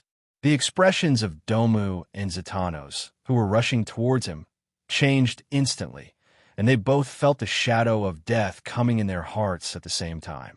However, the two did not escape. Their mission was to stop Tony head-on, so how could they escape? Therefore, although they felt the danger, the two of them still moved forward bravely. Of course, this is also because both of them have the regenerative healing factor that they dare to make such a risky move. Otherwise, the two of them would have run as far as they could. Break it for me. Kill. Demomu and Zadanos shouted loudly at the same time. They clenched their right fists, gathered their whole body strength, and attacked Tony. Tony fought 1 against 2, and in an instant, the attacks from both sides collided directly. Boom! A terrifying explosion sounded, and a wave of air quickly rushed through the land with a radius of hundreds of miles. Everything in the place where the wave passed was destroyed. Boom, boom, boom. A series of explosions sounded, and the expressions of Domu and Zatanos changed again and again at this moment. They tried their best to overestimate Tony's strength and did not think that they could defeat Tony with just the two of them. But after all, they're still the top strong men in the universe. Even if they cannot defeat them, they should be able to block them for a short time. But at this moment, they realized that they were wrong. Tony was not a human at all. This guy was just a monster in human skin. How could an ordinary person have such terrifying power? When the attacks from both sides collided, their attacks were directly destroyed by Tony with overwhelming force, and an unstoppable force fell directly on the two of them. Immediately, the bones of the two men exploded one after another, and the hell fire burning on Zatannos and the magic flame burning on Damimo were almost extinguished by Tony's punch. There was only a little flame left. The bodies of the two people were immediately blasted out and hit the ground heavily. They seemed to be dying. Such a scene not only stunned the two parties involved, Demomu, but also Dr. Doom and the Ancient One, Lazo, who was watching the battle. Second, instant kill. Lazo stammered, looking at Tony's figure in awe. Although he knew that Tony was very strong, he never expected that he would be so powerful to such an inhuman level. These two guys who were no worse than him were killed instantly if they joined forces. If he had attacked them by himself, he would have punched them down, and even his ashes would have been thrown away. Thinking of this, Lazo suddenly felt scared. Fortunately, Tony was merciful during the sparring. Otherwise, he might be dead now. Of course, this is just a joke. It is easy to defeat Lazo, but if you want to kill him, you must first destroy the Shadow Kingdom. Just when everyone was shocked by Tony's power, Tony, who had knocked the two of them away with one punch, once again turned his attention to Dr. Doom and Mephisto. At this moment, a large amount of energy has been gathered in front of the two of them. Judging from the terrifying fluctuations emanating around them, even the Ancient One cannot guarantee that he can withstand it. However, as Tony's eyes fell on Dr. Doom and the two of them, Mephisto, who was gathering energy, suddenly trembled and his body became a little trembling. He kept telling himself to stay calm in his mind, but looking at Tony's expressionless face, he felt panicked. Especially when he discovered that Tony was walking towards him step by step, his panic reached its peak. At that moment, Mephisto was confused and launched an attack that had been gathering for a long time. Buzz! A strong wave spread around, and a huge amount of energy beam was suddenly released from Mephisto's chest, rushing towards Tony with destructive power. Seeing this scene, Tony's progress stopped, and two lasers shot out from his eyes. Boom! Suddenly, the laser collided with the energy beam exploded by Mephisto. One of the two responded in a hurry, and the other prepared for a long time. According to common sense, Mephisto should have won. Unfortunately, Tony's strength was too strong, so powerful that it was suffocating. Mephisto's energy blast was blocked just by the lasers shooting out his eyes. Such a scene immediately made Ancient One and Razzo take another breath of cold air. Dr. Doom, who was originally relatively calm, could not sit still at this moment. Although the energy gathered at the moment has not reached his limit, he cannot guarantee that once Tony defeats Mephisto, even if he gathers the energy to the limit, he will be Tony's opponent. So, seeing Tony withstand Mephisto's energy impact, Dr. Doom also launched an offensive. A more vast energy beam was released from Dr. Destruction's hand, and the powerful energy directly annihilated the space along the way. Razzo, who was originally surprised, looked anxious when he saw this, and shouted quickly, "King, be careful." Hearing this, Tony glanced calmly at the energy impact that was coming at him. He was about to be hit, but he remained unmoved and just slowly raised his right hand. Boom! The terrifying energy shock wave directly hit Tony's palm, but a raging magic power suddenly surged out of Tony's palm and enveloped the energy shock wave.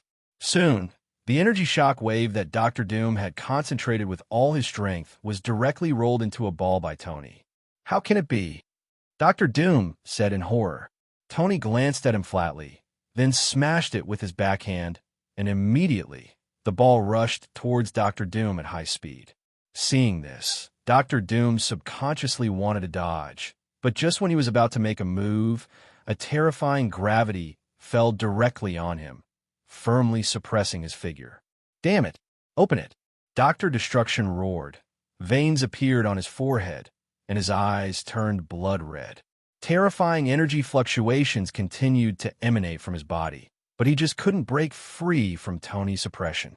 At this moment, he was like the king of the gods, suppressing rebellion, suppressing the devil with one hand, destroying everything with just one thought, and it was so powerful that it made people feel hearts stopping.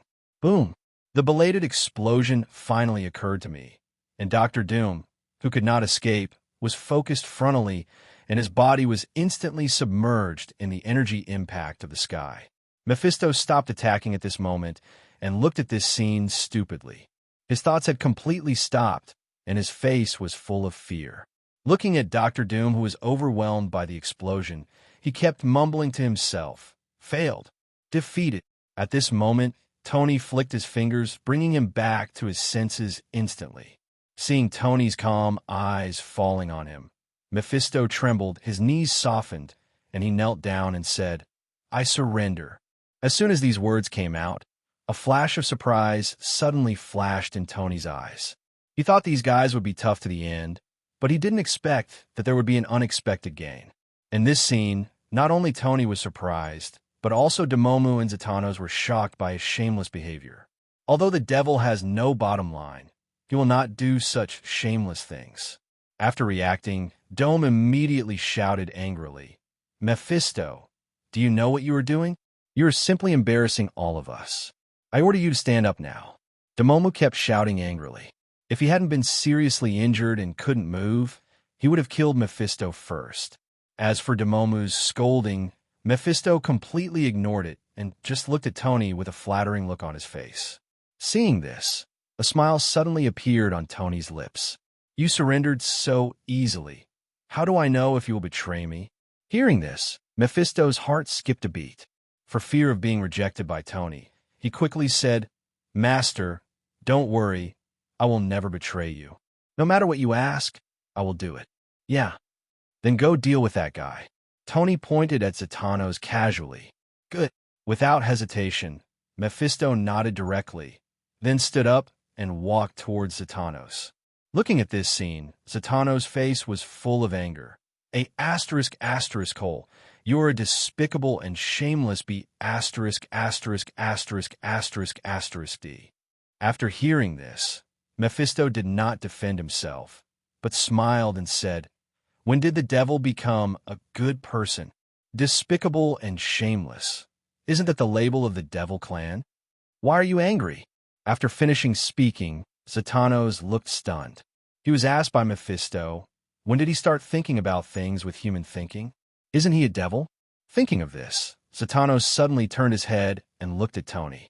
He was defeated by Tony before, and something seemed to be sucked away from his body. From the beginning, he seemed to have a little more humanity. Looking at Zatanos' gaze, Tony's mouth suddenly curled up slightly. "Did you realize it? But it doesn't matter now. They're all going to die today anyway." Yes, he did something to Zatanos, not just him, but Dr. Doom and Domu, and even Hela. These people are all the big villains in the original work. Although they have their own threats, how is it possible for them to really stand on the side of mankind? But now, they're all fighting for humanity. How is it possible for people like them? All because Tony had taken away the dark breath from their bodies during his previous contact with them. This is something that comes with every creature's birth. There is primitive darkness and primitive light in everyone's body. The original darkness is a huge amount of tonic to the Shadow Kingdom, which he discovered when he was in the gods' domain. That's why he was curious about why the soul of the gods could improve the Black Shadow core. Under his research, he finally discovered the original darkness hidden in every living being. It's just that this kind of thing varies from person to person. The darkness in ordinary people's bodies has basically no improving effect on the Shadow Kingdom. Only guys with strong strength and dark personalities can be effective. Therefore, when Dr. Doom and others came into contact with Tony, the original darkness in their bodies was drained away by Tony. This caused the original light in their bodies to take over, making them become more and more righteous. As for Mephisto, this was his first contact with Tony, and he was still the same despicable and shameless devil. So he surrendered on the spot without any shame. "Destroy it." Mephisto stood in front of Zatanos and pronounced his verdict from above. Zatanos was naturally unwilling to end up like this, so he resisted desperately. Unfortunately, how could he resist when he was already seriously injured? Finally, under the impact of a powerful energy, he let out a miserable howl. His so-called regenerative healing factor has become a complete joke at this moment. The repair cannot keep up with the speed of destruction, and it is eventually wiped out bit by bit. Soon, Zatanna's figure completely disappeared, as if he had never appeared before. This made everyone at the scene completely quiet. Except for Tony and Mephisto, Ancient One, and others only felt depressed at this moment. A powerful demon was just gone. The Ancient One's face was even more complicated. He didn't know about the grudge between them and Tony before. In addition, Tony was a human and they were demons, so the Ancient One was on Tony's side from the beginning. But now, he suddenly realized that something seemed wrong. Especially the eye contact between Zatanna's and Tony just now filled him with a sense of disobedience. What's with that look that would rather sacrifice than surrender? Isn't that guy a devil? When did the devil become righteous? Instead, it was Mephisto who looked more like a devil, but he joined Tony's army. All of this was echoing in Ancient One's mind at this moment. He began to recall all the scenes after he met Tony, and gradually his expression began to change. The Ancient One stared at Tony with a vague suspicion in his mind. He put his hands behind his back, and a faint dark red symbol of double-curved hooks appeared on his forehead. Ancient One hooked his fingers and gently stirred up a wisp of dark aura. His eyes were staring in Tony's direction. The dark aura rippled slightly, and then lay motionless in his hand as if it had fallen into mud. Ancient One's heart was filled with turmoil, and his pupils shrank sharply. Dry. Joker is actually me. The devil is by my side. Mephisto bent down respectfully and looked at Tony flatteringly. Sir, are you satisfied? Tony nodded with satisfaction. Mephisto, the dog, could be of use. Tony smiled and pointed at Domu, who was lying there pretending to be dead, but was actually secretly building a remote dark portal. Go and kill him too. Damumu was seriously injured by his punch. But if you want to say that these old fools don't even have the ability to run away with oil, that's absolutely nonsense. Those who can't run away have all died long ago. How can they survive until now? Damomu didn't even dare to pretend to be dead, and hurriedly got up and knelt on the ground. Great Lord of Darkness, I am willing to offer my loyalty to you. Tony smiled gently, and his smile was very warm. I'm not a big, evil person. Let's do this. I will only accept you as a dog, and you can decide on your own. In an instant, the atmosphere has changed. Mephisto cursed in his heart. Damn the devil! But his hand summoned the devil's sword very honestly, and threw it out very quickly to stab Domu. The air emitted a harsh scream, and the devil's sword arrived in front of Domu in the blink of an eye. Not to be outdone, Damumu raised a magic circle in front of him with his left hand and formed a jet-black fireball with his right hand and threw it over. One is the regional Devil King, and the other is the ruler of the Dark Dimension. Both are not weak in strength. Tony stood watching as if watching a play, with his hands in his pockets, extremely leisurely. If Mephisto survives, give him a chance to be a dog. If Damomu is the one who survives, Tony will take him lovingly to the kingdom of darkness and crush every bone in his body considerately so that the kingdom of darkness can devour and digest him. Whoa! The devil's sword was held by a white hand, and the pitch-black fireball was held by a white hand. The smile on Tony's face faded, and he looked at the Ancient One standing between the devil and the devil. Ancient One, what do you mean? A dark red double hook mark appears on Ancient One's forehead, which is a mark of control over the Dark Dimension. Everyone only knows that the ruler of the Dark Dimension is Domu, but they don't know that the Ancient One secretly has as much control over the Dark Dimension as Domu. This is one of the reasons why Damomu fought with the Ancient One many times. Because the Ancient One invaded the Dark Dimension, Damomu often did not expect to kill the Ancient One, but just wanted to seize the territory and consolidate his own territory. Strength. Ancient One looked serious, threw the devil's sword to Mephisto, and absorbed the pitch-black fireball into his body with his other hand. Mephisto felt a deep threat from the Ancient One, and he caught the devil's sword with his hair standing on end, not daring to make any unnecessary moves. Damumu looked at the mark on Ancient One's forehead and knew that he was going to risk his life. He cowardly took a few steps back and secretly constructed a defensive technique. Why is there a strong dark source in your body? His understanding of the dark power is no weaker than that of Domu. Otherwise, he would not have beaten Domu with a slight advantage many times.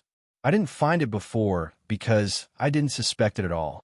Can you imagine that a similar person you meet randomly is a devil? Tony shook his head and sighed. Have you discovered it? I'm a little curious. How did you discover it? You know, I haven't used any dark power in front of you. Ancient One did not speak, but fired a ray of light and flew towards Zora, who had been playing soy sauce on the edge of the battlefield. Zola's eyes flashed, and she broke the chains on her body. Without the source of power provided by Zatannos, the chains were easily broken. The moment the support broke, Zora escaped directly into the Shadow Kingdom. That ray of light directly passed through the space and hit Zola, and then exploded like a firework. Zola was so frightened that she realized that she had not lost anything. The next second, a dark black magic energy chain appeared. The chain of demonic energy that appeared from Zola's heart was directly connected to Tony's heart in the main plane. Tony's heart exudes a rich pitch-black light, and masses of rich dark source are rolling around. Ancient One's expression suddenly turned bad. I didn't expect that you are really the devil. Tony looked at the dark mark on his forehead and hugged his shoulders. Strange, don't you also control the power of darkness? Why are you on the side of the devil and the external demon? The Ancient One actually went to help the devil and an extraterrestrial demon king to fend off him. No one would believe this. A dark golden magic circle ignited in Ancient One's hand, and a rapidly rotating jet black magic circle appeared in his eyes. Because I can accept a devil appearing on Blue Star, but I can't accept a devil appearing on Blue Star. If a devil appears, you can kill it or banish it. But if a demon king appears, the world will definitely be enveloped by the power of darkness. The two are completely different magnitudes. The dark red mark on Ancient One's forehead became more and more vivid, and his tone was particularly solemn. This is our only chance to unite. Mephisto, Domu, you all covet Blue Star's resources. If we unite to expel Tony, what will you do? There's a chance to dominate here. If Tony dominates here, you will not have any chance. Mephisto is a little moved. To be honest, this benefit is big enough. He looked at the seriously injured Domu, shuddered, quickly put away the devil's sword and stood aside, bowing his head respectfully. I am willing to be a dog for adults. How can you short-sighted guys understand this? The main reason is that I like to be a dog for adults. Definitely not, because I am afraid of death. Damumu stared at the mark on Ancient One's forehead, his face almost green. You can die as much as you want. Why should you die in Tony's hands? If you die in Tony's hands, I will take back the authority of the Dark Dimension mark with your head. Domomo had no doubt that if Tony were to get the mark of Dark Dimension, his own core and life would be crushed together. Domu took a deep breath, and the same mark appeared on his forehead. Ancient One, if you win, give me back 30% of my permission to the Dark Dimension. Ancient One smiled, yes. Domomu stretched out his hand and pointed it at the Ancient One, temporarily transferring the mark of the Dark Dimension to the Ancient One. Ancient One felt the power of darkness within his body surge, and his control over the Dark Dimension reached its peak. From this moment on, the Ancient One is the omniscient and omnipotent ruler of the Dark Dimension. Tony didn't stop him and said, in comparison, I still prefer those decent people who follow the rules and are stupid. The Ancient One is a strong man who protects the Blue Star and the human magic field at all costs. Don't talk about dark forces. If only the Ancient One could contact the Eternal God now and sell his soul in exchange for power. He believed that Ancient One would not even frown. Ancient One opened his pitch-black eyes, and a pair of blood-red snake eyes appeared in them. The mage uniform all over his body turned into blood-black at this moment, with dark red lines running on it. Gusts of wind blew up the clothes woven by the dark power of the Ancient One. I know that I'm not as strong as you. Tony, as long as you leave Blue Star and never come back, I will never take action against you. He has mastered the power of the Dark Dimension. But Tony is not a simple thing. There are two dark sources of power in his body. Tony smiled very happily. He looked at Mephisto aside. Mephisto, are you willing to join my Dark Alliance? Mephisto nodded hurriedly and obediently. Yes, yes. Number of draws 1. 1. Acquire control of the Dark Serpentine group. Control power is gathered, and the host obtains the authority of the Demon King. Tony's aura began to soar, and the endless power of darkness quickly rose from behind him, turning into a black curtain that covered the sky. The black curtain covering the sky continued to roll, and the demonic energy quickly blocked the sunlight and spread to all directions. It's dark. Mephisto gaped at the scene in front of him. The Doma people were immediately numb. The Ancient One looked at Tony in shock. Tony's pupils turned red, and streaks of black energy swirled around him rapidly. He stretched out a finger and shook it. Ancient One, are you worthy of expelling me? Ancient One's scalp was numb, and he was shocked by the nearly infinite power of darkness in front of him. The sky was shrouded in ever-expanding darkness, and the dark gray on the ground continued to spread. Countless plants were transformed by the power of darkness and turned into twisted shapes. This is the essence of demon, mastering the power of dark source and swallowing up the world. In this case, I can only take action. A clear light flashed across Ancient One's body, and the power of heaven and earth gathered towards his body and turned into his power. A series of crazy, tingling sensations arose between the eyebrows. Tony's expression changed slightly. Interesting. The Ancient One not only integrated the power of the dark dimension, but also received support from the origin of the world. He is worthy of being the guardian of Blue Star. Tony, you are so arrogant. You dare to challenge me in the world I protect. I have the blessing of the world, but you don't. It's the equivalent of fighting on Ancient One's turf. This is also the reason why Duomumu is always beaten. Duomu's face on the side was green with a hint of blue, but his hands were not slow at all, and he continued to seize the time to build the long-range dark portal. Normally, he would need sacrifices to build it quickly. Now I can only rely on my hands to create happiness. He was absolutely convinced that if he just hit on the blue star, he would not be able to hide it from a strong person like Tony Ancient One. In his eyes now, there's only the temptation to go home, and the dark dimension is his warm harbor. Damumu gave the dark mark to the Ancient One not because he recognized the overall situation, but purely because he wanted to use the Ancient One to buy time for himself. Ancient One glanced at Damumu from the corner of his eye and sighed in his heart, knowing that this D was unreliable. He rushed directly towards Tony, and a long sword appeared in his hand. This is the best option when forced to do so. If Tony were allowed to fight from afar, his own territory would be destroyed. Tony sneered and raised his hands directly. You are a mage, and you want to play close combat with me? Dang. Boom. The long sword and the fists collided. The air exploded violently, and the shock wave quickly knocked away everything around. The land was blown 3 floors away, and the trees were broken by the shock wave. Where the two people confronted each other, a large pit of more than 100 meters suddenly appeared. Mephisto's expression changed drastically. He hurriedly put his hands in front of his body and flew high into the sky. Duomumu held the teleportation spell in his hand and watched the shock wave in despair. All his power is now used to activate teleportation spells, and he really has no extra power to build defense. Puff!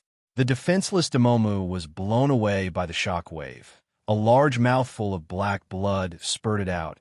Half of his body fell apart, and he hit the hillside in despair, holding the teleportation spell with both hands. Ancient One's face changed drastically, and he looked at Tony's hands in shock. This is impossible. This is a sword that integrates the power of the world and the power of darkness. It is so powerful that Tony can take it safely.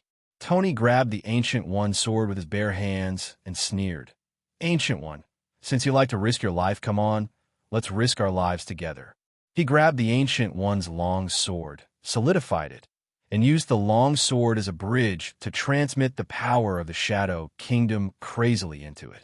The Ancient One wanted to disperse the magic spell, but found that it was solidified and could not be released in a short time.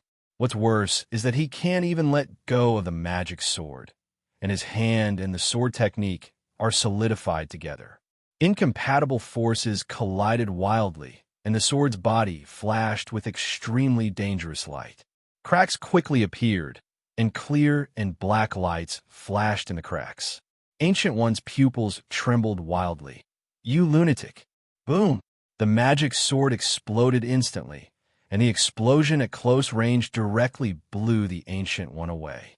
Countless sword fragments turned into sharp blades and pierced the Ancient One's body. The Ancient One crashed into the earth, directly opening a large crack in the ground. The person was embedded in the soil deep in the crack and vomited blood. He was in severe pain all over, with countless sharp blades stuck in his body, and blood was flowing freely.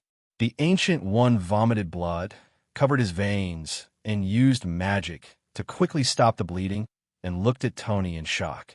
At the center of the explosion, the dust was quickly blown away by a hurricane, revealing Tony's figure. The clothes on Tony's upper body turned into fly ash, and his strong body emerged, but his whole body was unscathed. Ancient One couldn't believe it. How is this possible?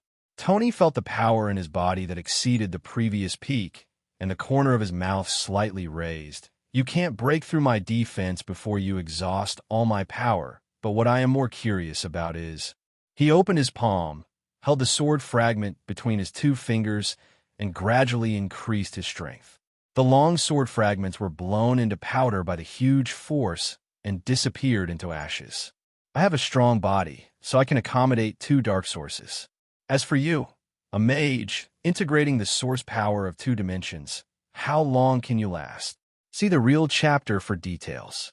Ancient One can construct magical long sword techniques comparable to artifacts. But after encountering a conflict of extremely strong forces, he was unable to channel it in time and could only suppress it. After suppressing it for a second or two, it exploded. This is a sign of insufficient power control.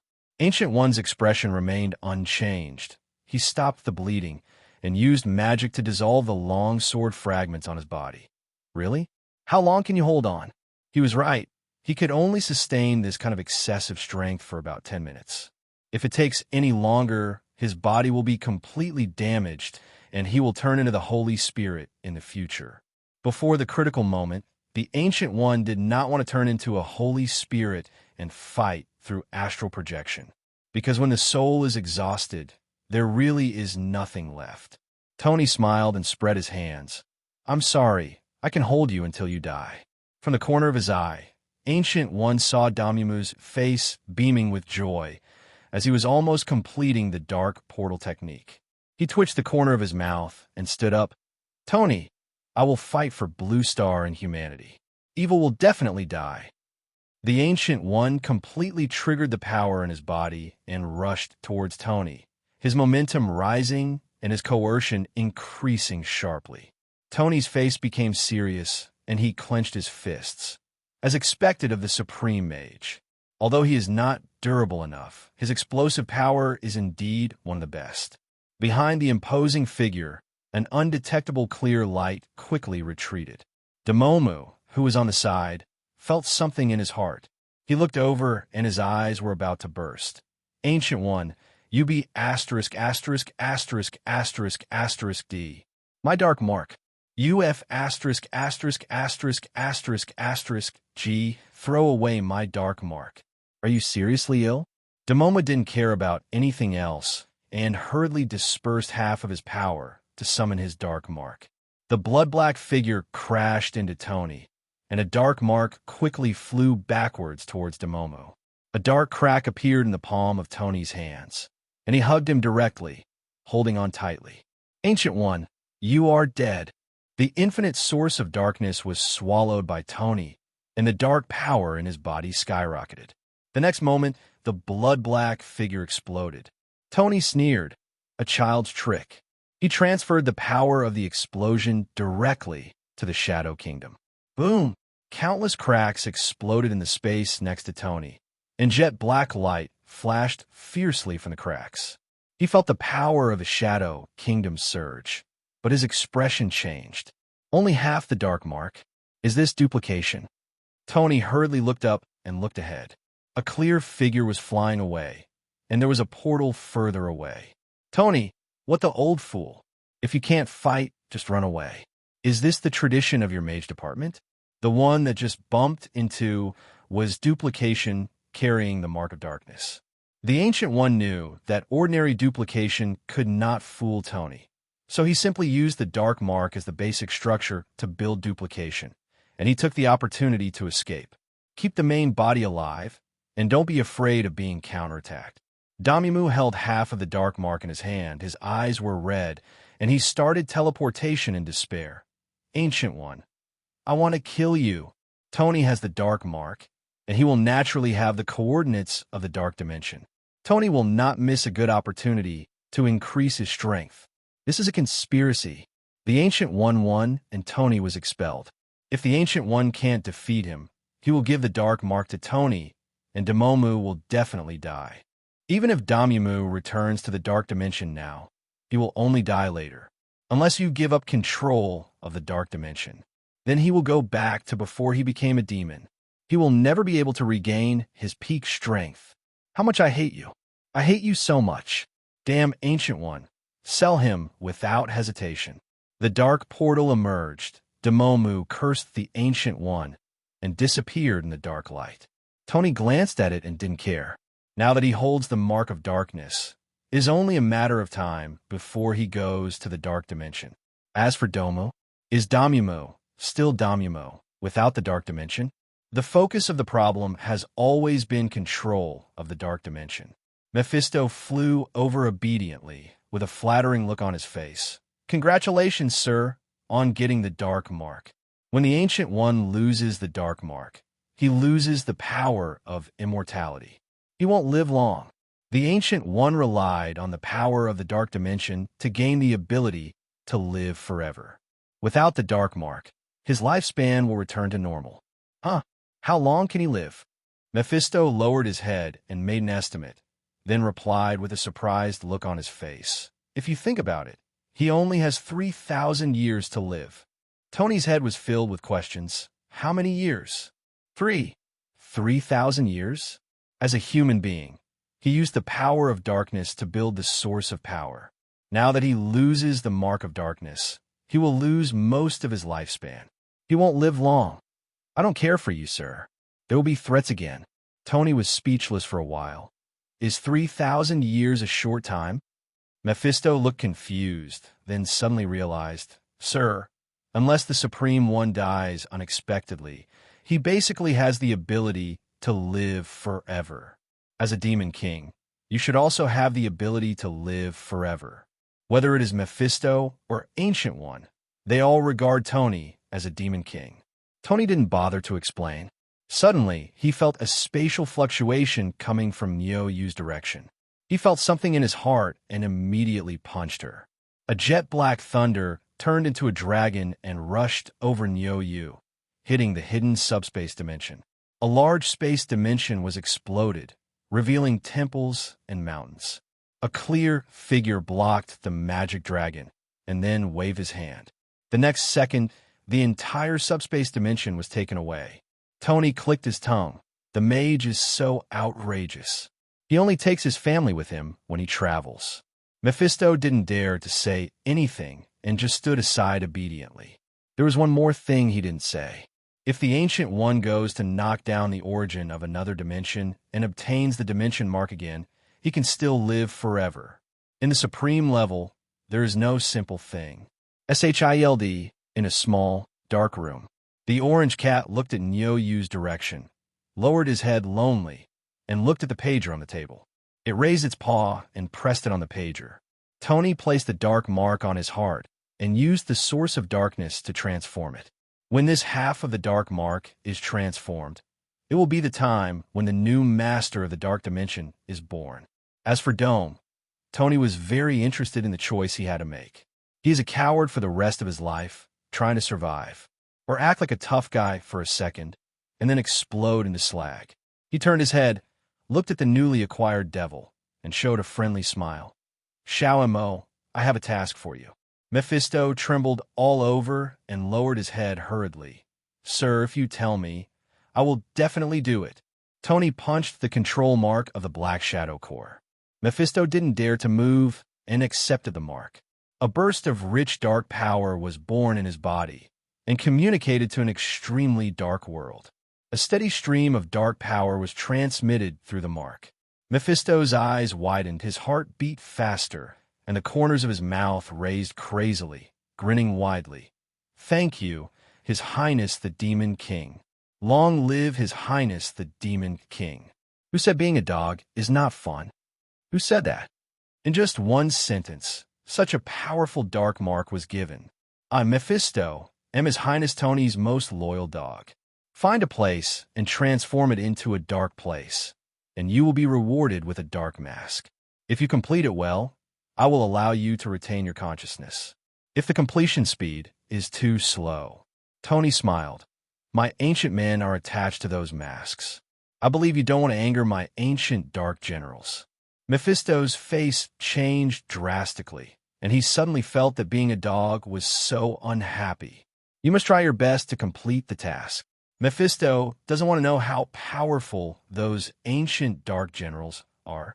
This universe is so big that even Mephisto doesn't know how many heroes there are. He didn't dare to think carefully about whether Tony was a Blue Star person or the ancient Demon King who took over the Blue Star people. His current goal is just to be a happy dog. Not only must they be able to wag their tails, but they must also be able to bite. If dogs have no value at all, Mephisto didn't dare to think anymore and hurriedly knelt on the ground. Your Majesty the Demon King, I will complete the task now. I will retreat. Go ahead. Mephisto hurriedly called out the portal and turned into a black light and flew in. Mephisto passed through the portal and appeared in an abandoned town, squatting down with his hands on his head. The macho tears are about to flow out. It's too awful. This time I was tricked by Dr. Doom. Now only one dog can be the last dog. After feeling heartbroken for a while, Mephisto stood up, looked at the abandoned town, and thought about life. The dark mark can give him a steady stream of dark power. It can also turn him into brilliant fireworks. A dark place? What kind of dark place? This is the same as the leader saying that you want to plant a forest. Who knows whether the leader wants a scrub forest, a coniferous forest, or a tropical forest? Mephisto remembered what the Demon King had just said and shuddered. Not daring to waste any more time, he hurriedly summoned his men. Demons from hell were summoned one by one. The 10-meter-high magma demon, with its bright red body exuding scorching heat, respectfully lowered its head composed of flowing magma. See, Lord, countless jet-black souls of grievances were hovering, and a skinny skeleton mage holding a skull in his hand emerged with his feet stepped on the blue flames, bending down respectfully. See, Lord, a rotten corpse exuding a rotten smell, with muscles all over its body stiffened, and holding a giant hammer walked out of the green mire and knelt on the ground. Meet the Lord. Demons crawled out of the gates of hell one by one and knelt in front of him. Mephisto looked serious and exuded coercion. My loyal men, go and plunder the creatures on this planet and bring them here to transform into dark creatures. I, Mephisto, want to create an eternal kingdom of darkness. Demons, look at me and I look at you. I don't know why the boss is so crazy. Is it because hell is no longer fragrant? Or is it that you, old M.O., have drifted away? Doing such a thankless job. Transforming the place of darkness requires real power of darkness.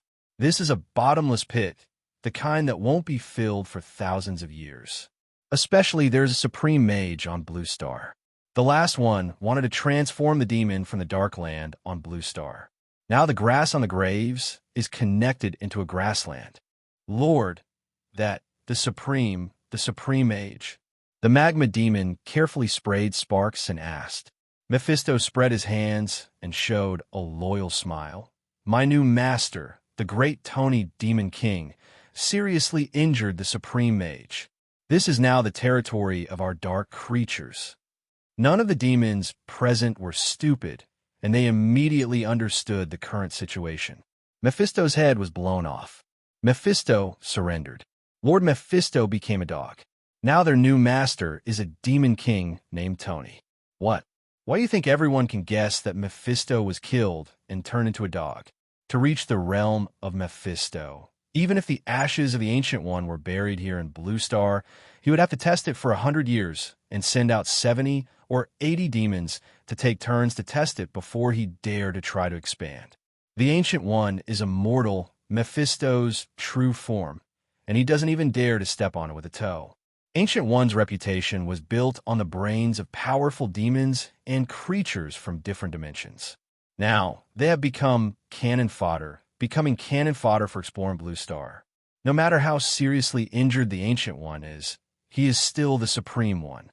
Moreover, everyone knows how shameless Ancient One is. That was a despicable villain who was obviously the Supreme Mage, but would sneak up on them with a dagger and the invisibility technique. Mephisto showed a kind smile. If you satisfy me, I will terminate your life contract. If you dissatisfy me, I don't mind swallowing the soul of a Lord Demon to draw strength. My subordinates will definitely complete the mission. Please rest assured, Lord, I can definitely complete it. Subordinates take orders. A group of demons hurriedly agreed, fearing that they would become negative teaching materials in Mephisto's mouth. Literally in the mouth.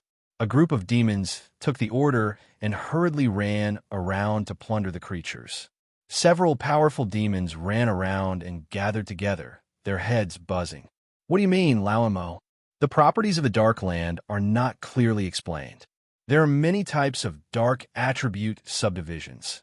Evil, depravity, darkness, blood, death, decay, plague, etc. I don't know, try your best.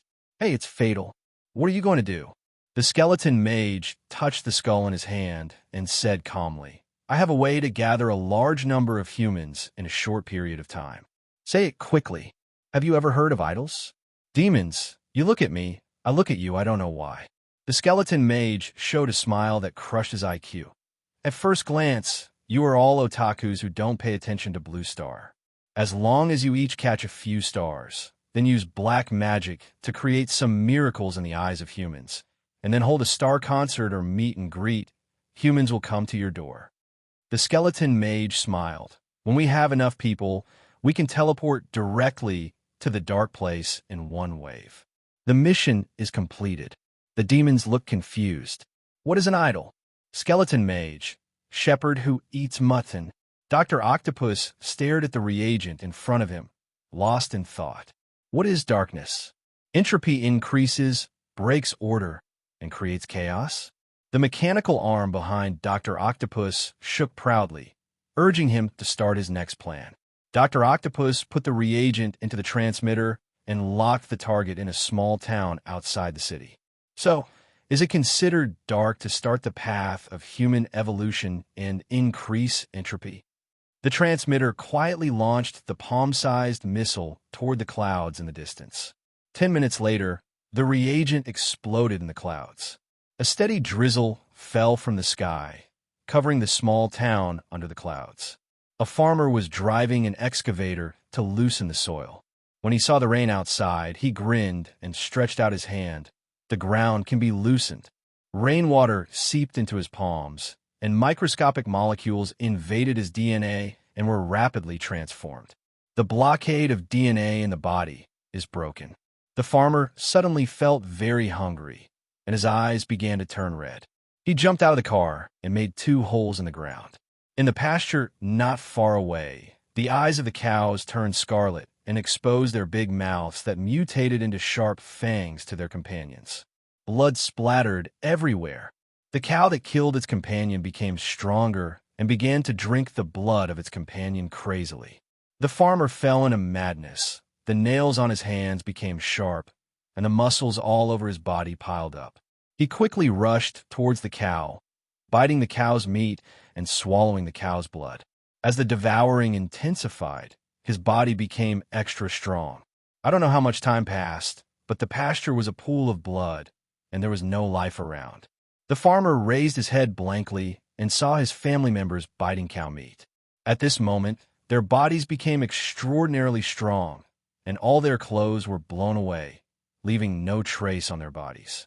What happened? Dr. Octopus looked at the mask that appeared out of thin air in front of him and picked it up with his robotic arm. Weird mask. What ingredients is it made of? The next moment, the mask fell on his face and integrated quickly. Dr. Octopus was shocked, and the robotic arm came up and tore at it frantically, trying to tear it off. The robotic arm that had just reached near the cheek suddenly stopped moving. Dr. Octopus slowly raised his head with a distorted smile on his mask. Wong, I, Lace of the Octopus, am back. Tony repaired the villa and just sat down when he heard the notification tone. Dr. Octopus has completed the mission and has integrated the Laceum mask. Tony was a little surprised. Hey, how did he accomplish it? He opened the record and glanced at it, and was quite interested in Dr. Octopus's operations. Yes, it turns out to be biological evolution. Spider-Man has completed the mission and has integrated Bart's mask. Little Spider-Man's is a bit slow.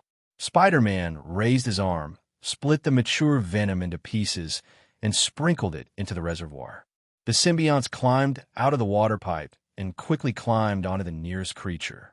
Human beings screamed and fell to the ground, frantically tearing at the symbiote on their bodies, but to no avail.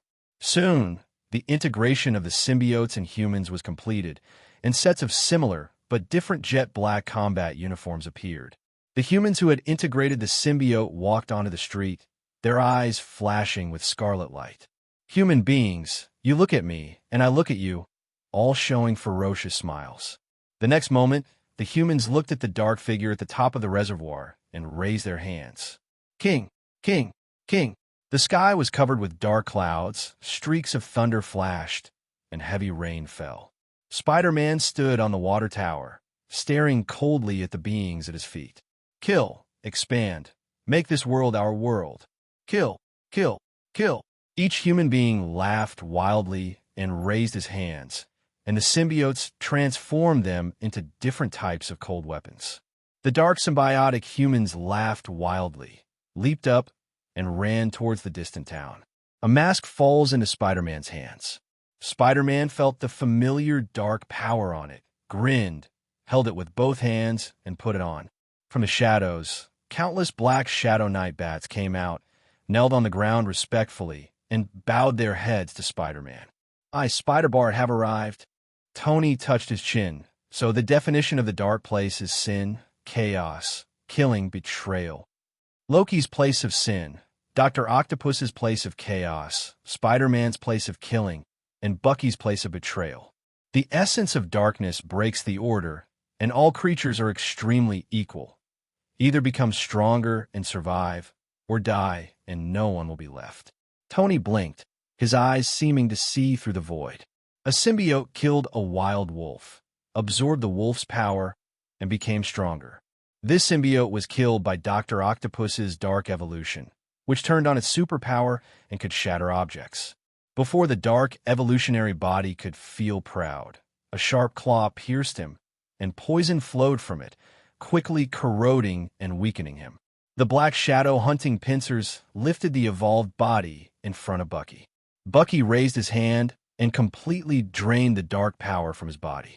When Tony saw this, he understood in his heart. In the Dark Land, there is only one order, the killing order of the weak and the strong.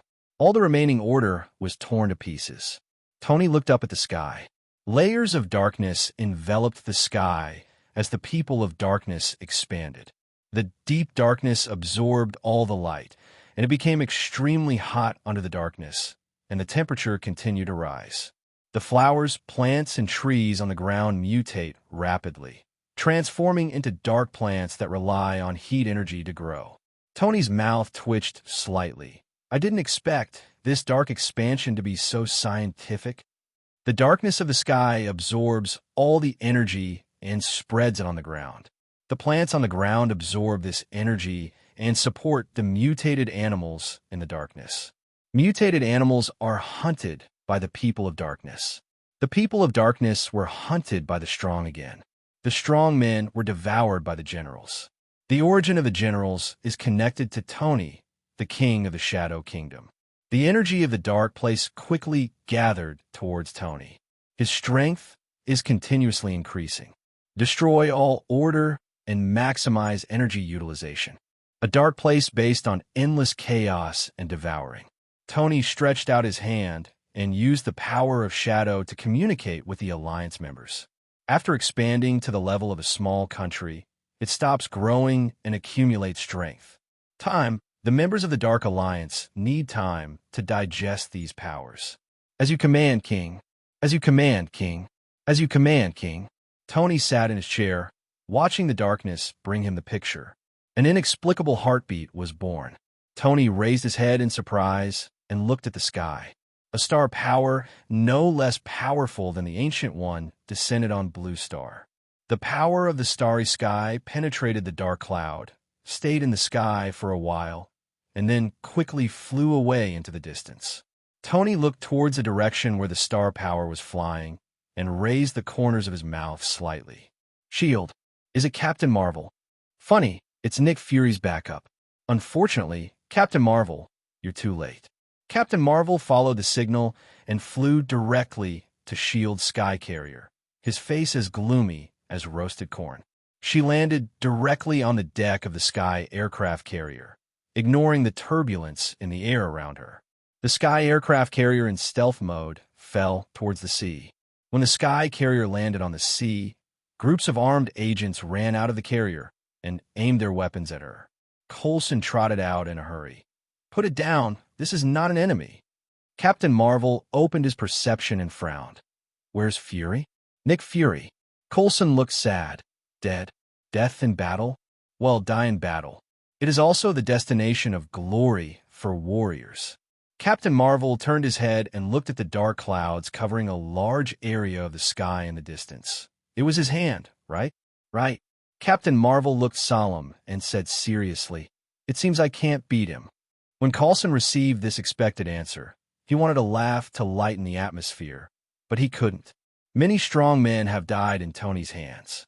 Nick Fury always felt that Tony was a huge amount of threat, a threat to everyone.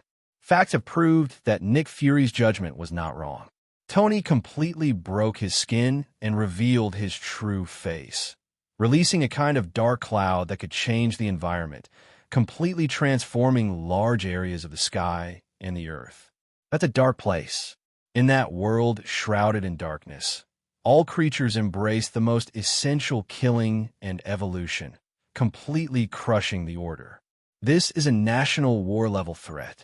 Coulson stood there and just sighed. Don't you have the slightest idea? The universe is big, and I can find you a new home. I just tried to disperse those dark clouds, but they quickly returned, unless I could eradicate the root cause. Captain Marvel shook his head regretfully. An expert will know if there is one as soon as he takes action. As someone who has fought against an army of Kree space battleships, she was able to easily smash the space battleships without getting hurt. But she could only dispel that dark cloud temporarily, but could not eradicate it. Captain Marvel knows very well what this means. Coulson looked a little haggard. If we put the nuclear bomb, if you cannot kill the root cause instantly, you will create a more powerful enemy with your own hands. Captain Marvel raised her hand and pointed it at the sea. The next second, a large amount of blue energy particles emerged from the sea and flew into her hand. Inexplicably, everyone felt that the nearby sea had become weak. It's a weird feeling, but everyone can feel it. You haven't observed in outer space, so you don't know that it's normal. Those dark places are just like me. They can constantly swallow up all the energy nearby. Coulson's face suddenly turned ugly. You mean, even if we don't attack, that demon is still absorbing energy every minute and second? This is an enemy that has swallowed up the world. It is not something I can deal with. Captain Marvel has cosmic-level perception ability and is very aware of how powerful his enemies are, even if she reluctantly expels the other party. Blue Star's environment will also suffer huge and irreversible damage. Ordinary humans cannot withstand such a blow, and those dark creatures can. Coulson took out a ring from his arms and handed it over. This was given to me by a magician named Ancient One. He said that if a strong man comes, I can go to him. He had a fight with Tony. Captain Marvel was a little surprised and asked, "Win or lose?" Coulson's mouth twitched. He carried the entire alien space and ran away with his temple and mountains. Captain Marvel choked. Very, very tactical. In the dark dimension, Domomu drank heavily from the wine bottle, smelling of alcohol. A space wave rippled, and the figure of the Ancient One came out of the dark dimension. When Domomu saw the Ancient One, his eyes turned red. He picked up the wine bottle and smashed it at it. "How dare you come here?"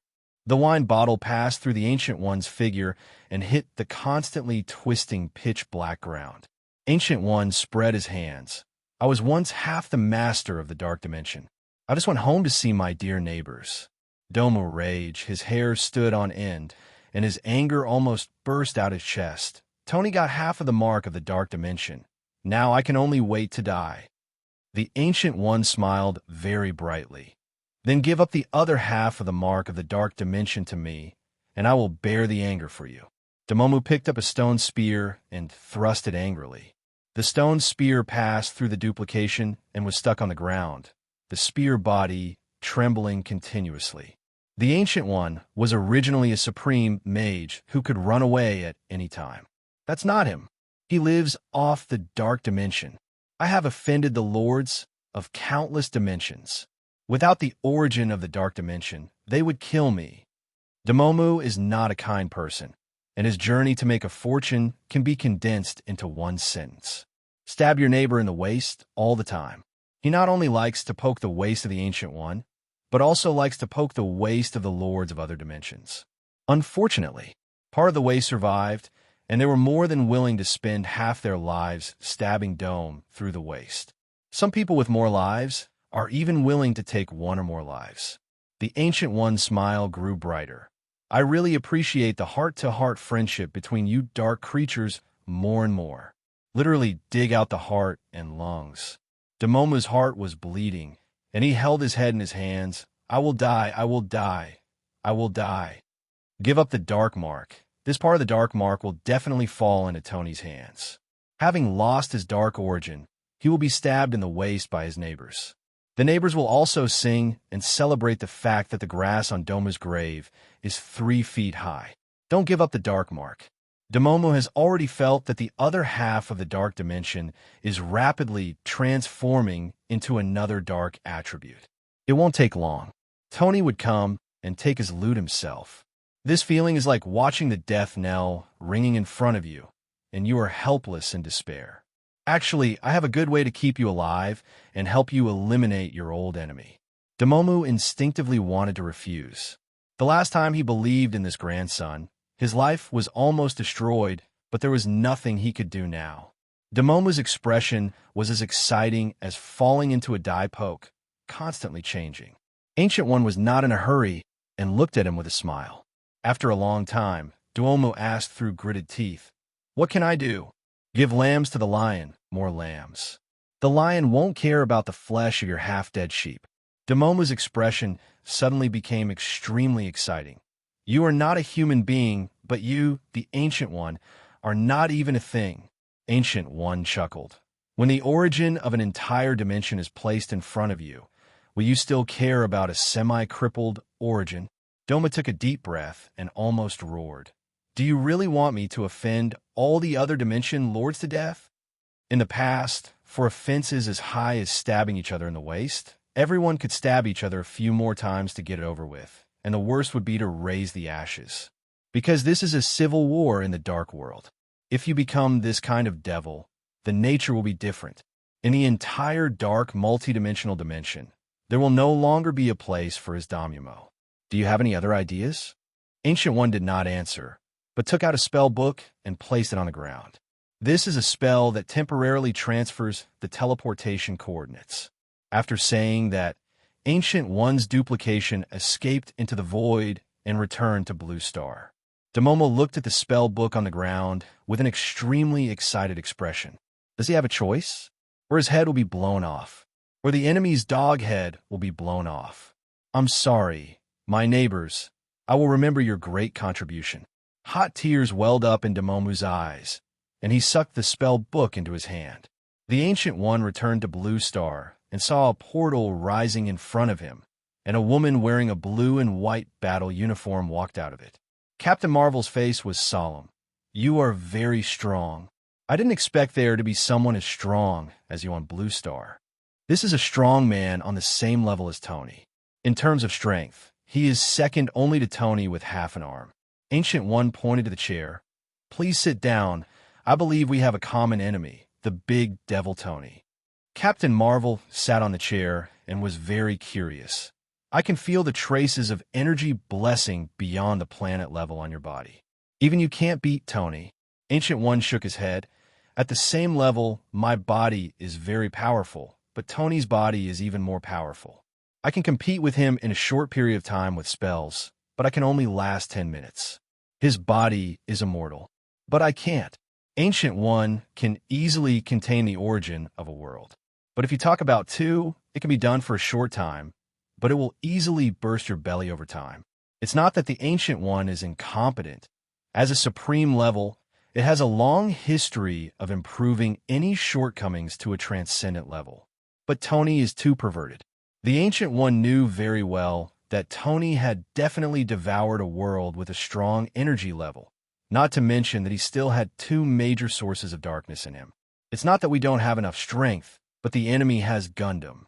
Captain Marvel frowned. "Counting me in, what are the chances of winning?" 3-7. We are 3. Tony is 7. Captain Marvel frowned. "I can find you a new home." Ancient One's eyes lit up. "Okay, no. I mean, we can accumulate strength and still have a chance of winning." The moment Captain Marvel just said that, the Ancient One even thought of the name of his new home. His eyes looking at Captain Marvel became softer and softer. "This is a great talent. A perfect supreme reserve. A strong person who cannot run away will have long since died on the road to growth.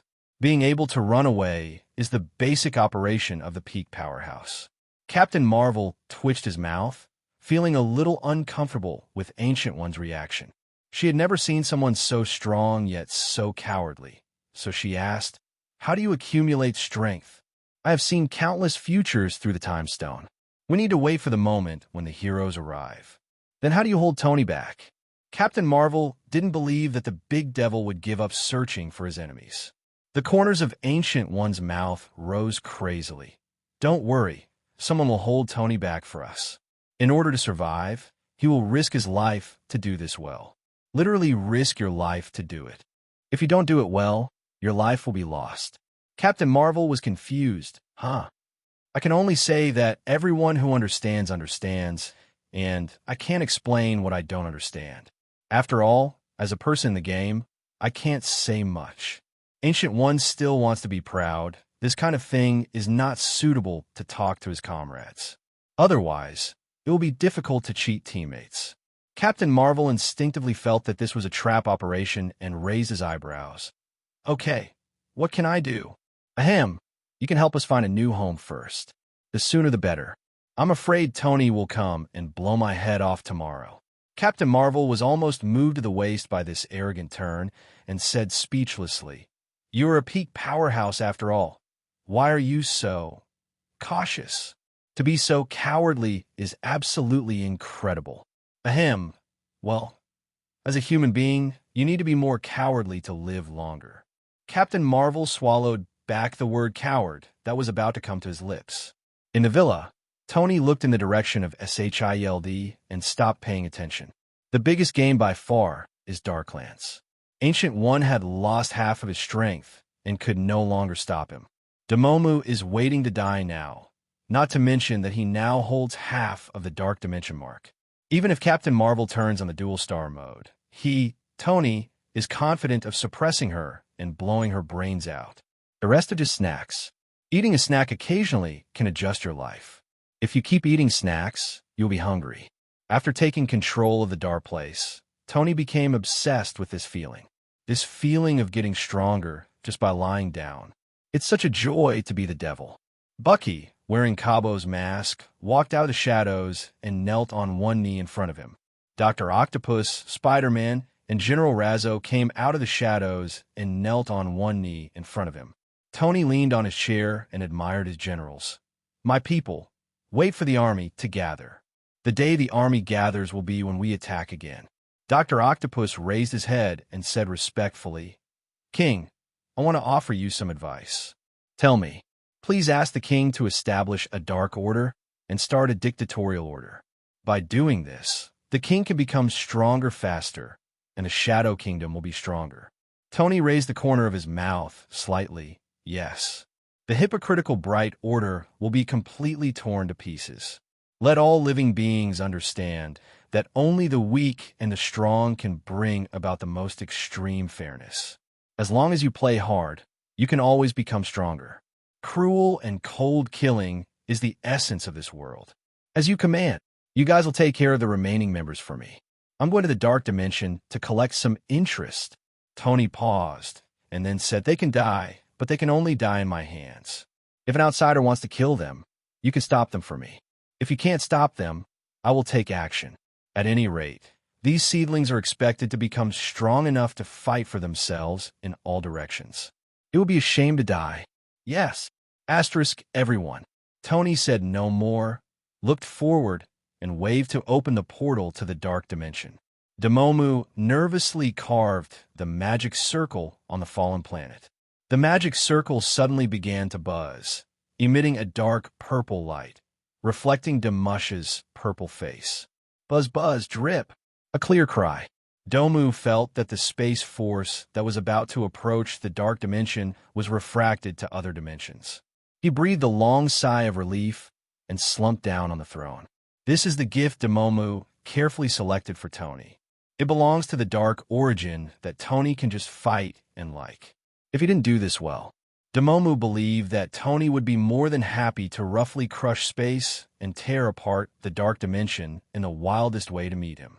Damumu looked up into the distance, feeling the fluctuations in the target dimension, and tears flowed down. "Neighbor, you have to hold on." Doma knew that guy would definitely die, but he hopes to hold on longer, because only in this way can he live for a while longer.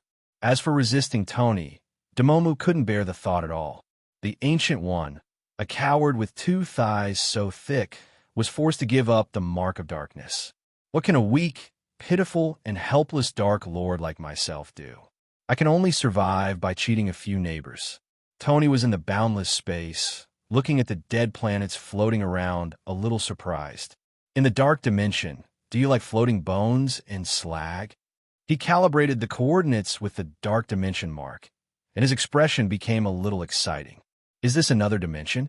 Is there something in the Dark Dimension that makes the teleportation deviate from the original direction? Tony raised his eyebrows. As expected of an old guy, he still has some skills. But do you think you can stop me like this?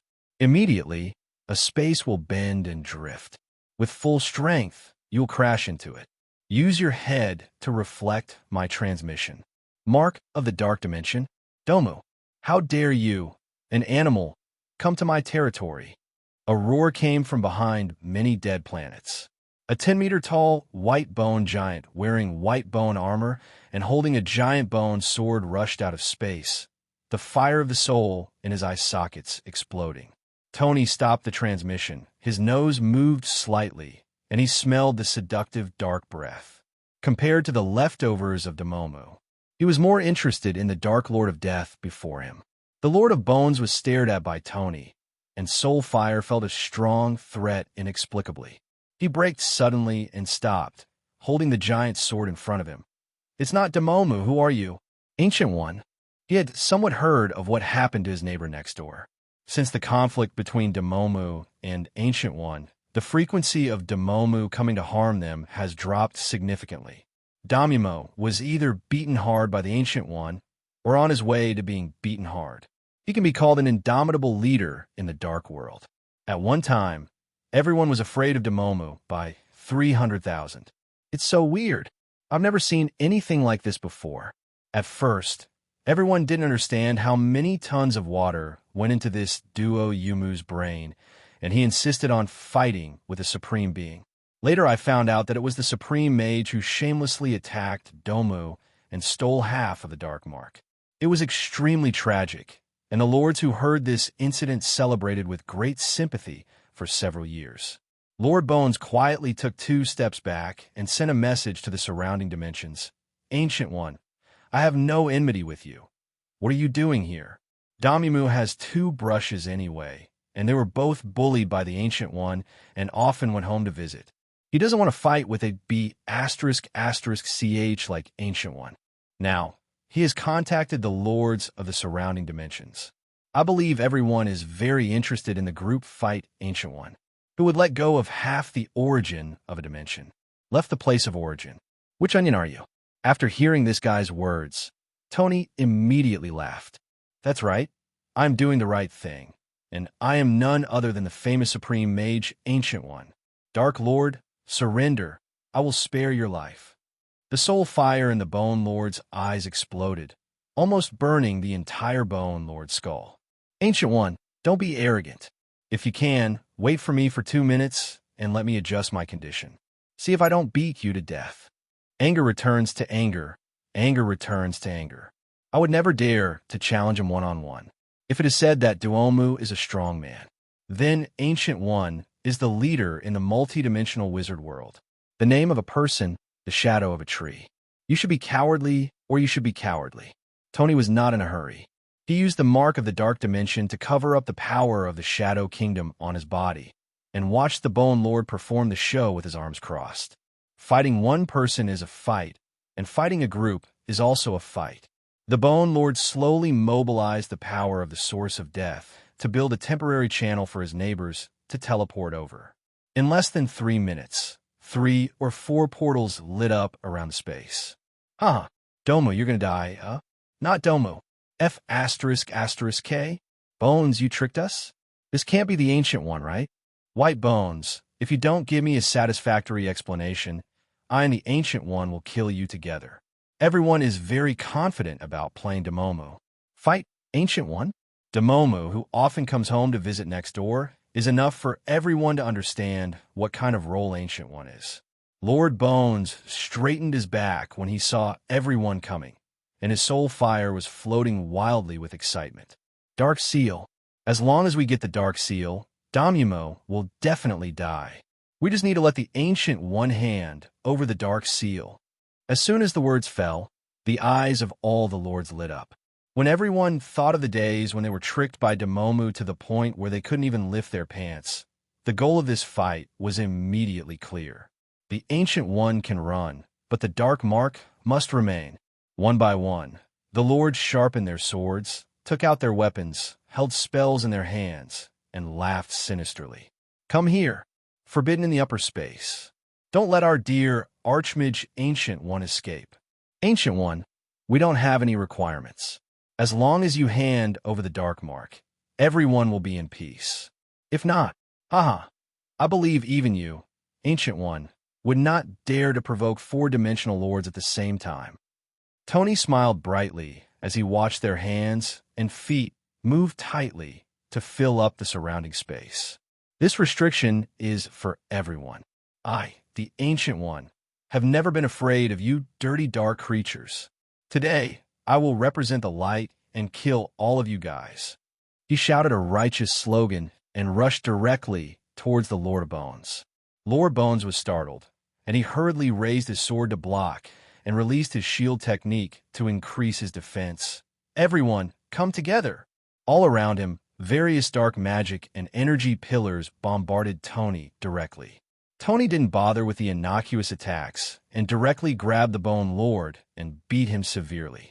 The Bone Lord's head was buzzing from the beating, bones were flying, and soul fire shrank into a ball in fear. Save me! Save me! Save me! Is this Ancient One seriously ill? Why do you, a mage, play melee combat? Everyone was shocked, but they didn't expect that the Ancient One could be so arrogant, and rushed forward to bombard Tony with black magic. A violent explosion overwhelmed Tony and the Bone Lord. Lord Bones felt that his skeleton was rapidly falling apart in just a few breaths. He was severely affected by these bombings. He was scared and angry, and he was furious. If I die, I will directly detonate the source of the dimension, and everyone will die together. Are you trying to start a fight, or do you want to kill me and the Ancient One together? The Dimension Lords hurriedly put aside their own petty thoughts and came to start the fight in person. Those with claws used their claws, and those with hammers directly hit them. It can be said that each shows his magical power. Tony reached into the main body of the Bone Lord, tore off half of the Bone Lord's essence, swallowed it, and began to retreat. The Bone Lord's soul fire instantly turned red, and he shouted, "Stop him! My origin!" Several lords around saw it, and were very frightened. If Ancient One could get half of the source, everyone would be able to live a good life in the future. The Lord of Decay hurriedly rushed forward with his claws, trying to intercept Tony. Tony directly used the rabbit charm to speed up and raise his palm as fast as light. Snapped! The Lord of Decay was slapped so hard that his head was buzzing, and his whole body was spinning rapidly like a top. The remaining two lords braked quickly. An evil smile appeared on Tony's face, and he slapped each of the remaining two lords. Pa! Pa! The heads of the lords were buzzing, half of their faces were numb, and they were still spinning like tops in space. Tony withdrew to a certain distance and looked at these Dimension Lords funny. His original goal was to get half of the source to help him improve his strength. After all, it takes time to digest the source. But now, he thought of a good way. The Dimension Lords stopped, their eyes almost bursting with anger. They are dignified Dimension Lords. He actually got slapped in the mouth. Ancient One, do you know how much harm this big mouth can do to everyone's soul? Ancient One, you must die today. Tony cleared his throat and said loudly, "Retarded Dark Lords. I, the Ancient One, will never change my name when I work or my surname when I sit down. I live on a blue star. This is my space coordinate. If you have the ability, come and beat me." After saying that, Tony used the rabbit charm and magic power to forcefully break the confinement and run away. He left the Ancient One's magic power fluctuation characteristics in place, as well as the space coordinates of Blue Star, and even more thoughtfully left the different space information fluctuations used by the Ancient One. The Dimension Lords were angry. Furious. Rage. Furious. Ancient One, you asterisk, asterisk, asterisk, asterisk. Mom asterisk, asterisk, asterisk, asterisk. Turtle asterisk, asterisk, asterisk, asterisk, asterisk. Immortal asterisk, asterisk, Ban. Asterisk, asterisk, asterisk, asterisk. Asterisk, asterisk, asterisk, asterisk. Asterisk, asterisk, asterisk. Why the hell do you still want to live after you slap us so hard? I can give up my life, but you will die. Lord Bones was so angry that he exploded and picked up his sword. Build a dimensional portal. I'm going to kill this guy. Not only did he lose half of his origins, my head is still buzzing now. I was slapped countless times by the Ancient One. He must die. If I don't die, I won't mix in a multidimensional dark dimension in the future. Yes, beat him to death. F asterisk asterisk K him. Ancient One and Captain Marvel sat in line and drank tea obediently. Ancient One was drinking tea while thinking about who to trick next. His eyes lit up, and he thought of an old purple farmer. "Captain Marvel, please help me look after my house while I look for Thanos." Captain Marvel had just finished drinking tea and was going to find a new home for the Ancient One. When he heard this, he sat down and said, "Okay." As a warrior, she is more than happy to follow orders. The Ancient One used the Time Stone to calculate Thanos' location and directly opened the portal to outer space. Thanos was sitting on the throne, drinking berry wine, and the 5 Obsidian generals were standing in the hall reporting on the battle situation. A portal lit up in the hall, and the Ancient One walked out of the portal. Thanos saw this and sneered. "Master, are you playing your tricks again?" Thanos' overall strength is half as weak as the Ancient One. But because he is loved by the god of death, he has extremely high immortality and an extremely powerful body. Despite his appearance, he is actually a typical magician and martial artist with top-notch fists and brains. Behind his back, he is also a multi-field scientist, magic master, blacksmith master, etc. Because of this situation, the battle situation between the two sides was very embarrassing. Ancient One was no weaker than him and was as knowledgeable as him. The situation is that you can't kill me and I can't kill you, but we all have the ability to disgust each other to death. The Ancient One occasionally got interested and used the power of time to send Duplication to fight Thanos, and also beat up the 5 Obsidian generals in an attempt to weaken Thanos' power. However, Thanos still values his subordinates very much, and the Ancient One has never succeeded. Seeing this, Ebony Throat stepped forward with a sarcastic face and directly took the picture. "Mage, please stop playing tricks like yours." "My lord, I don't like this kind of tricks." "He can't beat me." "Can he still not beat duplication?" "Really can't beat it." "So what? Beat me to death if you can?" "The best you can do is beat me to half-death." "This guy, I have to pretend. I must let out these cruel words. This is called momentum." "Haha. Mage, you said sending a duplication is useless. What are you trying to do?" "What are you trying to do? Aren't you just trying to perform a trick for us adults?" "Haha. Corvus Glaive, you can still talk." The 5 Obsidian generals laughed and mocked the Ancient One. "You can't beat him." However, Father Mia is by his side. Taunts must be filled up. Tasty enough. When Thanos saw this, he sneered through the wine glass and hit the Ancient One. Ebony Throat slapped the Ancient One's shoulder hard, and the slap was firm, solid, and steady. His face was arrogant, as proud as if he had destroyed his father, and he relied on his arrogance that his ability was not weak. After a real slap, he was extremely distorted in an instant. Fear, despair, horror, the whole face was distorted. Ancient One stretched out his hand and caught the wine glass. The wine in the wine glass spilled on his body and stained the mage's robe.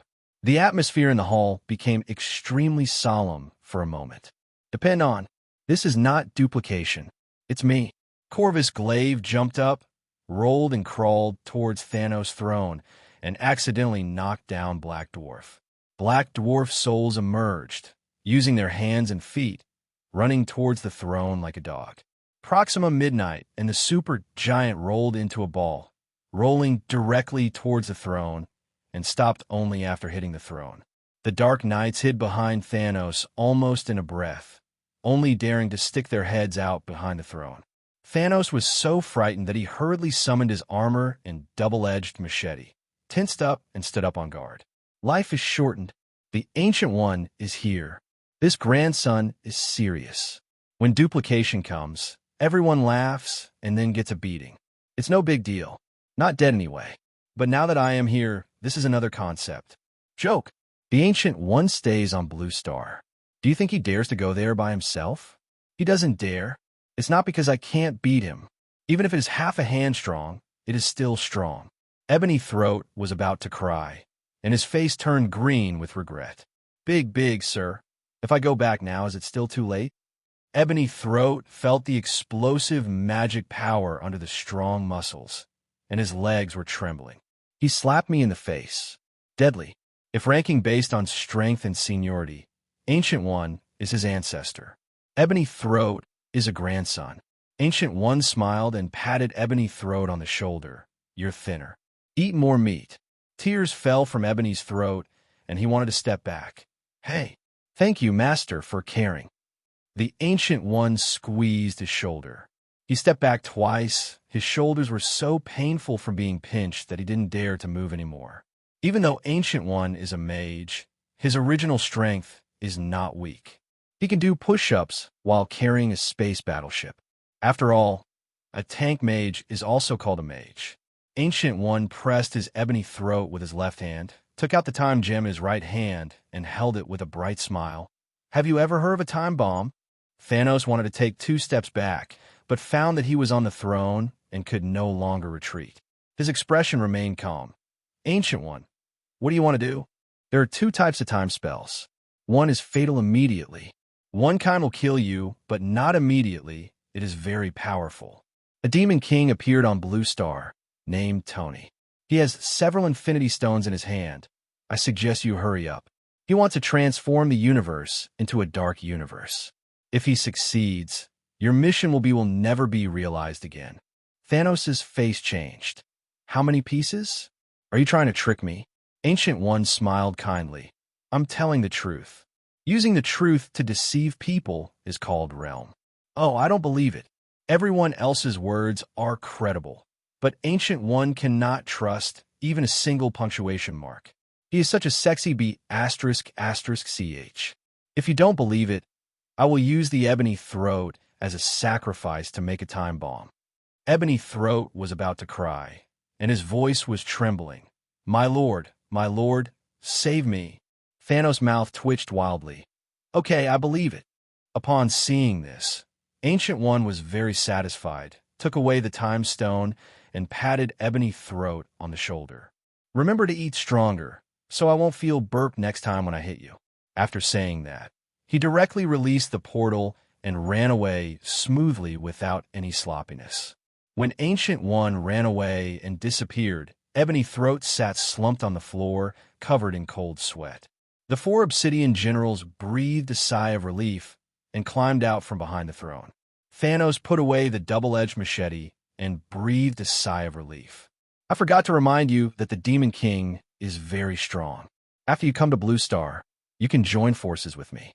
The Ancient One came back again, poked his head out of the portal, and reminded him thoughtfully. Thanos was so frightened that the double-edged machete was inserted directly into his toes. A moment. The soul is lonely and everything is silent. When Ancient One saw this, he took a deep breath, couldn't help but curl up his toes, and retreated into the portal. The five Obsidian generals looked at Thanos' toes in shock. Thanos was sweating like rain, enduring the severe pain, and his voice was trembling. "Call the doctor." The Ancient One left the portal and was in the outer space of the Blue Star. He needs to go to Blue Star space first before he can accurately teleport home. "Ancient One, your mother is dead. Kill him. Everyone stand shoulder to shoulder. Just in larger moves, don't skimp." Ancient One had just built half of the portal when he looked up and saw four Dark Dimension lords rushing over like their parents had died suddenly. What the hell? Everyone has something to say. Captain Marvel was sitting in the temple hut, sipping tea. The portal lights up and the Ancient One steps out. Captain Marvel raised his head. "Come back." "Hiss, did your face hit a meteorite?" With a bruised nose and a swollen face, the Ancient One used magic to create ice cubes and applied it to his face, then sat down with a depressed look on his face. "I'm thinking seriously about a problem." "What is the problem? Do I want to live on another planet?" He had just interacted with the Lords of the Dark Dimension, and everyone was very enthusiastic.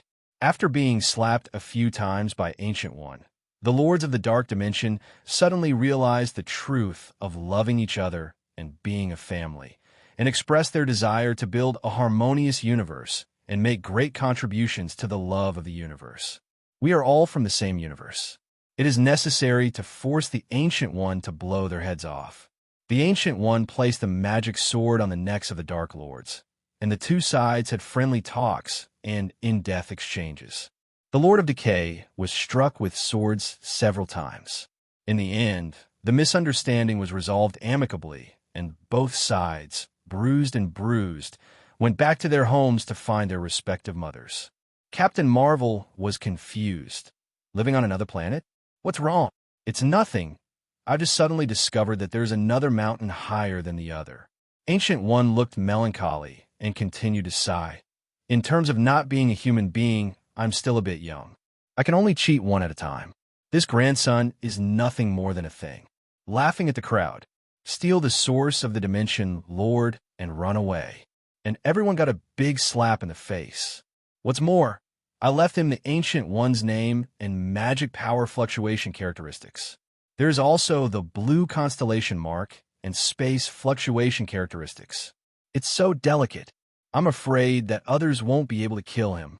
Dog, dog, dog. Tony stayed in the villa, looking at the excessive fluctuations left in outer space, with the corners of his mouth raised crazily. Interesting, you Ancient One was also ambushed one day. "King, how do you feel about this battle?" "It went well. In order to survive, Domu led my teleportation coordinates to the Death Dimension. I got half of the origin of the Death Dimension." Dr. Octopus choked up and was shocked by this wave of sexual manipulation. "Then, King, do you need us to attack the Dark Dimension?" Tony waved his hand with a smile. "No. With Domu here, we don't have to worry about the coordinates of the Dark Dimension.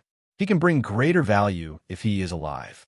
Who can refuse the joy of enjoying the autumn breeze every day.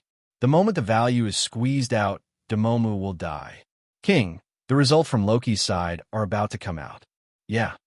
Tony sat on the chair and looked in the direction of Loki, his vision passing through the infinite darkness. Loki stepped on Hela's chest and showed a victor smile, but the blood around his mouth ruined his image. My dear sister, you are no longer invincible without Asgard. Hela is still strong, but without Asgard providing her with a steady stream of power, she is now too weak. Hela grabbed his feet and struggled to lift them up, but found that blackened Loki's strength far exceeded her own. I can't even shake him now. Loki waved his hand, and the lava troll came out of the darkness. Sister, tell me, why bother? What are you trying to do? Hela moved her mouth and spat on Loki's face. Traitor, I should have killed you in the first place. Loki wiped the saliva from his face and smiled kindly. No ifs, my dear sister. Oh, I almost forgot. We are not related by blood. Let her go. A bolt of thunder fell from the sky and struck Loki, and Hela on the ground also received a lot of thunder.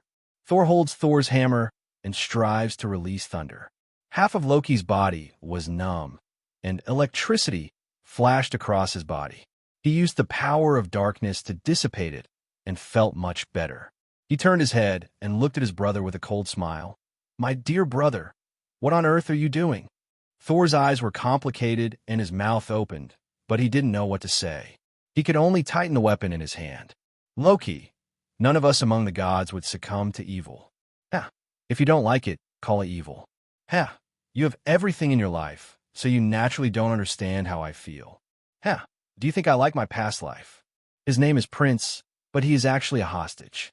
The gods did not dare to openly attack him, but those cold eyes and hatred and hostility corroded his soul like venom. The seeds of hatred have long been planted.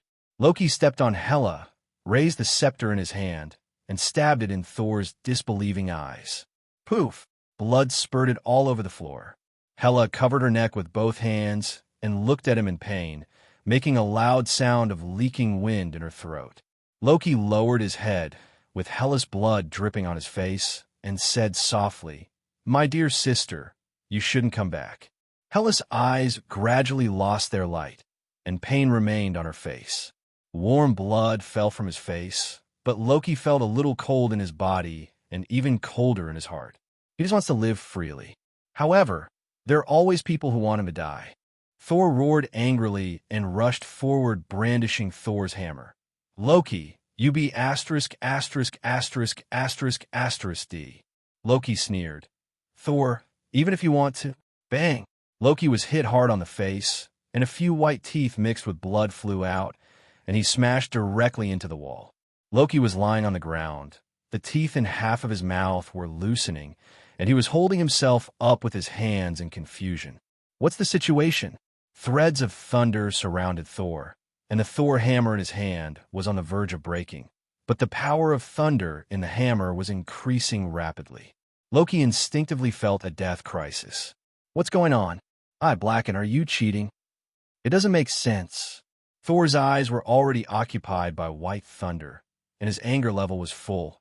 Loki, you beast. I'm going to kill you. My father was killed by you and Tony. Asgard was tricked by you and Tony. My sister also died in front of me. I shouldn't have expected you to look back. I should have killed you. I should have killed you long ago. Thor held up the shattered, but not completely shattered Thor hammer and roared. Storm of the gods. Storm of the gods, the power source sealed in Thor's hammer. This is an interstellar storm from the ancestor of storms and thunder. An interstellar storm that is enough to tear apart galaxies and devour the starry sky. Tamed and sealed by young Odin for his son. Now, storm of the gods, free, but not completely free. Loki's eyes almost popped out of his head when he looked at the rapidly increasing divine power in him. This is unreasonable. Tony watched it with great interest and even took out popcorn. Thor should not be called Thor, but God. He has a divine weapon in his hand, and his father is passing on his skills. Now he can also awaken the divine weapon. Octopus Lesu's robotic arm moved restlessly. Wong, do we want to help? It's obvious that things are not going well for Loki right now. Loki's illusions failed, and his defensive spells were like paper in front of Thor. The teeth and bones were shattered. Tony smiled evilly and said, I prefer to watch Loki being beaten until he crawled all over the floor and then asked us for help. Loki is a smart man, but smart people often misunderstand battles. Fighting is an extremely pure matter, with only one goal, to kill you. Loki is always smart when it comes to fighting, using side tactics as his main method of fighting. It's not that illusions are bad, but in front of a truly strong person, Loki's illusions will be greatly reduced. For the remaining members, you look at me, and I look at you. We have no friendship with Loki, let alone help. So Spider-Man moved the chair, Dr. Octopus got the popcorn, Zola got the beer, Bucky prepared the drinks, and everyone gathered at a table to watch the live broadcast of being beaten. Shocked Loki has been stable for a whole year. I integrated the power of darkness. How could I lose? How could I lose? As a result, the flying dragon rode on his face, and his teeth were smashed by the hammer. Loki didn't believe in fate, so he used divine power to heal his wounds, and picked up the scepter, being looked down upon, being ostracized, being beaten up. Do you think I want a lot? I just want to live freely. Did God's domain get it to me? No, they just want to kill me. The image of the gods trying to kill him flashed before his eyes, and the anger in Loki's heart was directly ignited. Thor held the half-broken Thor hammer wrapped in thunder, and white thunder appeared in his eyes. Loki, you only deserve to die. The two of them rushed towards each other at the same time, completely detonating their divine power and colliding with each other. Boom! The violent shock wave overturned everything around him. Hela's head flew into the sky, and her but hung on the tree beside the street. Loki flew back at an even faster speed, spitting out blood, and his internal organs were injured by the hammer. He hit the wall, staggered twice, and almost fell to the ground. Compared with Soul, his physical quality is that of a baby. Loki smiled, with tears streaming down his face. You're always one-sided. You're always one-sided. I don't care about God's realm. Do you understand? I don't care. In his memory, there is only pain and sadness in the divine realm. The few warmth in my memory is my mother and brother. A kind mother and an honest brother. That sister who only knew killing was not worthy of being his sister. Thor rushed forward, his hammer carrying thunderous thunder, and roared, "But I care." Boom! Click! Loki was smashed into a crack in the ground. This time, he had no defense. Loki's chest collapsed, and he let out a deformed laugh. Hee hee, ha. What do I care about? Do you understand it? Heavy rain poured down, washing the blood on the ground and sliding down from the faces of the two gods. The thunder in Thor's eyes slowly weakened, and the lightning on his body was left with only wisps of electricity that penetrated the air and then dissipated. Thor held Thor's hammer, raised his head, and remained silent. Loki smiled, very calmly, with blood flowing from the corner of his mouth. Tony regarded me as a friend. He gave me a research laboratory. He gave me respect. He gave me strength. And he gave me choices. That's why he was willing to work for Tony. Money? Artifact? Power? He didn't care about that at all. What he cared about was Tony patting him on the shoulder and saying, "Hey, do me a favor." What he cares about is that after Tony saw the Jarvis he transformed, he laughed and praised him for how awesome he was.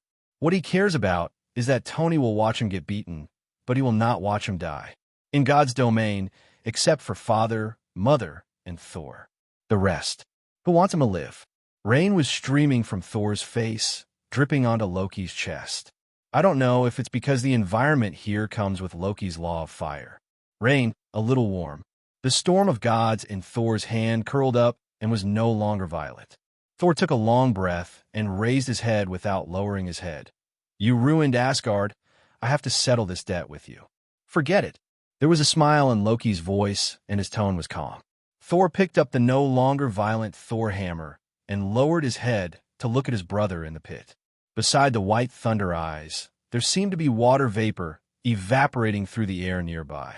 Loki closed his eyes and lay in the pit with a smile on his face. He waited for a long, long time. Thor's hammer did not fall. Only the sound of footsteps gradually receding sounded in my ears. The red cloak gradually faded away before his eyes. I suddenly feel that provoking Tony, the devil, is not cost-effective for God's domain. Soul's back was a little slumped, but he seemed to have grown a little taller. A series of dark shadows gathered together and turned into a dark door. Razor walked out of the shadow door and looked at Thor. Soul stopped and turned around, his eyes cold. "What? Do you want to stop me?" Razzo shook his head and showed a kind smile. "The king just thinks that letting you go like this would hurt the face of our shadow kingdom." Thor smiled. "I possess my father's magical power and hold the ancestor of storm and thunder in my hand. What can you do to me?" Razzo smiled. "Look, you have 2 origins, and I also have one. Oh, my combat power is equivalent to 2.5 origins. Are you worthy?" From the portal behind Lazo, Bucky Cabo, Octopus Lasu, and Spider-Bar came out one after another. Loki's injuries were quickly repaired by the Dark Land, and he walked out of the pit, holding the scepter. Although the injury has not fully recovered, it does not affect his combat effectiveness. Soul's face changed from calm to surprised at first, then from surprised to shocked, and from shocked to unbelievable. Everyone has the power of darkness in them. What the hell? Tony, does your family run a wholesale market for the origin of darkness? Lazo smiled arrogantly. You know, there are many like me. Thor turned around and flew away, with sparks and lightning behind his butt. Loki, trap him. Loki directly raised his hand to seal the surrounding space, and the power of darkness wrapped around him and turned into a giant hand to grab Thor. It only took Thor a moment to break free. But one moment is enough. It only took a moment for the 5 generals to shuttle from the shadows to Thor, grinning and waving their fists to smash down. "Oh shit, don't slap me in the face. Be gentle. Be gentle. Damn it. I admit my mistake. I give up. I give up. Stop hitting me. My face." The 5 generals surrounded Thor and beat him severely with a righteous gang fight. Thor was beaten so badly that he was unable to fight back. The origin of the storm and the origin of thunder belonged to the storm gods, not his own. In the face of a group fight, he couldn't produce much effect at all. Dr. Octopus and Spider-Man grabbed Thor, who was bruised and swollen, making him unable to move. Razor, "Loki, the king demands that you stab him in the back." Loki looked strange. How did he know about this habit of mine? I don't know. Not killing, just stabbing. Razzo took a breath. "You are the one who is more ruthless. The king said not to kill, but to stab someone with a knife. There must be a sense of ritual in life. Saul didn't even try to kill you, but you actually want to kill him. You are really cruel." In front of Thor's livid face, Loki chuckled and picked up the scepter and stabbed it. "You be asterisk, asterisk, asterisk, asterisk, asterisk D. That's my kidney, not my waist." Thor left, holding a waist with both hands and walking very staggeringly. Loki took the opportunity and stabbed him twice instead of once. Still aimed at the kidneys. The generals present couldn't help but stay away from Loki. Never give a real villain like Loki a chance to gain power. Too cruel. Loki wiped the scepter contentedly, feeling very good. He looked at the strange eyes of the generals around him. "What? Have you never seen someone stabbing someone in the waist?" Lazo gestured at his waist and shook his head. "I've seen people stabbing at the waist, but I've never seen you stabbing at the waist and hurting the heart like this." TSK. Tony, the big devil, has changed his gender? No longer kills people. The king said that for your sake, he will not kill you. As soon as Lazo finished speaking, he suddenly felt a sense of peeping. He waved his hand towards the sky and sent out a dark shock wave. Who is peeping? The dark shock wave shattered the spiritual power that revealed characteristic fluctuations in the sky. Razzo frowned. The 9 generals have not yet fully awakened. Please return to the king as soon as possible to transform your power. Only Terrazzo swallowed up Norman's consciousness. The other generals all coexist with their original consciousness. But Loki is even more extreme. The consciousness is that Loki is the main one and the general is the secondary one. There is no way. Loki not only holds the Mind Stone, but he's also a powerful magical god with a long lifespan. The generals felt the prying eyes and agreed with these words. No way. Although everyone's origin is bound to the king, unless there are special circumstances, death is inevitable. But everyone is weak now, and it will be very uncomfortable to meet someone as shameless as Ancient One. If they lose or die once, Tony would only think that they were useless and would not think that there was anything wrong with Ancient One at all. Tony is their king, not a nanny. The generals returned to the villa. Tony's expression was very strange. Looking at the scene in front of him, he felt that he was shocked on the outside and tender on the inside. Everyone was very curious, and when they came up to take a look, their faces were strange. Wong, do you like to watch idol shows? Boss, do you want this popular female star to appear in your bed tonight? Yes. We have turned the world upside down, and these people still have the heart to gather together to watch and sing. There are now 8 alliance members, 8 dark lands, and each general has devoured a beautiful state. There are so many young and beautiful Huxia people attending some party. There are almost 1 million people. Tony covered his face with one hand. This is the biggest idol concert of this century. Spider-Man's eyes brightened slightly. Interesting, this is worth a look. Tony is now covering his face with his hands. The new member of the Dark Alliance, the Hell Lord Mephisto, summoned a group of demons. The demons used magic to control many celebrity idols, and then used them to hold concerts. When the crowd gathered, the magicians, after the formation is completed, these people will be transported to the dark place and transformed into dark creatures. After he learned about this saucy operation, his worldview was shattered. This demon lord accomplished this task in the least demonic way possible. The room was silent. Everyone was so shocked that they couldn't speak. The shock on everyone's face was almost overwhelming. Is this even possible? Loki couldn't close his mouth and his eyes were dull. Is this even possible? I'm so stupid. I'm so stupid. Really, I'm so stupid. I am still constrained by my vision and am used to thinking about problems in a spiritual way. After working so hard for so long, I managed to create a dark place as big as a palm. Holding the soul gem in his hand, he became the biggest fool. Tony held his forehead, feeling that he needed to slow down.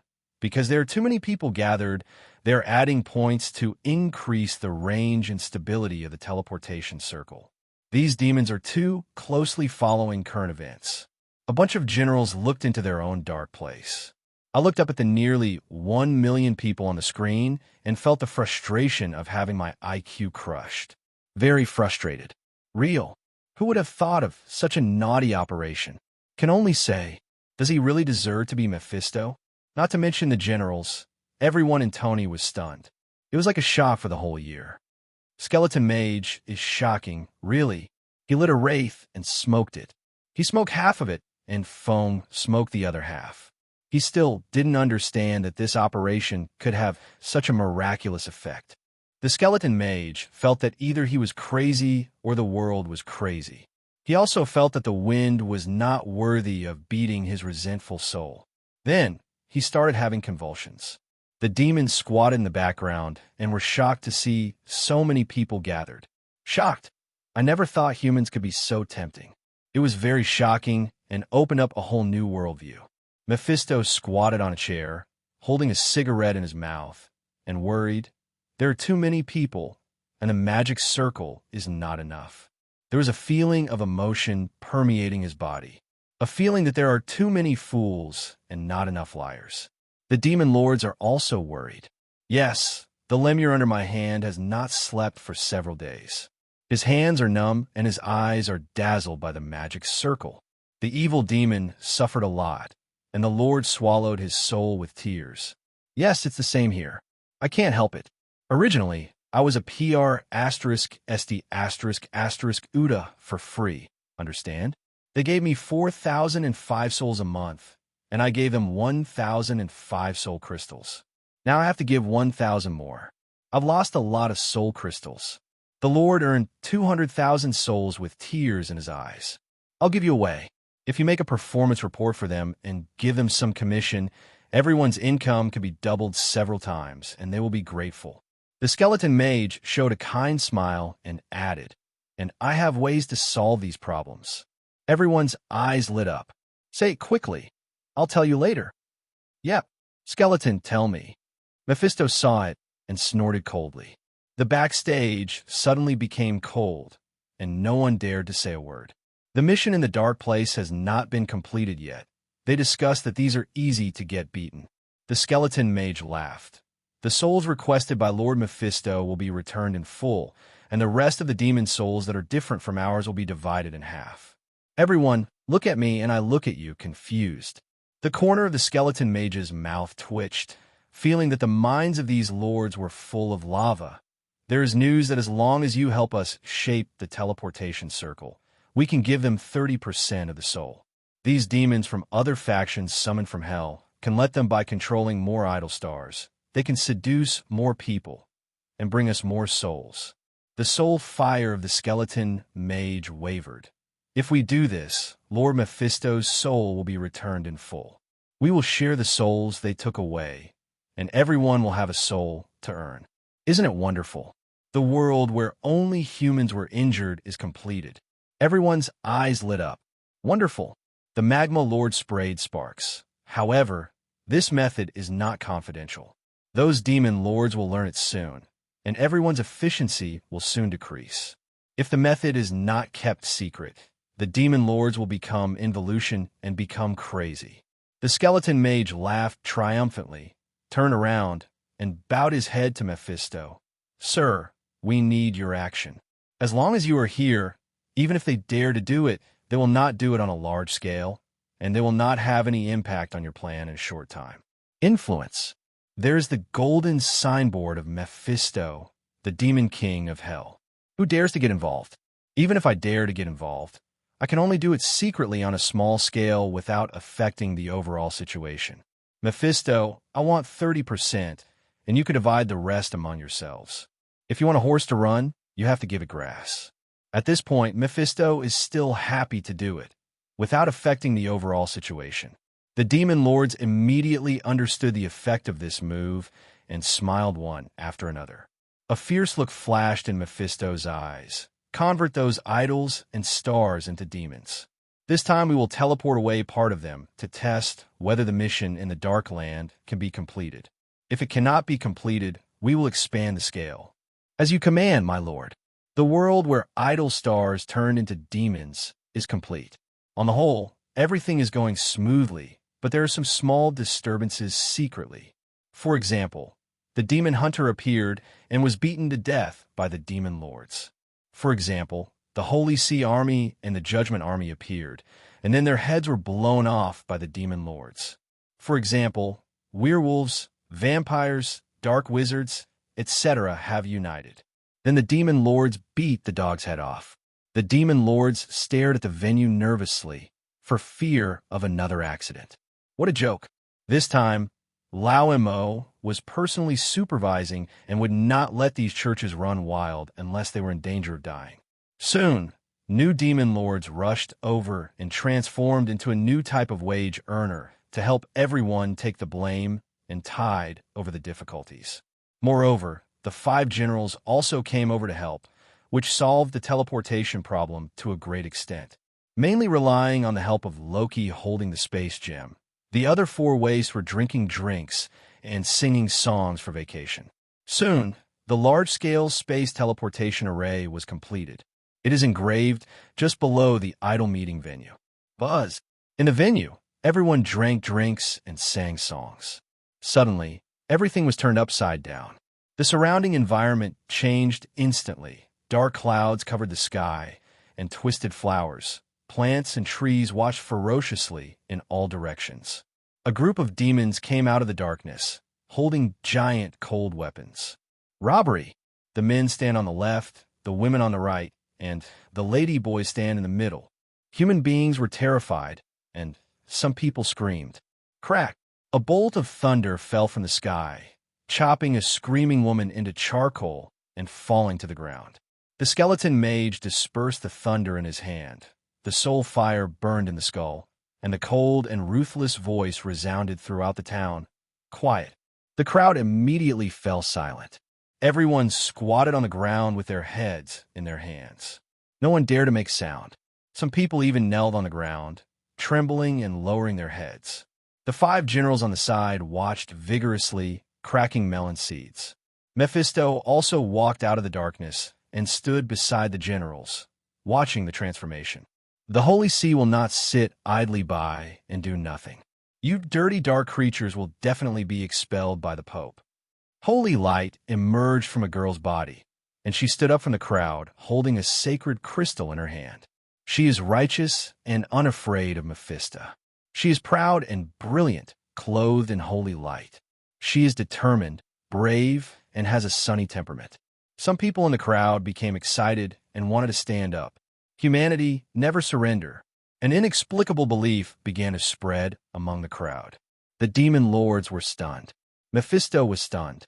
The skeleton mage was stunned and struck down with a bold version of thunder. Crack! 3 feet of dust rose from the ground, and the unknown saint turned into ashes. Not even a scum is left. The skeleton mage looked around coldly. Those who were about to stand up squatted down, holding their heads in a particularly standard posture. The rebellious consciousness that was about to awaken was strangled in the cradle. The skeleton mage snorted coldly. Who else is there? Do you have any more royal spells? Who else is there? It's not because of anything else that everyone was stunned. I just don't understand why she is so confident. The skeleton mage stretched out his hand and snapped his fingers. Ascending sky curtain. Many demon lords joined forces to release the dark sky, completely hiding this place. This place will be hidden in the subspace, and ordinary people from the outside world will not be able to see it or feel its existence. The next thing is to close the door and beat the dog. One by one, the demon lords came out of the darkness and started the dark transformation ritual with a grin. What Lao Mo wants is the dark place, and what he wants is to complete the mission. He has no interest in these souls and dark creatures. The demon lords are very interested. These are the guys who eat. A literal eating guy. The skeleton mage glanced at the transformation site, and screams could be heard one after another. Occasionally, some holy believers also fell quickly during this violent transformation ceremony. He was very satisfied, nodded, held the skull staff, turned around, and walked toward the back room. The skeleton mage walked into the room, bent down, and said respectfully, I report to you, sir, that the ceremony went very smoothly. A shadow flew in from the ground and transformed into the appearance of the saint before. A pair of dark demon wings spread out on her back. The clothes on her body only covered the key parts, and her figure was very plump and attractive. This is a succubus. The 5 generals were a little confused. Lazo said hesitantly, You put a caretaker in the crowd? Loki looked at the skeleton mage with admiration. You are really a magician. Bucky was full of complaints. Being a devil is really humiliating. You should be the president. Mephisto felt that he was being shown off, and at the same time, he felt that he had discovered a treasure. He stretched out his hand and took out 2 high-quality soul crystals, throwing one to the skeleton mage and the other to the succubus. Skeleton Billy, you can work with me from now on. The skeleton mage's soul fire burned violently with excitement. Thank you, sir, for the gift. The crystals of superior souls are precious, and the most precious thing is to let him work with Mephisto. This is a gift to Skeleton Lord Billy. The succubus also hurriedly knelt on the ground to thank her. Thank you, sir. Outside the house, the transformation ceremony soon came to an end. Mephisto stared outside the room nervously, and a ghost mask fell on his hand. He hesitated and put it on his face. Mephisto carefully integrated the power of the mask and also learned about the Ghost Corps, the Ghost Mask, and the 9 generals. Mephisto opened his eyes, wearing the mask of General Nijia on his face. That's it. Ghost masks appeared on the faces of the 5 generals, revealing slightly ferocious smiles. Welcome to the Dark Alliance. Mephisto's mind turned over and over again, and he hurriedly pretended to be a general. I've met all my colleagues. Lazwa chuckled. Don't be nervous, General Mo. The king will not care about your consciousness. The main thing is General Nijia. We are all subordinates of the king. Being able to do things for the king is the most important thing. Mephisto's mentality relaxed a lot. Thank you, General Lazo. So what are we going to do next? Razor. The king ordered us to increase our strength as soon as possible while waiting for the remaining generals to awaken. Mephisto heard the hidden consciousness and asked curiously, General Lazo, who are our enemies? Ancient One, the remnant of Asgard, the multi-dimensional dark dimension. Mephisto was a little surprised. I know the Ancient One. What is the situation with the remnants of Asgard? The king has swallowed up the divine realm. Mephisto's mouth opened as wide as possible, and he couldn't close it. The Demon King seems to be more awesome than he thought. I did something I always wanted to do, but never dared to do. Meanwhile, on the other side, Ancient One and Captain Marvel sit in line. Captain Marvel couldn't stand still. Do you need me to go out and find a new planet for you? She just perceived that there was another dark place. The Ancient One's chest exudes a green light, and the time stone is rotating. His eyes were also green, and there was an endless future in front of him. No, I need you to help me look after my house. Wait a minute, I'm looking for the future of the heroes. Captain Marvel was a little surprised. Who is your next target? Hyperon of the Eternal Protoss, a compatriot of Thanos. I need to quietly build a long-distance teleportation circle. You are so strong. Why are you so timid? Ancient One did not speak, but looked at her with a bruised face. He said nothing. It seemed like everything had been said. Guess why I am now secretly constructing ultra-long-distance transmission that can easily disseminate spatial characteristic information. Captain Marvel coughed dryly and picked up the teacup. Ahem, you think I didn't ask anything? Hyperion, a strong man with abilities and experiences similar to Superman. However, because of the existence of multiple dimensions, there are different Hyperion in different parallel universes or different parallel worlds.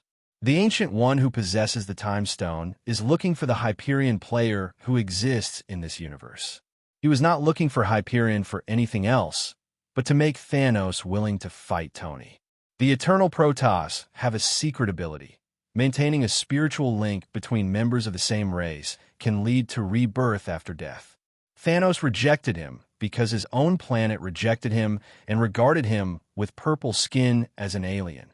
So Thanos destroyed his own planet. So Thanos lost the ability to be reborn. But now, Thanos can regain this god-level ability through a spiritual link with Hyperion. The future scene in front of Ancient One stabilized. He hurriedly opened the portal, and then turned into a clear light and flew in. Captain Marvel held the teacup and waited patiently, waiting for the moment of victory spoken by the Ancient One. The Ancient One came to a distant human planet and used his spiritual power to scan the entire planet. Soon, he found Hyperion in a huge country. The Ancient One flew directly to the kingdom's royal capital, using spells to outline a magnificent phantom to attract attention. He flew over the royal capital, used magic to transform into universal light, and packaged himself with great momentum. These days, I would be embarrassed to say that I am a mage if I don't package it up and put it on the wall. In the royal capital, everyone was in an uproar. Everyone was talking and pointing at the Ancient One. Soon, a burly man wearing a red tights and a yellow cloak flew up. Boy, if you dare to act recklessly in my royal capital, you are seeking death. Hyperion has the same ability as Thanos. He has a bad temper and likes to fight violence with violence. Ancient One raised his eyebrows and rolled up his sleeves. He is stronger than half a hand of Hyperion. Moreover, this Hyperion is a pure warrior, not a super genius with magic and martial arts like Thanos. When a mage fights a barbarian, doesn't it just take a hand? 10 minutes later, Hyperion's nose was bruised and his face was swollen. He smiled and handed over the tea. You can drink it. What do you want from the Ancient One? What? Arrogant? You were wrong. That was me 10 minutes ago, not me now. Ancient One got straight to the point with a panda eye. Hyperon, do you know that you are an eternal god? In the battle, he generally had the upper hand, but he didn't completely gain the upper hand. Well, I know I'm different from others, but I don't know my life experience. The eternal gods have an ability. If you maintain the spiritual link, you can regenerate the people. Hyperion was stunned. Sir Ancient One, what do you mean? I know where your compatriots are. In exchange, you need to fight a demon king with me. Hyperion's eyes became hot. Thank you, Lord Ancient One. Resurrection. This is resurrection.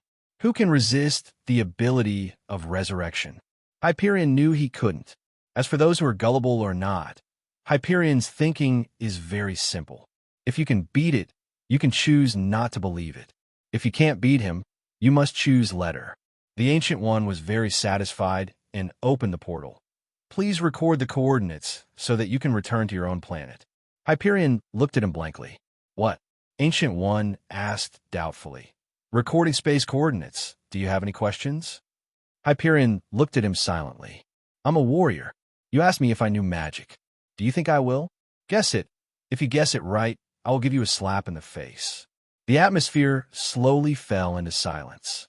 The atmosphere slowly turned awkward. The Ancient One covered his mouth and coughed dryly. I'm sorry. I forgot that you don't know magic. Well, these are the star map coordinates. With your ability, you can complete the round trip as long as it takes a little time. Get used to dealing with Thanos of the Eternal Protoss. I forgot that there are useless snacks like Hyperion in the Eternal Protoss. It's not that Hyperion isn't strong. It's just that Hyperion doesn't learn as comprehensively as Thanos. Hyperion keenly sensed an inexplicable contempt. Were you despising me just now? Ancient One looked away. No. Zizhong, if you have the ability, look me in the eye. The two returned to Blue Star. This time, Ancient One deliberately spent an extra half hour to add the pattern of the array that hides the fluctuations of spatial information. Go to the extreme. In the past, Ancient One felt that Blue Star was his home and he could come and go as he pleased. Since Tony's last operation, Ancient One has become very cautious. Tony knows magic, very understanding. Otherwise, it would be impossible to express the information characteristics in very detail, and the Dark Lords would cause trouble for themselves. Ancient One didn't know why Tony didn't come to trouble him, but he also enjoyed peace and quiet, and planned his way to success step by step. A temple from another dimension. Captain Marvel looked at Hyperion walking out of the portal, his mouth slightly opened. There is such a genius. Captain Marvel, who has an extremely rare universe-level perception, made a very surprising discovery. This is a barbarian, a very pure and powerful barbarian. Shocked. After reaching a high level, basically everyone has several brushes. But a barbarian like Hyperion with a brush. Rare and rare. Thanos, a guy who looks like a tyrant, but is actually a tyrant, is actually a scientist holding a test tube and be G his head against the wall with experimental data. Hyperion felt an inexplicable feeling of contempt again and was secretly unhappy, but he did not have an attack. It doesn't happen because we have a city government. It's definitely not because I think I can't beat the opponent. He organized his language and asked curiously, what exactly is going on with this demon King Tony? He was extremely cruel and killed many strong men in S.H.I.E.L.D. When Hyperion heard the word tyranny, his eyes lit up slightly, and he asked, why? Ancient One felt a little strange, but didn't think much about it, taking it as a barbarian's fighting spirit against the strong, because S.H.I.E.L.D. felt that he threatened everyone's safety. Facts have proved that Tony's true face is indeed true after he broke his skin. Very cruel. He has turned 6 beautiful states into hell, and it seems that he wants to make himself king. Hyperion's breathing quickened. So fierce. This is nothing. He went to the Asgard god realm, and for his own preferences, he actually swallowed the Asgard god realm directly and turned thousands of gods into dust. He is simply not a human being. Now, he threatens my planet, so I need your help. Hyperion's eyes lit up with admiration. May I ask where such a hero lives now? No matter how stupid the Ancient One is, he realizes something is wrong. Wait a minute. What do you mean by worship? Don't you want the ability to be resurrected? Hyperion laughed wildly and put his hands on his hips. Be born as a hero and rule the world, and die as a ghost and dominate the world. This is my life idol. Ancient One felt deeply uncomfortable and suddenly realized that he had made a big mistake. Don't you think it was wrong for him to kill someone? Hyperion showed a domineering smile, shook his hands, and thundered. This is a king's move. How can you, a villain, understand the eternal hegemony? As the overlord who rules a party, he is very fond of Tony's behavior. It even feels like Tony, whom he hasn't met yet, must be his confidant. Hyperion laughed loudly. Ancient One, thank you for allowing me to see such a big shot. I will remember your kindness. Please tell me where this Lord Demon King is. Captain Marvel squinted at the Ancient One and made a tut-tisk sound. The hunter who lives by hunting eventually stepped into his own trap. Ancient One's face turned red, and he became angry. Captain Marvel, help me. I will imprison this traitor for the rest of his life. Ancient One felt his face being stepped on the ground. Ancient One felt that he was humiliated. Ancient One feels that he, who has been cheating others all day long, has actually cheated himself. The more he thought about it, the angrier he became, and he yelled, Barbarian, brainless barbarian. You don't even want the god-level ability like resurrection. Hyperion saw that the situation was not good, turned around, and ran away. It was a hard fight, a very hard fight. Hyperion, a barbarian player, was beaten all over the place by a mage and a half-tank, half-magic, and half-shooter. One-sided beating. Hyperion was angry and yelled, Ancient One, you are really not a human being. Why can't you do good things to the end? The Ancient One got even angrier and struck even harder. I've given you shame. You even want to betray me. But I'm going to bring you a chair and make tea to serve you. Hyperion flew rapidly ahead, turning back and shouting, I think it's okay. Die to me. Hyperion was beaten all over his head, frantically squeezing the energy in his body. Adrenaline surged, and his condition was rapidly improved. Raising the state is not to fight back, but to escape. It's true that Hyperion is a barbarian, and he also knows very well that he is a barbarian. So when faced with the ability of the space system, he actually had the ability to escape. It's just that this thing is equivalent to a big move, and it will cool down for a long time after being used once. Another sharp sword was stuck on Hyperion's hip. The pain was severe, his eyes became redder, and his energy intensified. Father, give me strength, he roared, and his speed increased to close to the speed of light in an instant. Ancient One was stunned and couldn't see where Hyperion was. Captain Marvel also stopped. The opponent was moving too fast, and it was difficult to strike. Ancient One held the magic sword. When he runs out of energy and stops, this is my territory, he can't escape. The next second, the air in the different space began to flow backwards. The water droplets in the river began to flow upward, and the withered yellow leaves turned into tender green and flew back to the branches. Captain Marvel looked at him silently. The corner of Ancient One's mouth twitched. This barbarian unexpectedly knows how to turn back time. This is not a very authentic time reversal. It is just a method of forcibly reversing the time with brute force. Ancient One hurriedly made a hand seal and began to stabilize the space-time system. Don't worry, as long as I am here, he will never be able to escape. Crack, click, click. Captain Marvel watched as the space on the horizon was crash, revealing a large scene on the main plane. The Ancient One was dumbfounded. Holy crap. How did this barbarian do it? This is unreasonable. The Ancient One scratched his bald head and went crazy. Why do you, a barbarian with thick eyebrows and big eyes, do such a delicate thing as turning back time?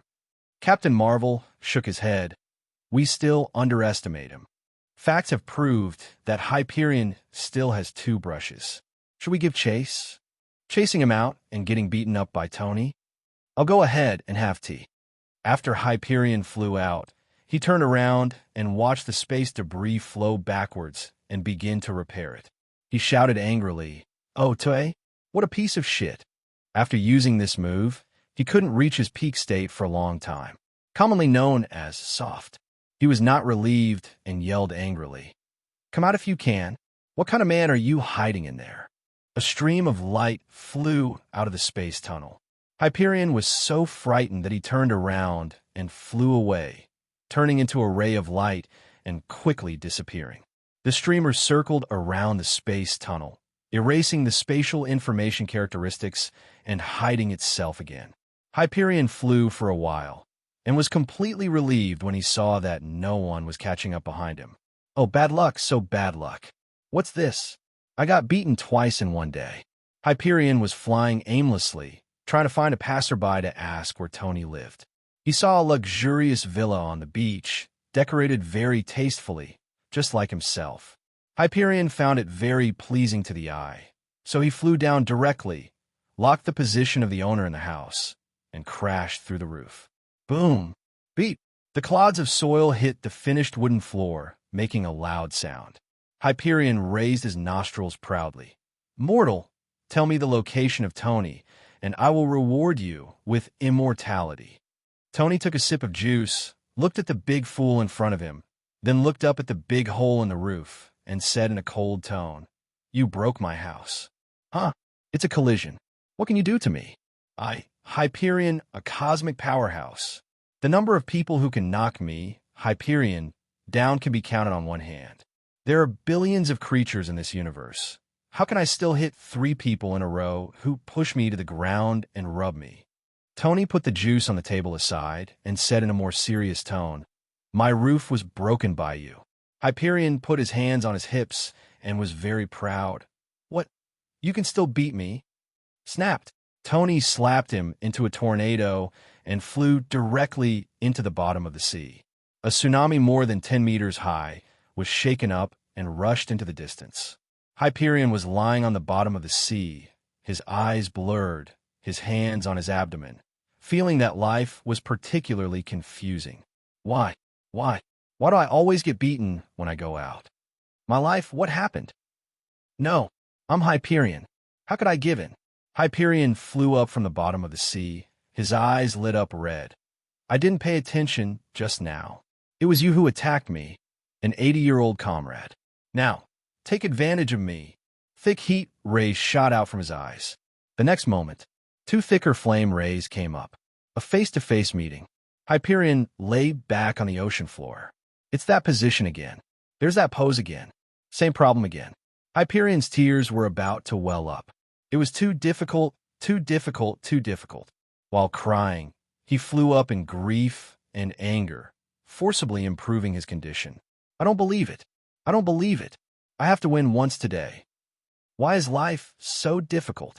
Do you know how I got here today? I received 3 beatings.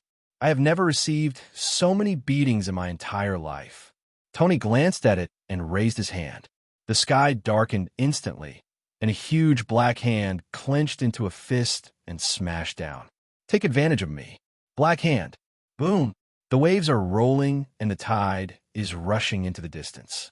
Hyperion lay on the bottom of the sea, his whole body turned gray-white. Destroy it. Hurry up. Tired. He was beaten 3 times in one day. Too difficult. Tony used the horse charm to repair the villa, took the juice cup to the edge of the cliff, and looked at Hyperion on the bottom of the sea. He took a leisurely sip of juice and said, Who are you? What do you want from me? Hyperion recalled that he had bumped into the real owner, and his mood immediately brightened.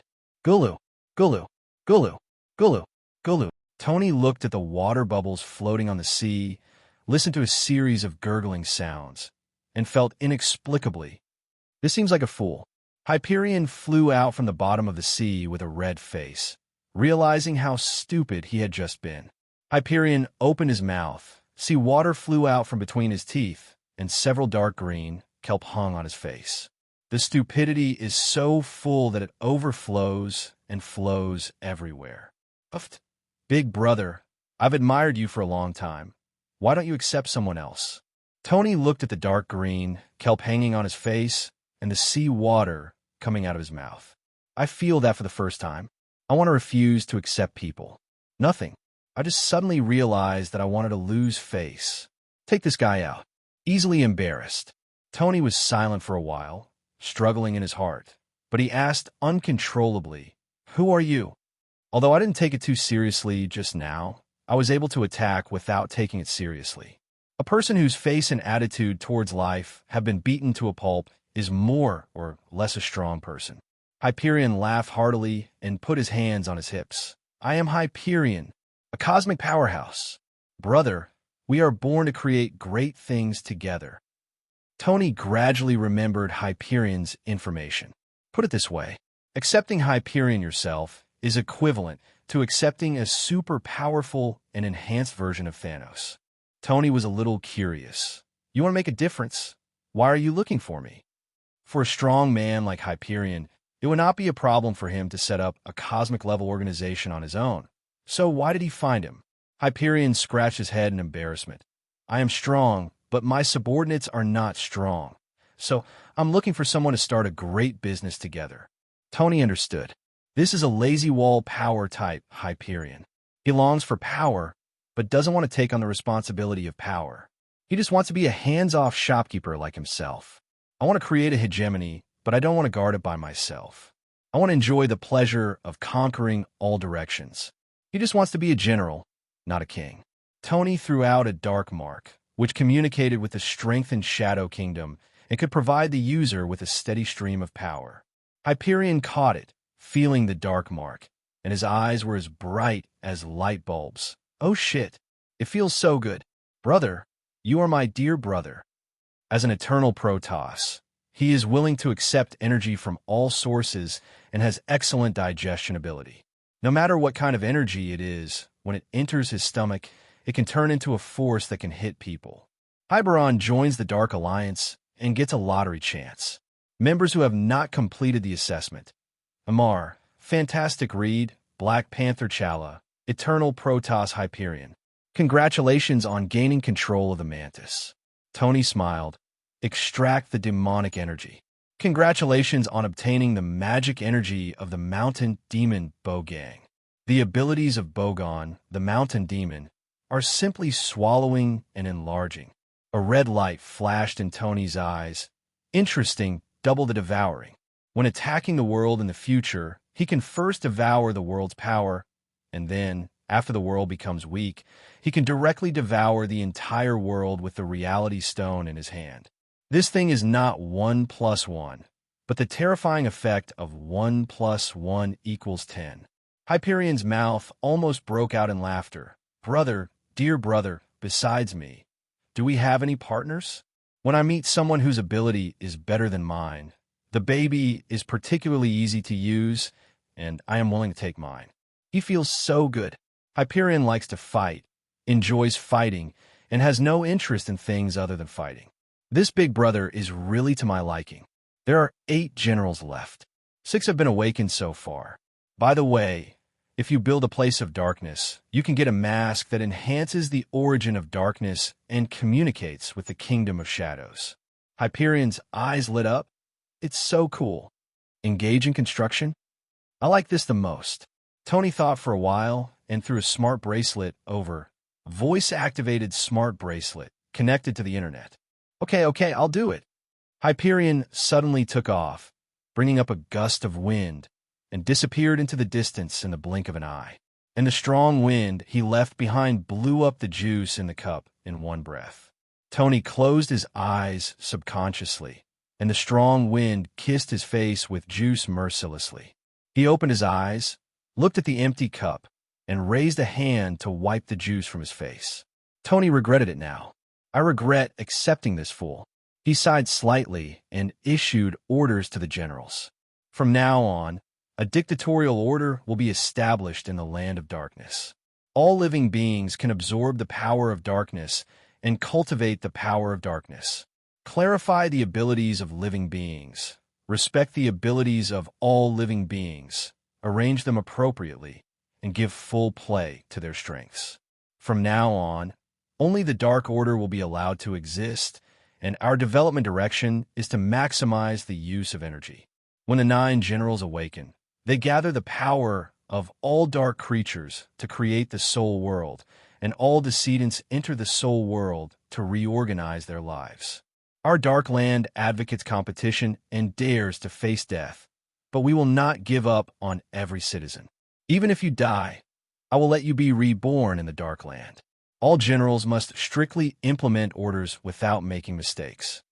Tony looked into the distance, his aura gradually settling into ascent. When he stood high enough, he discovered something. It doesn't matter whether it's light or dark. At a higher level, these things don't matter. What matters is the way in which your civilization should advance and the ideas you should use to fight for it. Scientific and technological civilization is a civilization that advances based on scientists.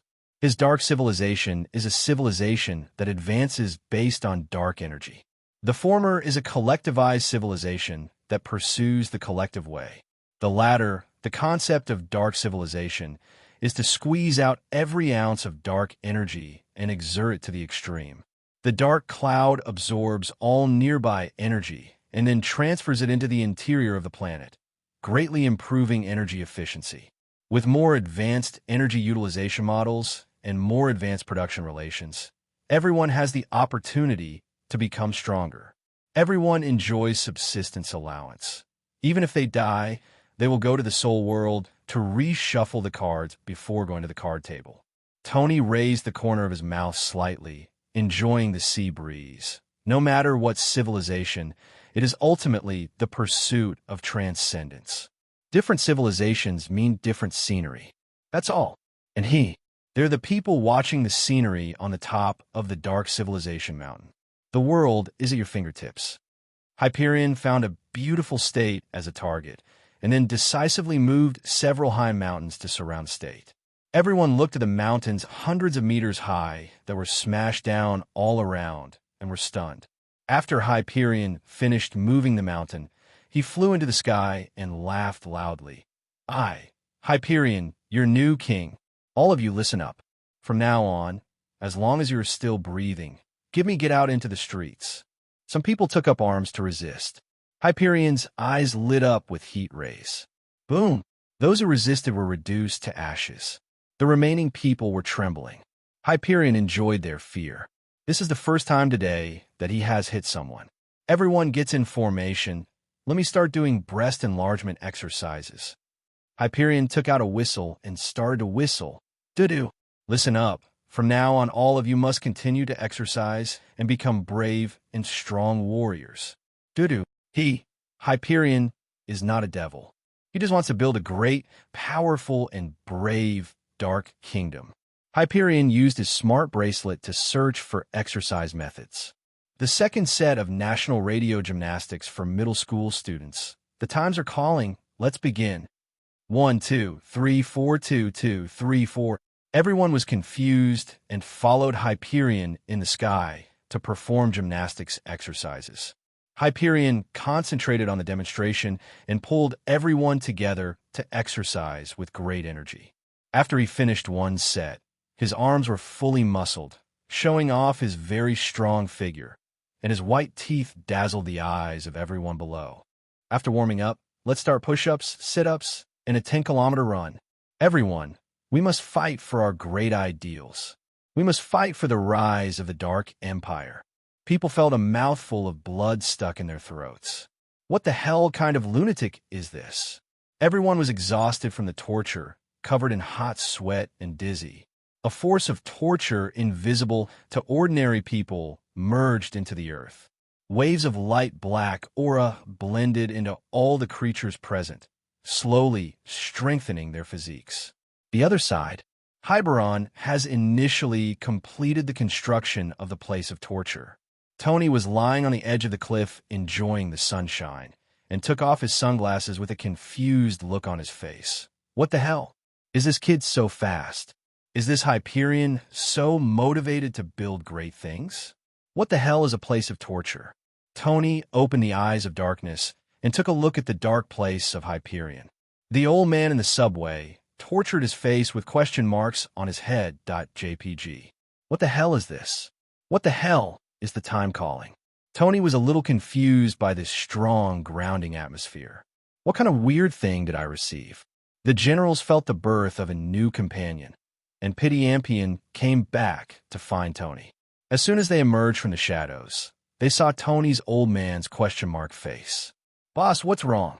Tony felt that he could not face this torture alone. so he wanted to bring them together. So Tony asked them to watch Hyperion's dark place together. Spider-Man, Dr. Octopus, Mephisto, the rest. What the hell is this? In this dark place like you, is he serious? This is really the kind of dark place that is difficult to describe in words. Ha ha ha ha ha. The world is so crazy. The mouse is the cat's bridesmaid. Loki couldn't understand, but he was shocked and exclaimed, "No, is this even okay?" Mephisto bit his finger. Theoretically, torture is also a type of dark attribute, and it is theoretically possible. Spider-Man lamented, "Ability is just the lower limit, and imagination determines our upper limit." Before meeting Lao Mo, who would have thought that a huge dark place could be built by deception? Lao Mo only used a few mind control magics to achieve the effect. This is even more outrageous. The torture that normal people think of, beatings, being tied up, drilling into the wall with an electric drill, and hitting the foot of the bed with your toes. The torture that Doobie thought of, scratching the soles of the feet, scratching the itch, and tying the person up to read his junior high school diary. Hyperion's thoughts of torture.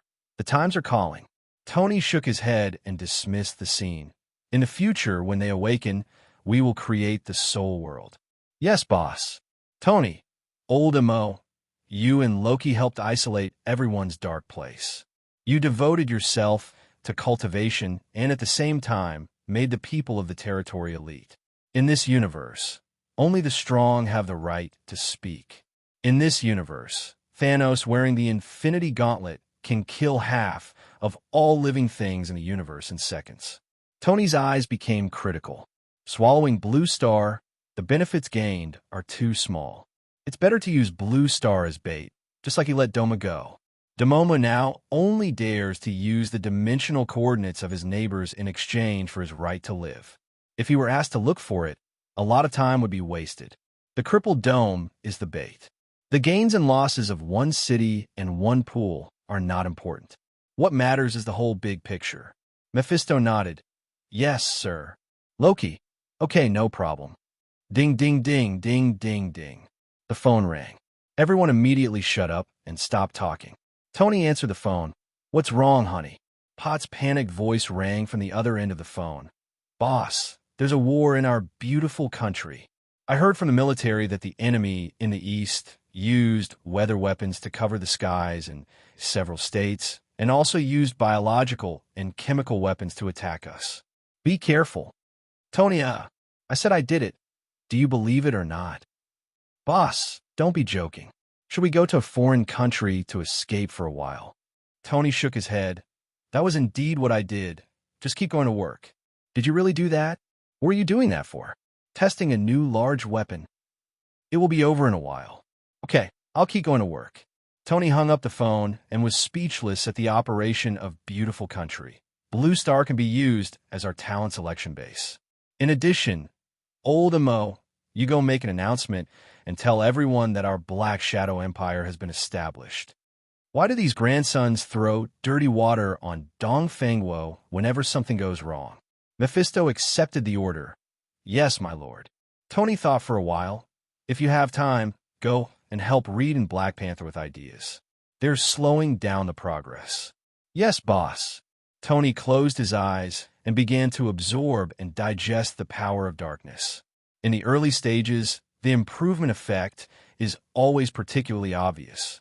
When the effect is less obvious, that's when Tony returns to Blue Star. Thanos is here, and his toes are wrapped in gauze. He came to the outer reaches of the solar system and ordered the fleet to stop, and Obsidian 5 came over cowardly. Boss, we went to investigate. Demon King Tony owns the Reality Stone. He rewarded the Mind Stone and Space Stone to the evil god Loki, the adopted son of Odin that you were looking for before. Thanos was a little surprised. He gave the Infinity Stones to his subordinates? This is the top treasure in the universe. Not Husha Cabbage. Are you just going to let your men use it like this? Aren't you afraid that your men will kill you? He simply chose to forget that the Mind Stone was given to Loki by him. Such a stupid thing must not have been done by him. Supergiant came up with a report. Boss, the Demon King swallowed up the Asgard domain. Theoretically speaking, he probably maybe speak directly. Supergiant swallowed. This report is from the Ancient One. Please take a look. Thanos took it over and looked at it, and the corner of his mouth twitched. Most of the results were a group of people challenging Tony one-on-one, because everyone thought that such group fights were normal. What's even more frightening is that Tony singled out a group of them. It feels so normal. Even the Ancient One was beaten to the point of carrying the temple and running away. The 5 Obsidian generals came up to take a look and gasped. Horrible. Me too. Me too. Me too. Me too. The Black Knight gave an illiterate voice of approval. Thanos put down the report with a solemn look on his face. You guys stay in the solar system, and the cosmic weapons are ready to support me at any time. He didn't expect the space battleship's weapons to kill the Demon King. I just hope to interfere at the critical moment. Boss, should we join forces with the Ancient One? Thanos looked at the blue planet in the solar system. We must join forces. What? Go up and challenge?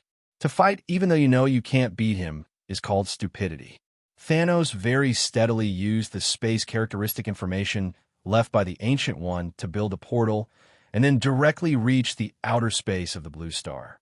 As soon as he arrived in outer space, a purple-black cold arrow shot over and pierced his waist directly. Thanos was furious. That be **********D attacked me. A purple-black figure took a look. Fake. It's not the Ancient One. The purple-black figure disappeared in the ripples of space in an instant, running extremely smoothly, and it looked like a premeditated player. Thanos pulled out the cold arrow, healed the wound, and was furious. What the hell? Despicable villain. It must be the ********************D Ancient One who did it. Hey, it's not a good habit to speak ill of others behind their backs. A portal with very stable energy fluctuations and spatial information characteristics bound within 10 meters lit up, and the Ancient One walked out of it. Thanos looked at him suspiciously, holding a double-edged machete in his hand. You didn't arrange it? Ancient One mocked mercilessly. If it was me who attacked you by surprise, you should be holding your crotch and doubting your life now. When Thanos heard this, he immediately knew it was not the Ancient One. If the Ancient One were to attack by surprise, he would indeed kick him in the crotch, poke his eyes out, and shoot his but with a bow and arrow. It is an extremely shameless fighting method of the Supreme Mage to destroy his combat effectiveness, damage his field of vision, and then consume him from a distance. Thanos narrowed his eyes slightly and realized that the problem was with the spatial feature information. Have you offended someone? The Ancient One glanced at the place where the space rippled just now. His face turned slightly red. He covered his mouth and coughed dryly. The person who attacked you is Domu, who is half of the authority of the Dark Dimension. Well, what next? Ancient One turned away and said embarrassedly, I threw the other half of the Dark Mark to Demon King Tony. Thanos took a breath. How did a ************ like you survive until now? Is this something a human can do? You're a real dog. The first dog in the universe. You shouldn't be called Supreme Mage. You should be called Supreme **************. Ancient One did not argue. It was indeed his fault. But he had no choice but to do it for the sake of the overall situation. Thanos knew that his old rival was extremely shameless, but he didn't know that his old rival could be so shameless. No wonder Duo Mu wanted to ambush and attack. Who wouldn't want to go up and stab him? But, unfortunately, the person who was ambushed was himself. The Ancient One stretched out his hand and greeted, Please. Thanos rubbed his waist and walked in calmly. He is not afraid of the Ancient One ambushing him, unless Ancient One finds someone with equal strength to target him. Thanos thinks this is a stupid question. The universe is so big. Where can he find someone with similar strength to himself? Thanos walked out of the portal and looked at Captain Marvel, who was sitting on a chair drinking tea opposite. Whoosh! Thanos was in combat mode almost in the blink of an eye. One hand was pressed directly on the portal to maintain stability, for fear that the Ancient One would close the door and beat the dog. Depend on. Ancient One actually found someone with similar strength to himself. I'm so stupid. Ancient One walked out of the portal, looked at Thanos' posture, and twitched the corner of his mouth. I said, "Are you so cautious?" Thanos sneered and said, "Give me the time stone, and I will send you a duplication every once in a while to beat you up, and then you can ask me this question again." Ancient One covered his mouth and coughed dryly. "This is Captain Marvel, the friend I hired to deal with the Demon King." Captain Marvel put down his teacup and stood up. "Hello. I believe we have a common enemy." Thanos narrowed his eyes. "I believe it." Ancient One looked at his hand that was pressing on the portal, and the corner of his mouth twitched slightly. "Are you tired?" Thanos, "Not tired. Shall I get you a cup of tea?" Thanos, "No, I'm not thirsty. Shall I move you a chair? It looks awkward for you to stand here." Thanos, "It's better to stand and move your body. Sitting for a long time will harm your body." Thanos refused to close the portal no matter what, and refused to stay even 1 centimeter away from the portal. Even maintaining the portal for a long time requires a lot of mental effort. If Ancient One was alone, he would be confident that he could fight and run. Problem: now there's Captain Marvel. He was afraid that he would be locked up and beaten if he reacted too late. Death is impossible, but no one likes to be beaten black and blue. Ancient One was speechless and choked. "I discovered a member of your race some time ago. He is a pure-blooded member of the authentic Eternal God clan." Thanos' eyes lit up. "Really? As an Eternal Protoss, he knows how outrageous his race's superiority is. Although a few years ago, he lost his family. But as time has changed, he can now talk about the hardships with a smile. As time passed, he no longer held grudges against his people, but instead wanted to find the orphans of his own people to train and continue the glory of the Eternal God clan. It's a pity that because he destroyed his entire family, even if there are people from the Eternal God clan, they will not take the initiative to come to him in this life. Maybe there's an eternal God race in some corner of this universe." But he never saw another tribesman. Well, Hyperion went to join the Demon King Tony. "Pour a basin of cold water down." Thanos' face suddenly turned ugly. "Are you seriously ill? Whether it's for the tribe or for yourself. If another clan member connects with his spirit, he can gain the ability to be reborn. You actually let him go? Don't you know how exaggerated the Eternal Protoss abilities are?" Ancient One looked embarrassed. "I wanted to keep him, but I didn't." Thanos was so angry that he almost used his hand to slap him away. If he hadn't been holding a double-edged machete in one hand and maintaining the portal with the other. He just wants to be beaten now, and it doesn't matter if he gets beaten. Captain Marvel shook his head. "What should we do now? How many more heroes should we gather?" Ancient One thought about it and said, "We barely have a 50-50 chance of winning. How about giving it a try? If we look for it again, the only ones left are Star-Lord, the son of the gods, Doctor Strange, the descendant of the Sorcerer Supreme, Ultron, the future robot, Apocalypse, the ancestor of mutants, Sheen, the Dark Phoenix, Professor X, Sentry. If you look for it, you can find reliable combat power. It's just that we're running out of time. We have to travel to many dimensions, and we may not be able to bring them here. The number of dark places has increased." Captain Marvel felt a little moved. 3 supreme levels, the advantage is on our side. If 3 of them beat him, can he still lose? How to lose? How can this be lost? Can he still kill us? Thanos smiled and pressed the portal with his left hand. "Ancient One, I know you are cautious. This time we have 3 Supremes. If 3 Supremes cannot defeat one, I will eat the battleship alive." Ancient One touched the time stone with his hand. His face was solemn. His eyes were filled with green light, and he shook his head slightly. "No, you don't understand.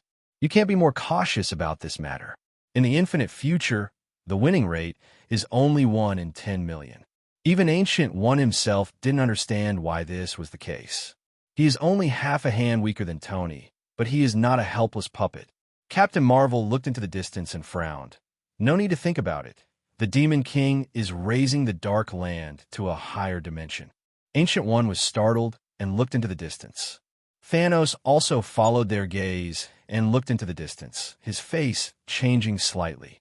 "Ancient One, have you ever tried to lift 9 regions into the space dimension at once. No, I can't do it. Thanos pointed to the 9 dark places rising in the distance. Then how did he do it? After spending some effort, everyone helped Reed and Black Panther complete the mission. Tony also officially has the ability to summon the ultimate darkness. He looked around. So, the only ones with space ability are me, Lao Mo, and Loki. For the rest of you, look at me and I'll look at you. Yes, boss. Tony held his forehead. Okay, Lao Mo, Loki, let's carry the Dark Land into the space dimension together. The 9 generals all survived, but when they ascended to the space dimension, everyone discovered that there were only 3 people with the ability to do this. Tony stretched out his hands to mobilize the power of the Shadow Kingdom and ultimate darkness. Mephisto and Loki assisted on the side, helping to calibrate and stabilize the spatial fluctuations. A place of torture. Hyperion found that the dark place was particularly useful. Even if he was breathing heavily, he could save him as long as he was not dead. Many people get sick while exercising. When acute appendicitis broke out, Hyperion personally went into battle, picked up a scalpel, and cut her off. He also cut off some of her excess fat. For gout, Hyperon also uses heat rays and ultra-high-speed surgery to solve the problem. In just a few hours, everyone was tortured to death, literally dead and alive. He died of a heart attack on the spot, and Hyperion rescued him with the help of cosmic energy at the speed of light. Hyperion put down the scalpel and saw that he had rescued another person. He smiled brightly and said, "Are you awake?" The priest who woke up saw Hyperion's face and burst into tears.